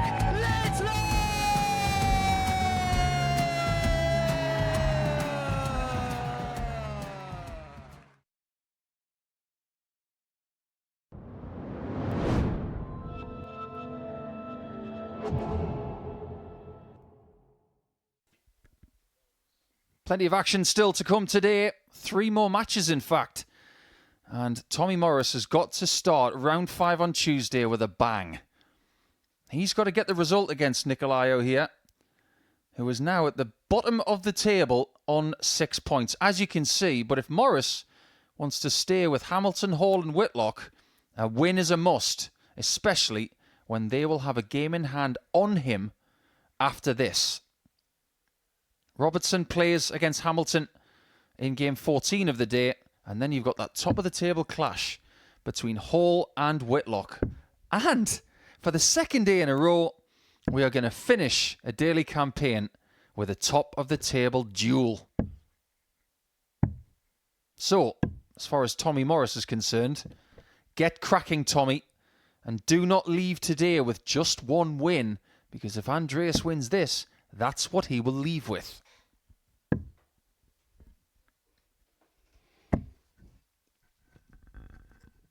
Yeah, and that's a more than valid point, because Morris has played First leg, it's Andreas. pretty well early doors here today, and Game on. a little unfortunate in his last one. His last leg shootouts just don't seem to be going his way today, so he wants to avoid that, I would say. 60. I've been trying to categorise certain players' positions 140. based on other sporting situations today. No, in footballing terms, where is Tommy Morris? He wants to be in a really strong position going into tomorrow. It's a bit like Aston Villa against Celtic later. 58. If Villa win, it looks like they're going to be in the top 8 of the Champions League. 108. You got to be in it to win it. And a win in this game will mean that Tommy can still win this group. But if he loses, it's not looking likely.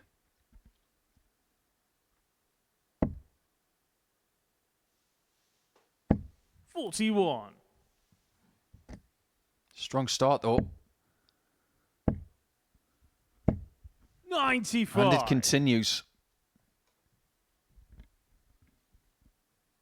We have been treated to a fair few maximums today. But I am convinced, without doing calculation, that the standard has gone up at least 41. 2 points today You require overall. 86. Double 16. 54.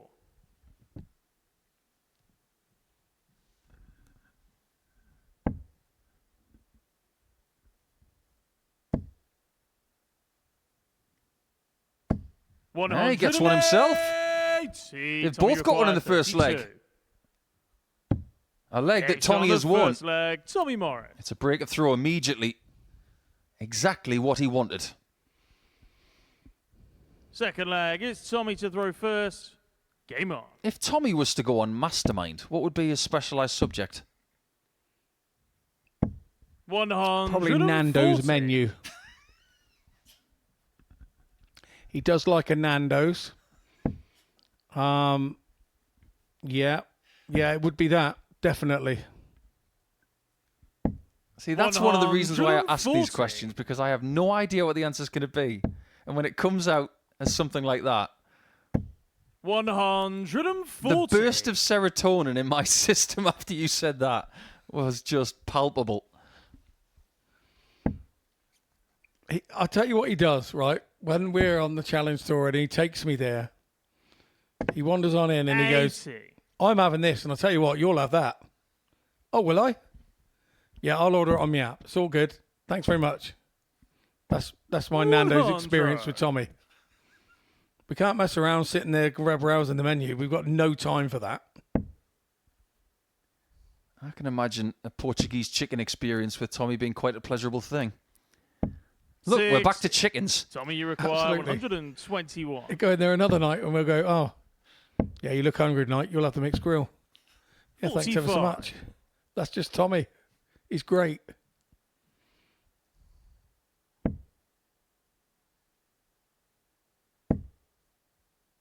It has to go to the 17s now.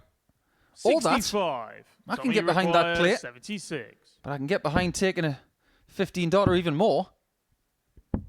Like Game's on that. the second leg, Tommy Morris. This is ruthless. But where have we seen this prior? Taking Third a leg, 2-0 it's lead. Andreas to throw first. Averaging Game very on. well at 2-0. But then, when he was playing against Steve Robertson, this is where it went wrong. Yeah, because he felt he was making mistakes. Sometimes 140. you feel it's you that's making the mistakes to allow your player to be back in, and sometimes you have to have your head 100. in a space where you're just having a look at your opponent's side and go, do you know what? Yeah, he's done good here. And it stops you going all doolally in your head, thinking it's you, but it isn't sometimes. 48. Tommy knows if he can keep Andreas under a little bit of pressure here, 24. then things will continue to go his way. And Andreas now is thinking, confidence. He's made a mistake. I'm going to go in and make hay while the sun shines. 59. Sunshine hasn't been that plentiful in Portsmouth over the last few weeks. 140. We have had sunshine on a rainy day.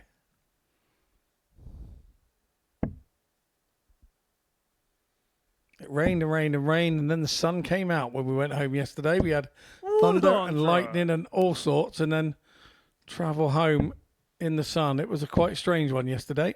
Sounds like a Thin Lizzy song. 137. Thunder and lightning. Andreas, My require word, that's so exciting. 154.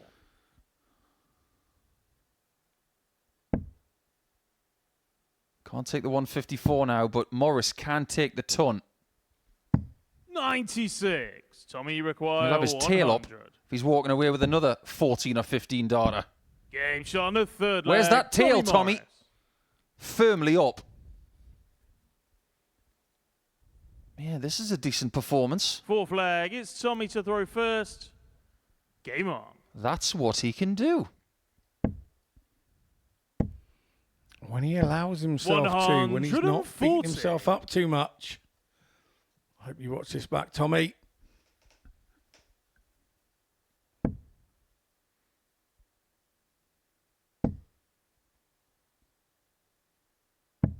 $59. And we are seeing people perform very well against Andreas now. Graeme Hall, 105.47 with the performance of the week. And that was in game number 9. Nikolaou just could not live with Graeme. This is a similar level of performance from Tommy. 41. And Andreas doesn't have the ammunition. 140. And he doesn't have the resistance either.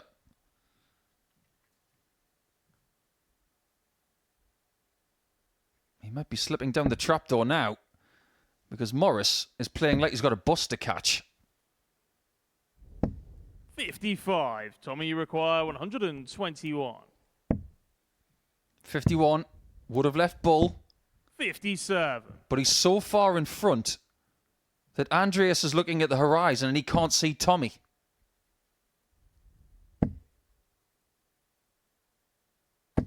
$140. Tommy, you require 64. Down for the 16s. He went for 2 doubles. And he's got Game 2 shot doubles. And the match. That's how Tommy you finish a Morris. day off. Make of that what you will. That was flashy from the gun.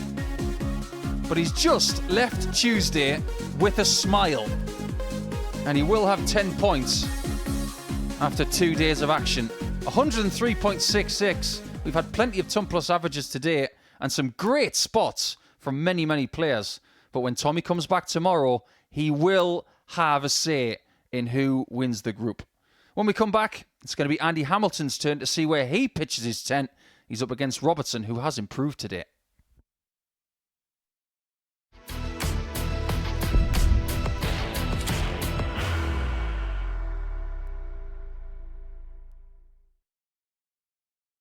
Are you ready to lift that trophy, Darius?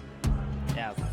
Let's do it then. Ladies and gentlemen, your MODUS Super Series 9 champion is Lucky D, Darius Lewandowski!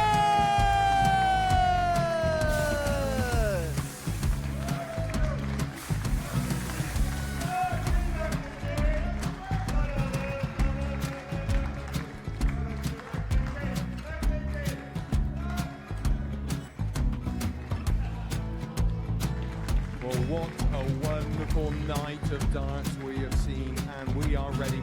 Our champion is ready, and it's trophy time. So receive the trophy. £25,000. The new MODUS Super Series champion, the Terminator, Marvin Van Velzen.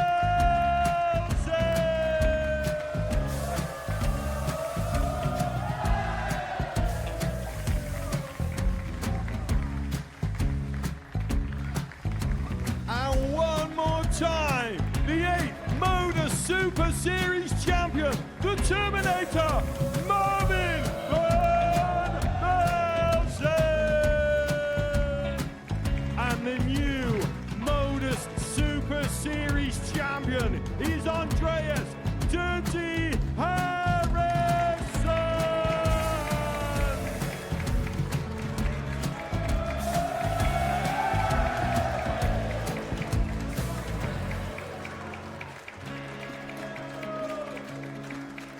And one more time, the 7th MODUS Super Series champion. Give it up for Andreas Dirty Harrison.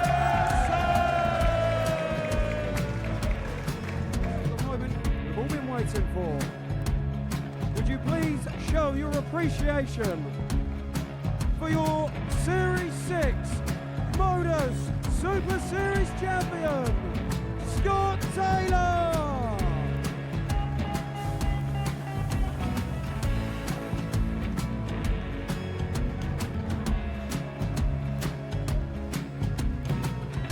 One more time, your new MODUS Super Series champion. He is Chucky. He is Jim McEwen. Ladies and gentlemen, your MODUS Super Series champion, retaining his title, the Nuke, Luke Whitlock!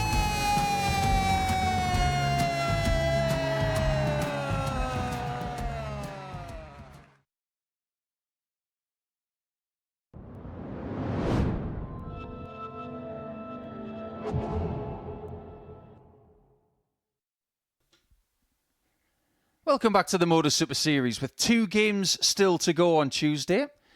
Group A is well past the halfway mark. And after the 2 games remaining today, we will be at the 2/3 point and have a very vivid picture to see who is in the reckoning to win this group. Steve Robertson has got himself off the bottom of the group. He's on 6 points. He'll be on 8. And within 2 of Tommy Morris and Andy Hamilton if he beats Hamilton now. But Andy has loftier ambitions. First leg, it's Steve to throw first. Game on. If he beats Steve Robertson against the darts here, in the similar sort of way that he beat Graeme Hall in game 12 with the darts, he'll be sitting on 12 points overnight and only 44. 2 points behind the eventual leader, which will have 14 points. Hall and Whitlock will meet in game 15, meaning Hamilton knows, Whitlock knows, and Hall 59. knows just what's possible going into Wednesday. But is it fair to say, Scott, that Robertson has found 100. a different level of play because he looks more comfortable today? Yeah, and I would suggest that he's throwing just a split second quicker as well and not allowing himself to think a little bit. I think he was trying to place those in early doors 96. yesterday, but that's understandable on debut. We've known him a long time and we know that he was a better player than he showed early doors yesterday. And now we're seeing that dogged determination that we know that he has 100. on the times that we've seen him around and about the circuit over the years. I'm starting to show he's a welcome addition here at the 46. Super Series. Yeah, he's definitely done himself proud today. 2 wins from 4 games. Already better than yesterday. But when he did get his solitary victory on Monday, it was in his last match. 100. So maybe he feels ready to play the 5-game schedule per day. And he'll be ready and sharper come game 5. That's just the evidence that we have. So Andy can't afford to think that victory here is inevitable. 134. Steve, you require 157. 57 off. But not another 60. 97.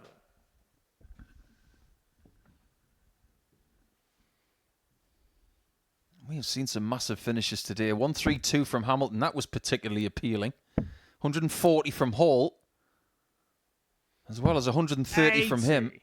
Steve, you require In his loss. 60. To Andy Hamilton. That's a wide. Is the leg away? Game shot. All's the well that first ends leg. well. Steve Robertson.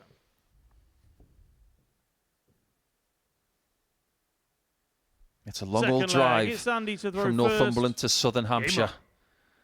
And when you come here, you want to do yourself proud. And every time he does something good, he keeps tapping his left side of his chest. I wonder if that's just a thing he does. But he's a very proud individual, is Steve. 96.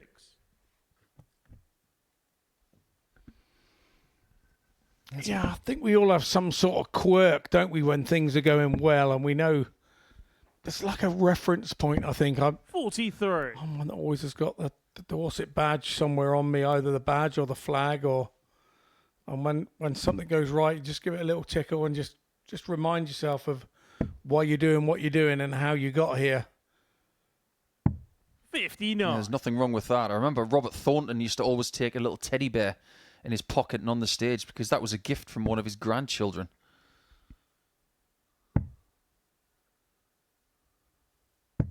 I was privileged enough to know some great dart players when I was in my late teens, and I was given some great advice very early on from former Northumberland captain, who's sadly no longer with us, Alan Whitlock, and his right-hand man, Jimmy White, who is actually from a neighbouring part of where Steve is from. He's from Pegswood in Northumberland, just outside of Morpeth. Those stalwarts of 80s and 90s darts laid the groundwork for people to have opportunities even a generation later. If you'd have said to Robbo 25 years ago, you're going to have a crack at someone like Andy Hamilton, his immediate response would be, well, where's that going to happen? 51. No, valid point, and we've sort of mentioned the undercard of what's going on with the tour, and probably because we kind of don't mention this enough. 135. Keep mentioning ADC and bits and pieces of it. This is such a massive part of it here at the Super Series. And I think that every single corner of darts is starting to get it. If you think about PDC darts, their new 86. PDC World Masters starts tomorrow. You require 87. And they're now starting to ingratiate the Asian Tour, CDC, Australia, New Zealand, and Europe a bit more year by year. They're getting it. 62. It's what we do here. And you require 123. It's starting to happen everywhere, which is the right thing to do. And the right thing to do here is to find out if 1, 2, 3 is as easy as ADC. What I find with this is 43. Steve, you require most other 25. tournaments have an end product that culminate being on TV. That's the product here. The TV part is the product. Game shot on the second leg. Well, Steve hold the Robertson. phone. We've just seen Steve Robertson hit double 12 at the first time of asking, which hasn't happened a great deal. He's Third been leg, leaving it it's more Steve than to throw anybody. First. Game on. But maybe it's taken him the thick end of 2 days to figure out where it is. Yeah, I think he's feeling he has a place here now. Look at the arm coming through. It's smoother than it was yesterday. Throwing the darts is not as much of an effort. He's now starting to play his game. Yeah, I like it. Yeah, I like it a lot. I think you're right. 140.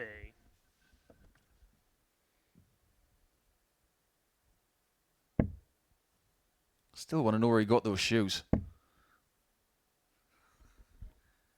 100. I haven't seen many dart players with shoes like that. It's almost like he belongs on a flamenco floor.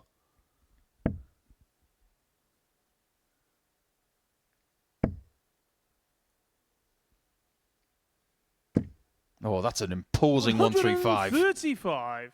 Look at those beauties. I wonder what they're made of.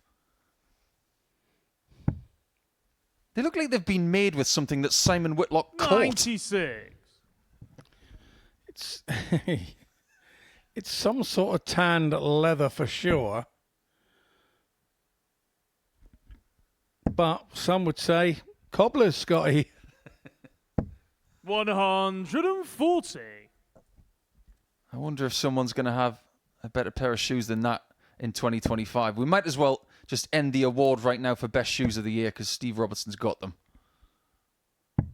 139. And I know someone who's not going to enjoy that statement, and that's Kurt Parry. So when he comes back here, He's probably going to have a pair of shoes so bright they could be seen from space. Not much space in the bullseye. 61. Who thought that Robertson 66. could possibly go 3-0 up again? Just like he did against Hall earlier on. That's the old hurdle shot. 46. Andy requires. And he can't do a John 25. Ridgeon. No, indeed. Unfortunately, smashed right through the last hurdle there, but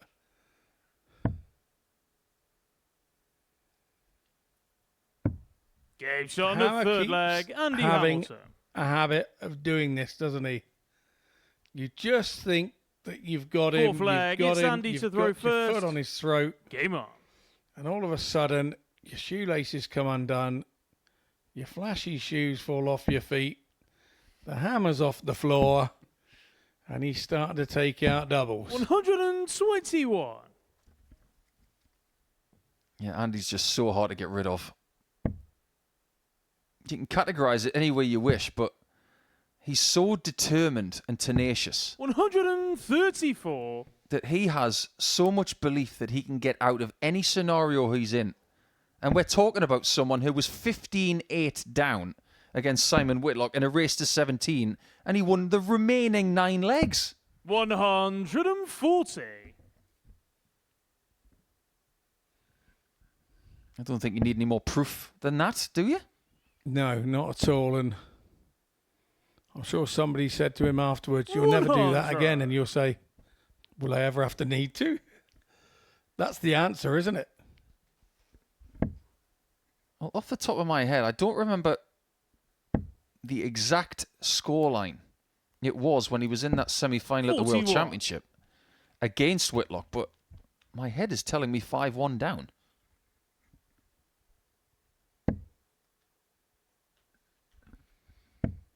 The other big comeback that comes to mind 45. is Scott Waits and James Wade in the Grand Slam final. 8-0 up he was, James Wade. Imagine that, 8-0 up, halfway there. And then, oh no. 57. Just to show it wasn't a flash in the pan, Waits made the final the following year as well.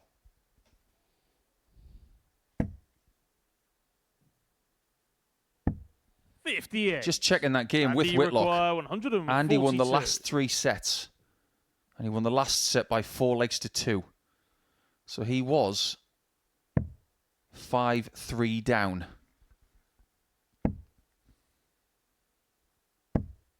$57. Steve, you require 164. Must have been Adrian Lewis that was 5-1 down in the other semi-final. Beautiful dart. Needs another. And he has the option of using that treble for the 85 he's got left now.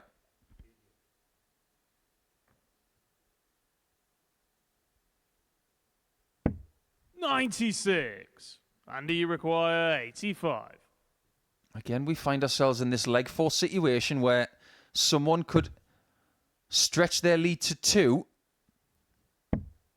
or someone could be level. 41. Weight of dart was perfect. Steve, you require 68.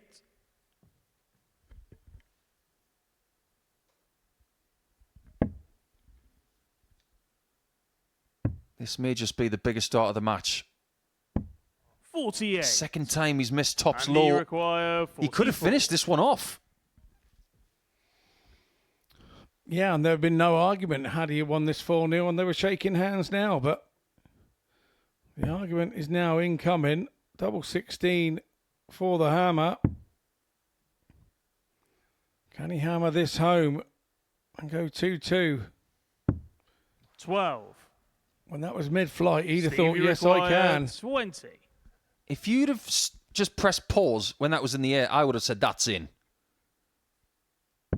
That Yeah, one is John, in, the and it is fourth leg, 3-1. That's a Steve break of Robertson. throw for Robertson. What a chance he's got now to walk away from today with 6 points. Fifth leg, it's Steve to throw first. Game on. And here's the thing about Robertson's situation. At this point in time, he's probably not thinking about the possibility of winning the group. 45. Because even if he wins this match, he's going to be 6 points behind the top spot. However, if he's got 8 points moving into Wednesday, he's only going to be 2 points behind the top 3. 96. So Group B is very realistic. And of course, not to mention the monetary value between position in the group, which is, yeah, we're all playing to get to Saturday. Yeah, we all get that. But there is a certain change in what position you are in the group. Yeah, that's something we should communicate, because if you win the group, you get the most amount of money for participation in Group A, but it is staggered the further you go down. So if, for instance, you finish 3rd, you will be compensated more than if you finish 4th. 60. And while it's all tight in the numbers on the league, you're trying to do the best for yourself financially in the situation. So some games may look like dead rubbers to some people, but 58. to these lads, they really aren't. They are a monetary... There is a monetary value attached to nearly every game.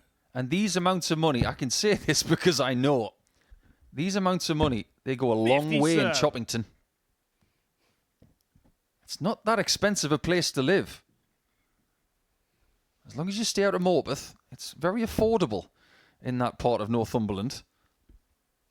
And a big cash injection like £5,000 this week, or even more than that, 140. it can go an awfully long way to setting yourself up and putting yourself in a comfortable position in your life, never mind in darts. 137.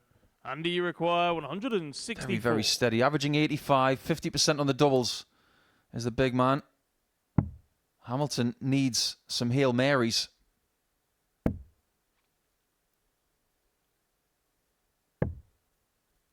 It's useful, but it's not in his hands right now. You require 102.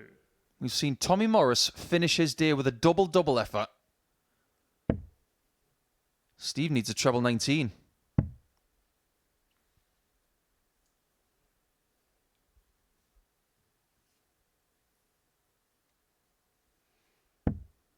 That might be all right. He requires 70. And he's only 1 from 5 on his doubles in this match.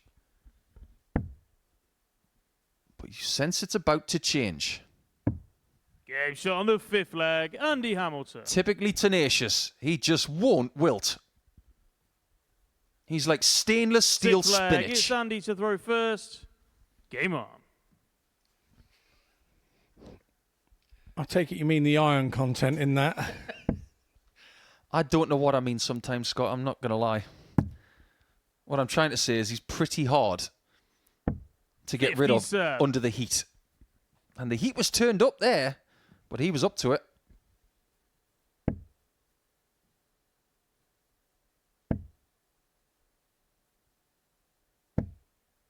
$60. This situation now is going to be very difficult for Steve, because if he wants to win comfortably, he's got to break the throw.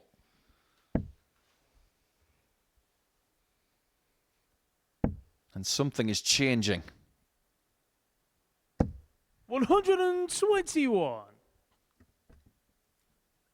I don't know how much you've seen Andy Hamilton play here week wide, Scott, but he does tend to temper his passion very well these days. 100. When he won his week in the previous series, when he was getting through important situations, he had reserves. He wasn't burning himself out on Mondays, Tuesdays and Wednesdays. He was keeping the energy in the tank 81. ready for later in the week.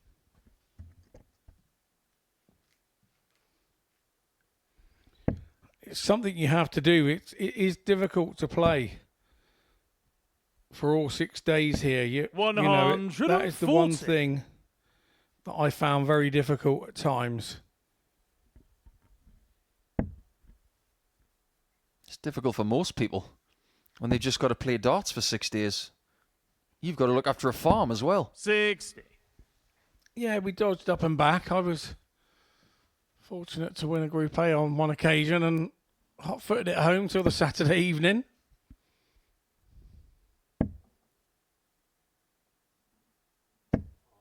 Oh, he was looking for trebles, but not that one. Left himself a bit of a numerical palindrome with a 1-5-1 to win the match. And he might have to hit it.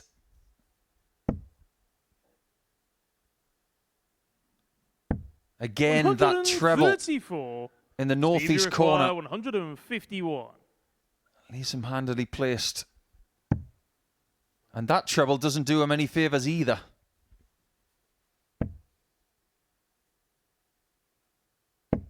$61. And he requires... Steve might be in 48. front here, but the favourite for the match seems like Hamilton right now.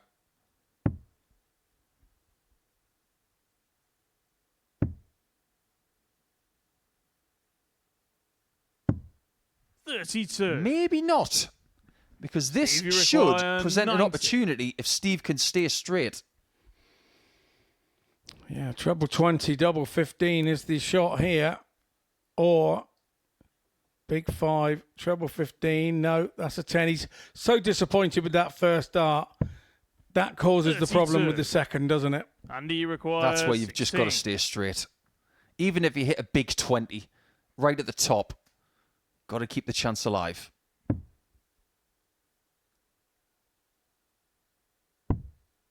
Double 2. And there it is. The third dart always feels a bit spicier when it goes in to stay alive. And your opponent now knows that they have to hold, otherwise they're going to let one slip. The Hammer having a little wry smile to himself. Not one we usually see. I think it's how on earth am I still here? 90. I think if the MODUS Super Series studio and this stage was an escape room and there was no time limit, the one person who would get out all the time is Andy Hamilton. Because he'd always find an answer. Yeah, I agree with that. It's just his bounce back ability when things go wrong is special. And I've spoken to him about it, and he says as you get older, the things that used to get to you don't seem to get to you anymore. You get a little bit older and wiser to it, and there's nothing that you haven't seen.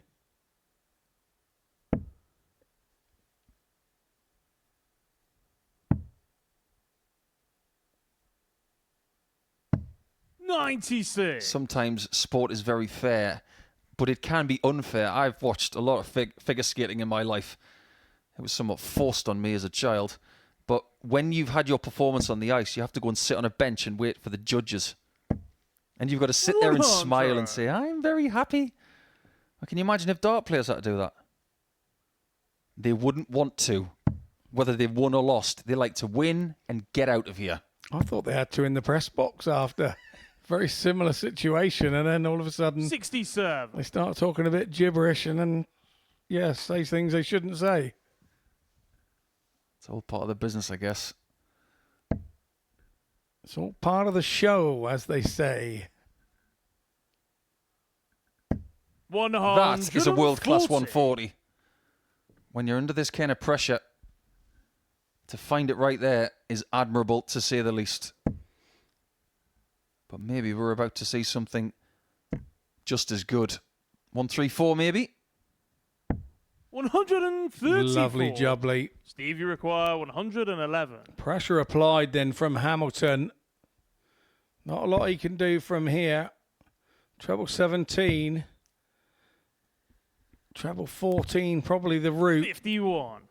Andy, you require So 108. Hammer's given himself a chance. We've seen a 145, a 138, a 130 and a 132 from him. He can get past that. Double 16. It is just superb. Andy Hamilton. He never gave in. He was under pressure the whole match. And I think Robertson understands just how difficult it is now to get rid of the hammer. Gonna have to go and find a toolbox, Steve. But we'll see you tomorrow. He's only gonna have 6 points alongside Andreas Nikolaou, but it was an improved day for the man from the northeast, and Hamilton is going to finish on 12 points alongside either Whitlock or Graeme Hall.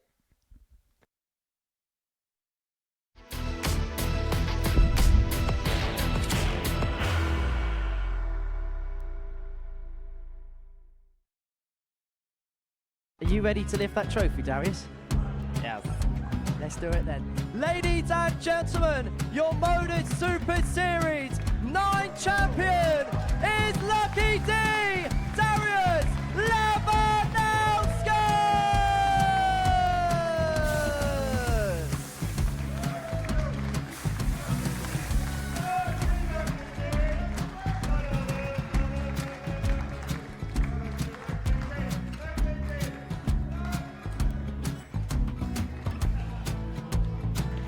Well, what a wonderful night of darts we have seen, and we are ready. Our champion is ready, and it's trophy. So receive the trophy. £25,000. The new MODUS Super Series champion, the Terminator, Marvin Van Velzen.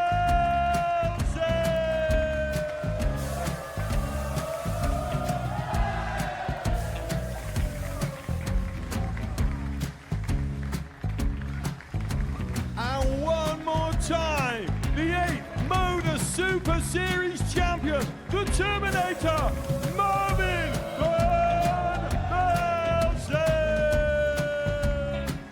And the new MODUS Super Series champion is Andreas Dirty Harrison.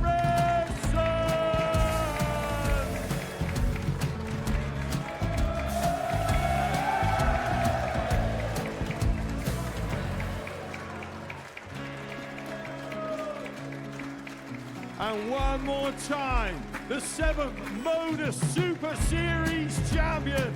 Give it up for Andreas Dirty Harrison. The moment we've all been waiting for. Would you please show your appreciation for your Series 6 MODUS Super Series champion, Scott Taylor?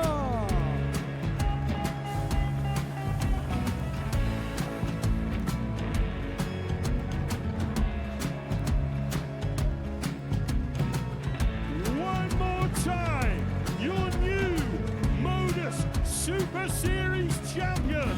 He is Chucky. He is Jim McEwen. Ladies and gentlemen, your MODUS Super Series champion, retaining his title, the Nuke, Luke Lidlow!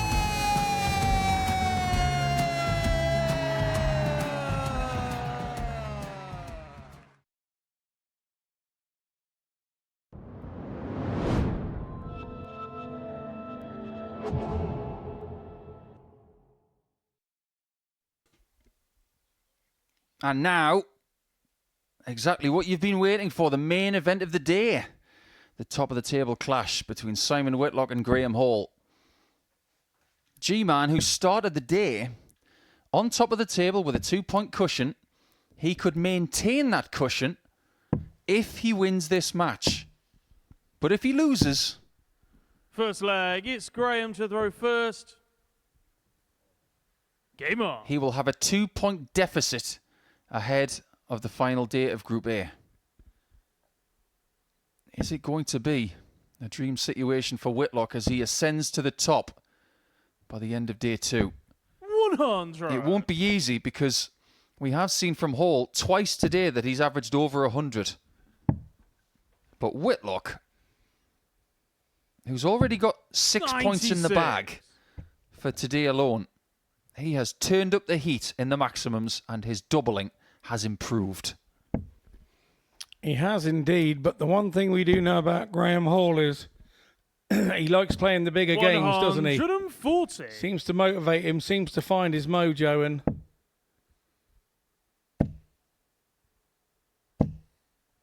123. You're going to have to keep him honest and keep him on it. Whitlock had 11 maximums yesterday. He's already got 12 today. 41. I honestly don't remember the last time I saw someone have 23 maximums after 9 matches in Group A. No, really good valid point there. 174. And I think as the time is going on, he's now starting to find what he feels is a rhythm and right for him. And he's starting to forget the circumstances, the surroundings. 45. Simon, you I have to require say, with 108. The stats we're starting to see from Simon, he's more than settled in. 68. Well, that visit really does sum up what you're saying, Scott. Because a bad first start, he's not bothered by it, and he just fixes it. Yeah, I got myself into this mess. I'll get myself out of it kind of scenario. Simon, you require 4. I decided to jump in the lake. I'll decide to swim.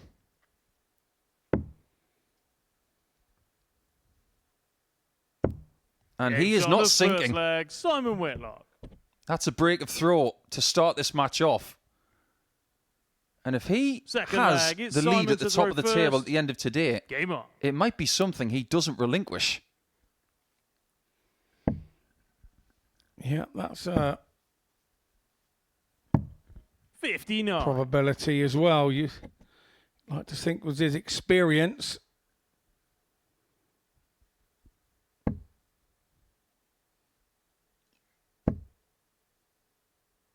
The man who put up GG Mothers 140. for a couple of years when he was on tour in his home just outside of Portsmouth is now trying to take out the G-Man. 99. I really hope we do see GG Mothers playing here this year.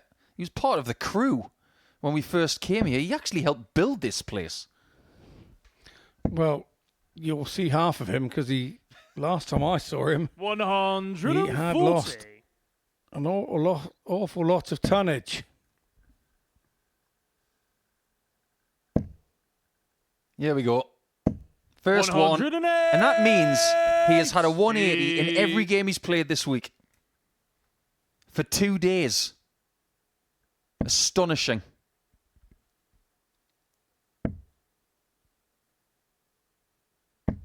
$45.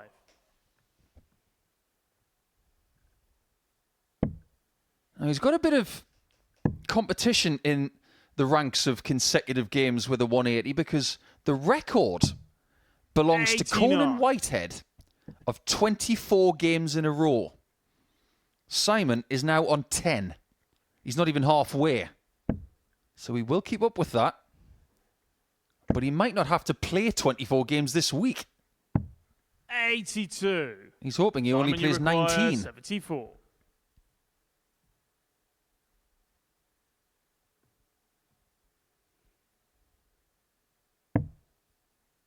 Single 20 for tops. He has to hurdle it. 54. Hits the hurdle. Graeme, you require and that's why he didn't hit 94. tops.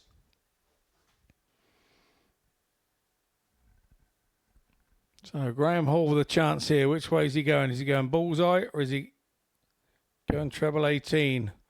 Nicely hit. 2 at tops then. Game shot on the Whitlock second shakes his leg. head in the Graeme Hall. background. And he's probably saying to himself, why, leg, oh it's why Graeme do to I throw give people first. opportunities? Game on. Because they will then take him out. I played Simon actually the other week at Challenge Tour. And I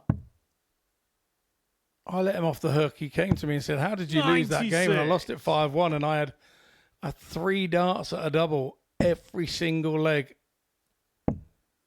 from 1-0 up and managed 43. to lose it. Five of them on the trot.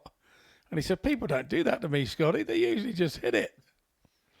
I said, yeah, people don't do that to me either, Simon. They hit it when I miss it.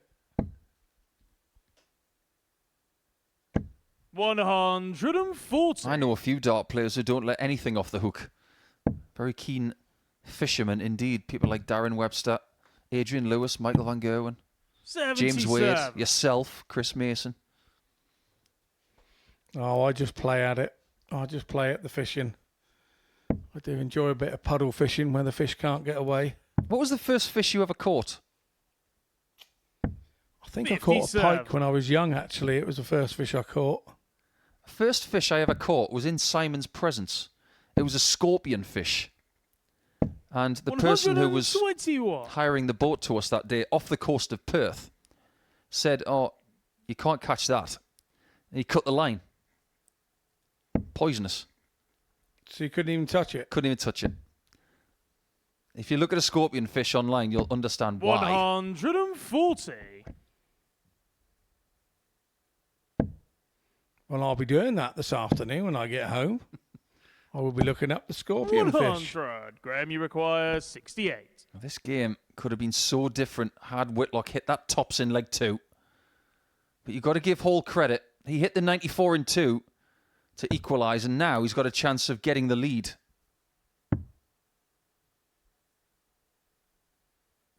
The lead is his. Third leg, Graeme Hall. Double top. On demand. Fourth leg, it's Simon to throw first. Game on. Simon can't get used to that slight delay with our scoreboard as it jots down all our stats. 59. Locks it into our main computer database. That treble 20 has taken an absolute hammering today. 59.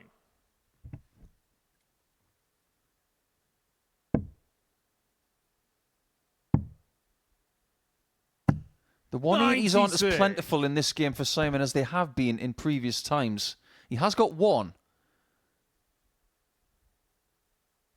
But predominantly he's been getting more than one and backing up with big scores like 140 or 137. 140. It'll be interesting to see what Hall does with his next visit.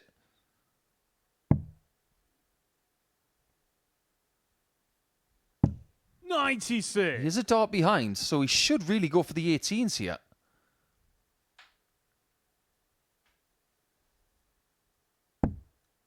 That was the intention.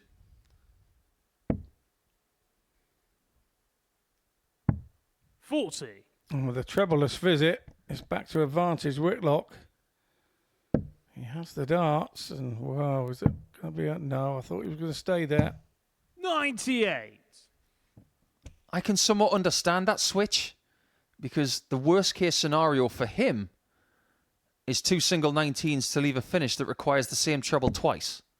So he's trying to leave numbers like 152, 156 to leave a double that he really does like. 128. Simon, you require 152. Well, 2 treble 18s have just been hit by Hall. He might need another one now that he's getting a shot. 100. Graeme, you require 134. Where will Hall go here? Is it going to be treble 18? Would have been treble 18 tops, I feel. 94. 16. Simon, you require now piles 52. the pressure on Whitlock. Big pressure. Big time dart needed. Game shot on the fourth And a big leg, one found Simon for Whitlock. 2-2. This game is very similar to yesterday's encounter in game 1 of the week. It was very Fifth tight, and leg, it was it's ultimately Graeme to won throw by first. Hall Game on. after 3 match darts were missed by Whitlock. Yeah, cometh the hour, cometh the wizard. In that situation, nicely done. Easily could have lost his way with that first dart being a little 59. bit more wayward than usual. Slotted it with the second at the double 16 and 100. we find ourselves back at where we started and now a best of 3 shootout.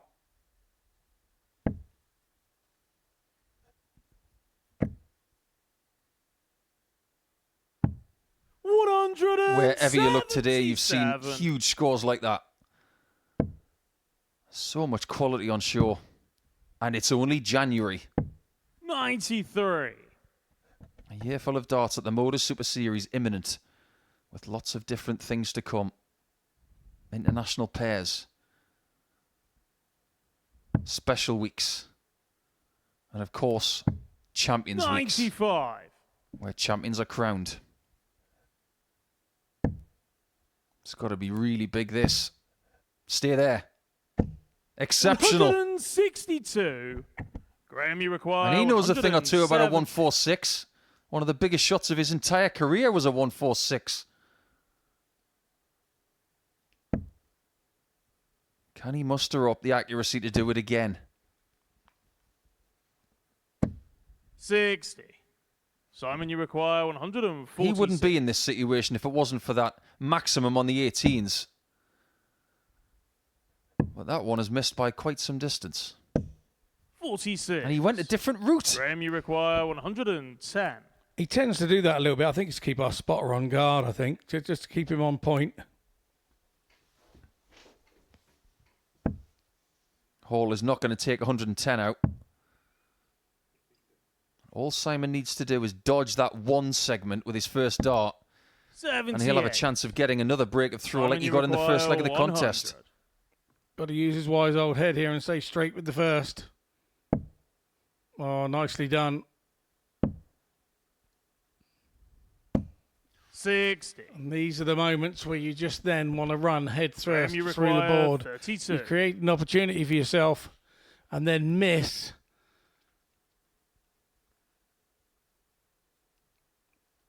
Simon will feel like he's just missed the bus. Does he have to wait for the next one coming? He does. On a fifth leg, Graeme Hall. It's no wonder this game's so tight. You can barely prize them apart in the table. Sixth leg, it's Simon to throw first. Game on.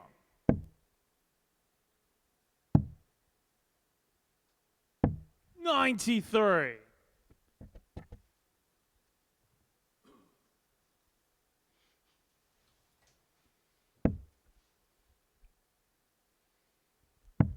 Just to give you a bit of insight into tomorrow, Simon's first game will be in 58. match 2 against Tommy Morris.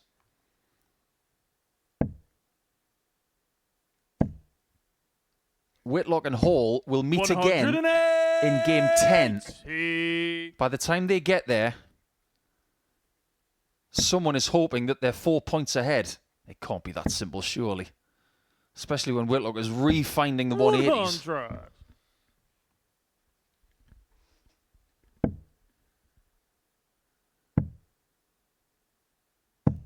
$58. That treble 20 is getting so ragged that it is starting to resemble a certain Bedlington dart player's haircut. Sorry, Colin. 180. Simon, you require 170. Even the maximum doesn't leave him a finish. But Whitlock has got to dispose of this 170. 134. And he may just do so in the visits he's got. Massive double treble visit there with the last two darts on that treble 19. 131. Even bigger Simon, you reply. require So 36. that's Graeme Hall saying me or Shot you. at sixth leg, Simon Whitlock. And it was you. So does the momentum now go with Whitlock, even though Hall has the throw? Seventh and final leg. It's Graeme to throw Exciting first. finish here. Game on. To day 2 of Group A, Series 10, Week 2. Look at this. Just when he needs it. 140. Hall won their fixture yesterday against the throw in the last leg. Whitlock has got to try and do just that. 140.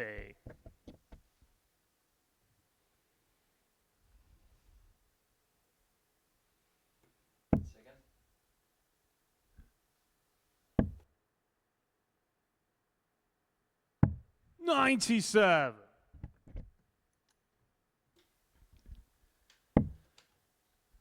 Who's going to blink first?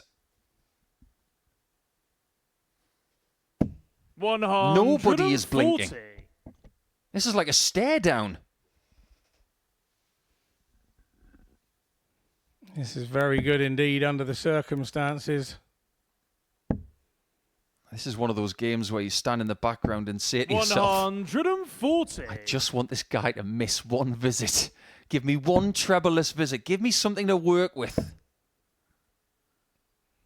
91. That is really sensible Graeme, you and require excellently executed. 124. 9 darts each, both on a makeable finish.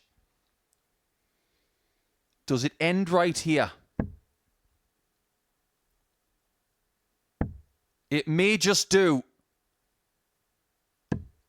99. Brilliance on the bullseye it isn't. Simon, you require 130. But if Whitlock can find one more magic spell, he will lead the table overnight.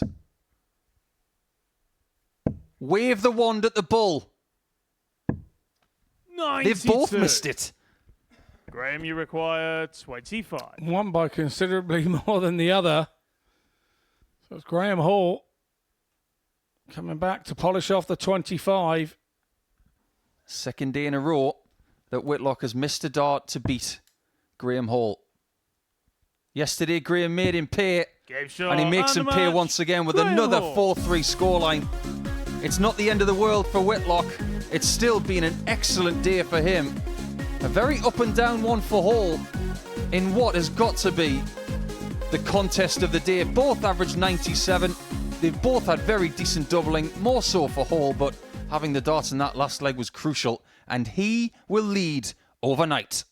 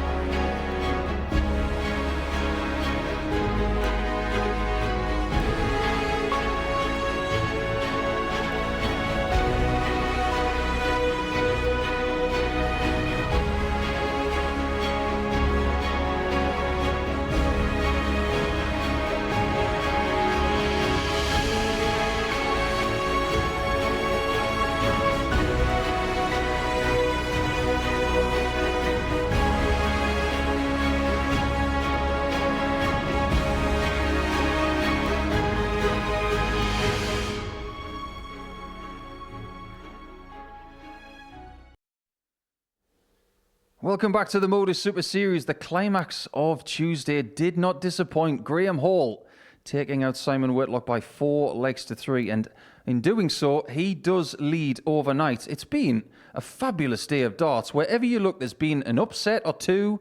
Great performances from plenty. We've seen a ton plus average from Andy Hamilton, numerous ton plus averages from Graeme Hall, and a plethora of maximums from Simon Whitlock, who will start on 12 points tomorrow with Andy Hamilton in a striking position, Scott Mitchell. But how much credit have we got to give Graeme Hall for still leading going into the final day?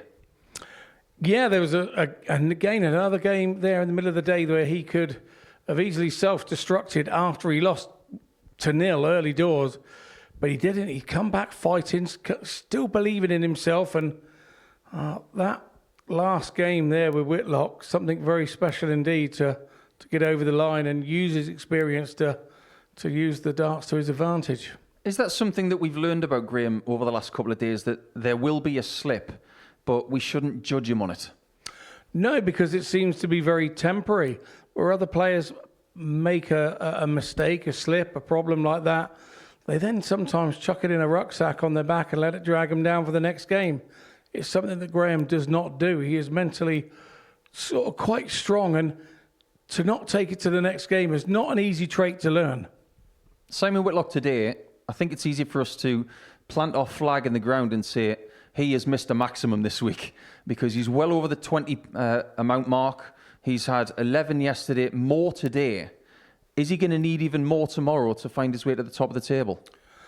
I think we're talking fine lines and margins with Simon. I think what he's doing is enough, but he's just got to win those moments. And it's something that have gone against him for the last 2 days. And we know with darts, you've got to hang in there, you've got to stick in there, you've got to keep that standard going, and then it does start to come back your way. So maybe he's the one that could get a bit of luck tomorrow. Was he sharper today than yesterday for you, though?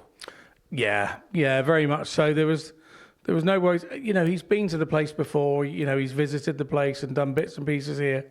But until you actually play a game in anger on that stage, you don't understand what the place is like. And so I think he learnt that yesterday, and today he looked more than comfortable at it. So the strength of Whitlock today was definitely in the scoring department. When it came to finishing for Andy Hamilton, it was better today, but we still had those glorifyingly brilliant ton plus checkouts, didn't we? Absolutely, and we still had Andy today being really positive on doubles to save himself from 3-1 down, and you know, he just started. He does what Andy does. He just doesn't give up, and if you give him that dart, he'll believe in himself to hit it. That dart of the bullseye that we've just seen on the 132, was that the perfect camera angle to show us just how his darts can behave? Because it felt like dart 1 was saying, come on in, the bullseye is nice and warm. It was, because even if he threw the dart a little bit left, it was there to be able to sort of be used. So if it was low and left, he could use that other dart. And you saw him move the other dart, so it was used. So a wise old head. Not exactly an isolated incident, though, was it? Because we've had a 145 in his first game yesterday. There were numerous scares on other big checkouts. But when the pressure's on, he does seem to find something else, doesn't he? Yeah, he was the ton topper shooter today and has been this week so far. But you know what it's like as a player. Once you hit one big ton plus shot, every time you leave one, you think, oh, I can get this. And I think that's the mode that Andy is in right now. Robertson had a better game today in him, but Tommy Morris is in a better position than Steve is. What did you make of Tommy? I thought he was a little unlucky first early doors. You know, he played really well and nothing really went his way. And I think the killer one was when he actually had the darts and lost the game, game 4-3, and that sort of turned his head.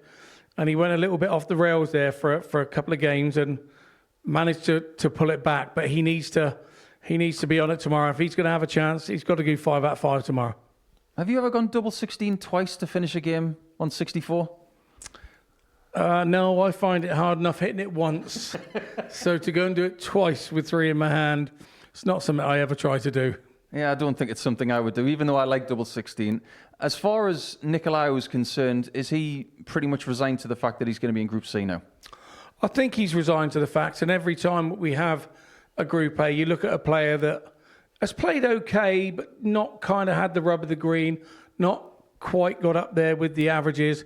And I think he's one that this time round, you know, he needs to get back to 0 and start another group, and I think you'll see a different Nikolaou. When it comes to Robertson then, he did have a better day today. Is he now thinking not so much about winning the group, but if he can find his way into Group B, that would be a huge win for him? Yeah, he would have watched this enough. You know, he's no spring chicken. He's watched this enough. So, and we saw today, and you mentioned it in commentary, how much more free-flowing he was with his throw. And I think he's sort of come to terms with the place. And whichever group he ends up in, C probably is what it's looking like. I think he's ready to start from fresh again and show the others what he's got. Let's have a look at the table one more time, just to give you an indication of what we're going to see when we come back tomorrow. It will be 9:30 in the morning, live on Pluto TV. But Hall has a nice 2-point cushion. He doesn't have the best leg difference in the group. That belongs to Whitlock. So Simon knows, Scott, that he can usurp Hall just by winning a situation that Hall doesn't. Yeah, he'll know that he can sit there level on points, but effectively that leg difference, if he can keep it where it is, he's kind of, it's an unused point, isn't it? It's a blind point that, you know, if you finish level, he will be top. What's been your highlight of the day then, quickly?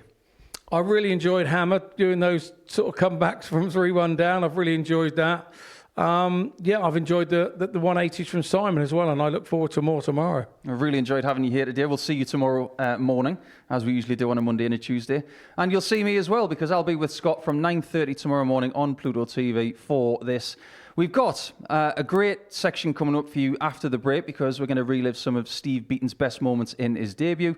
But for now, we'll bid you adieu, and we'll see you tomorrow morning live on Pluto TV back at the MODUS Super Series. What a finish! What a man! The drum roll finishes, and the target is. And that was it. We've got a brilliant second set of the week, and it comes on finals night, and it's a knockout point. Dirty Harrison! Van Velzen!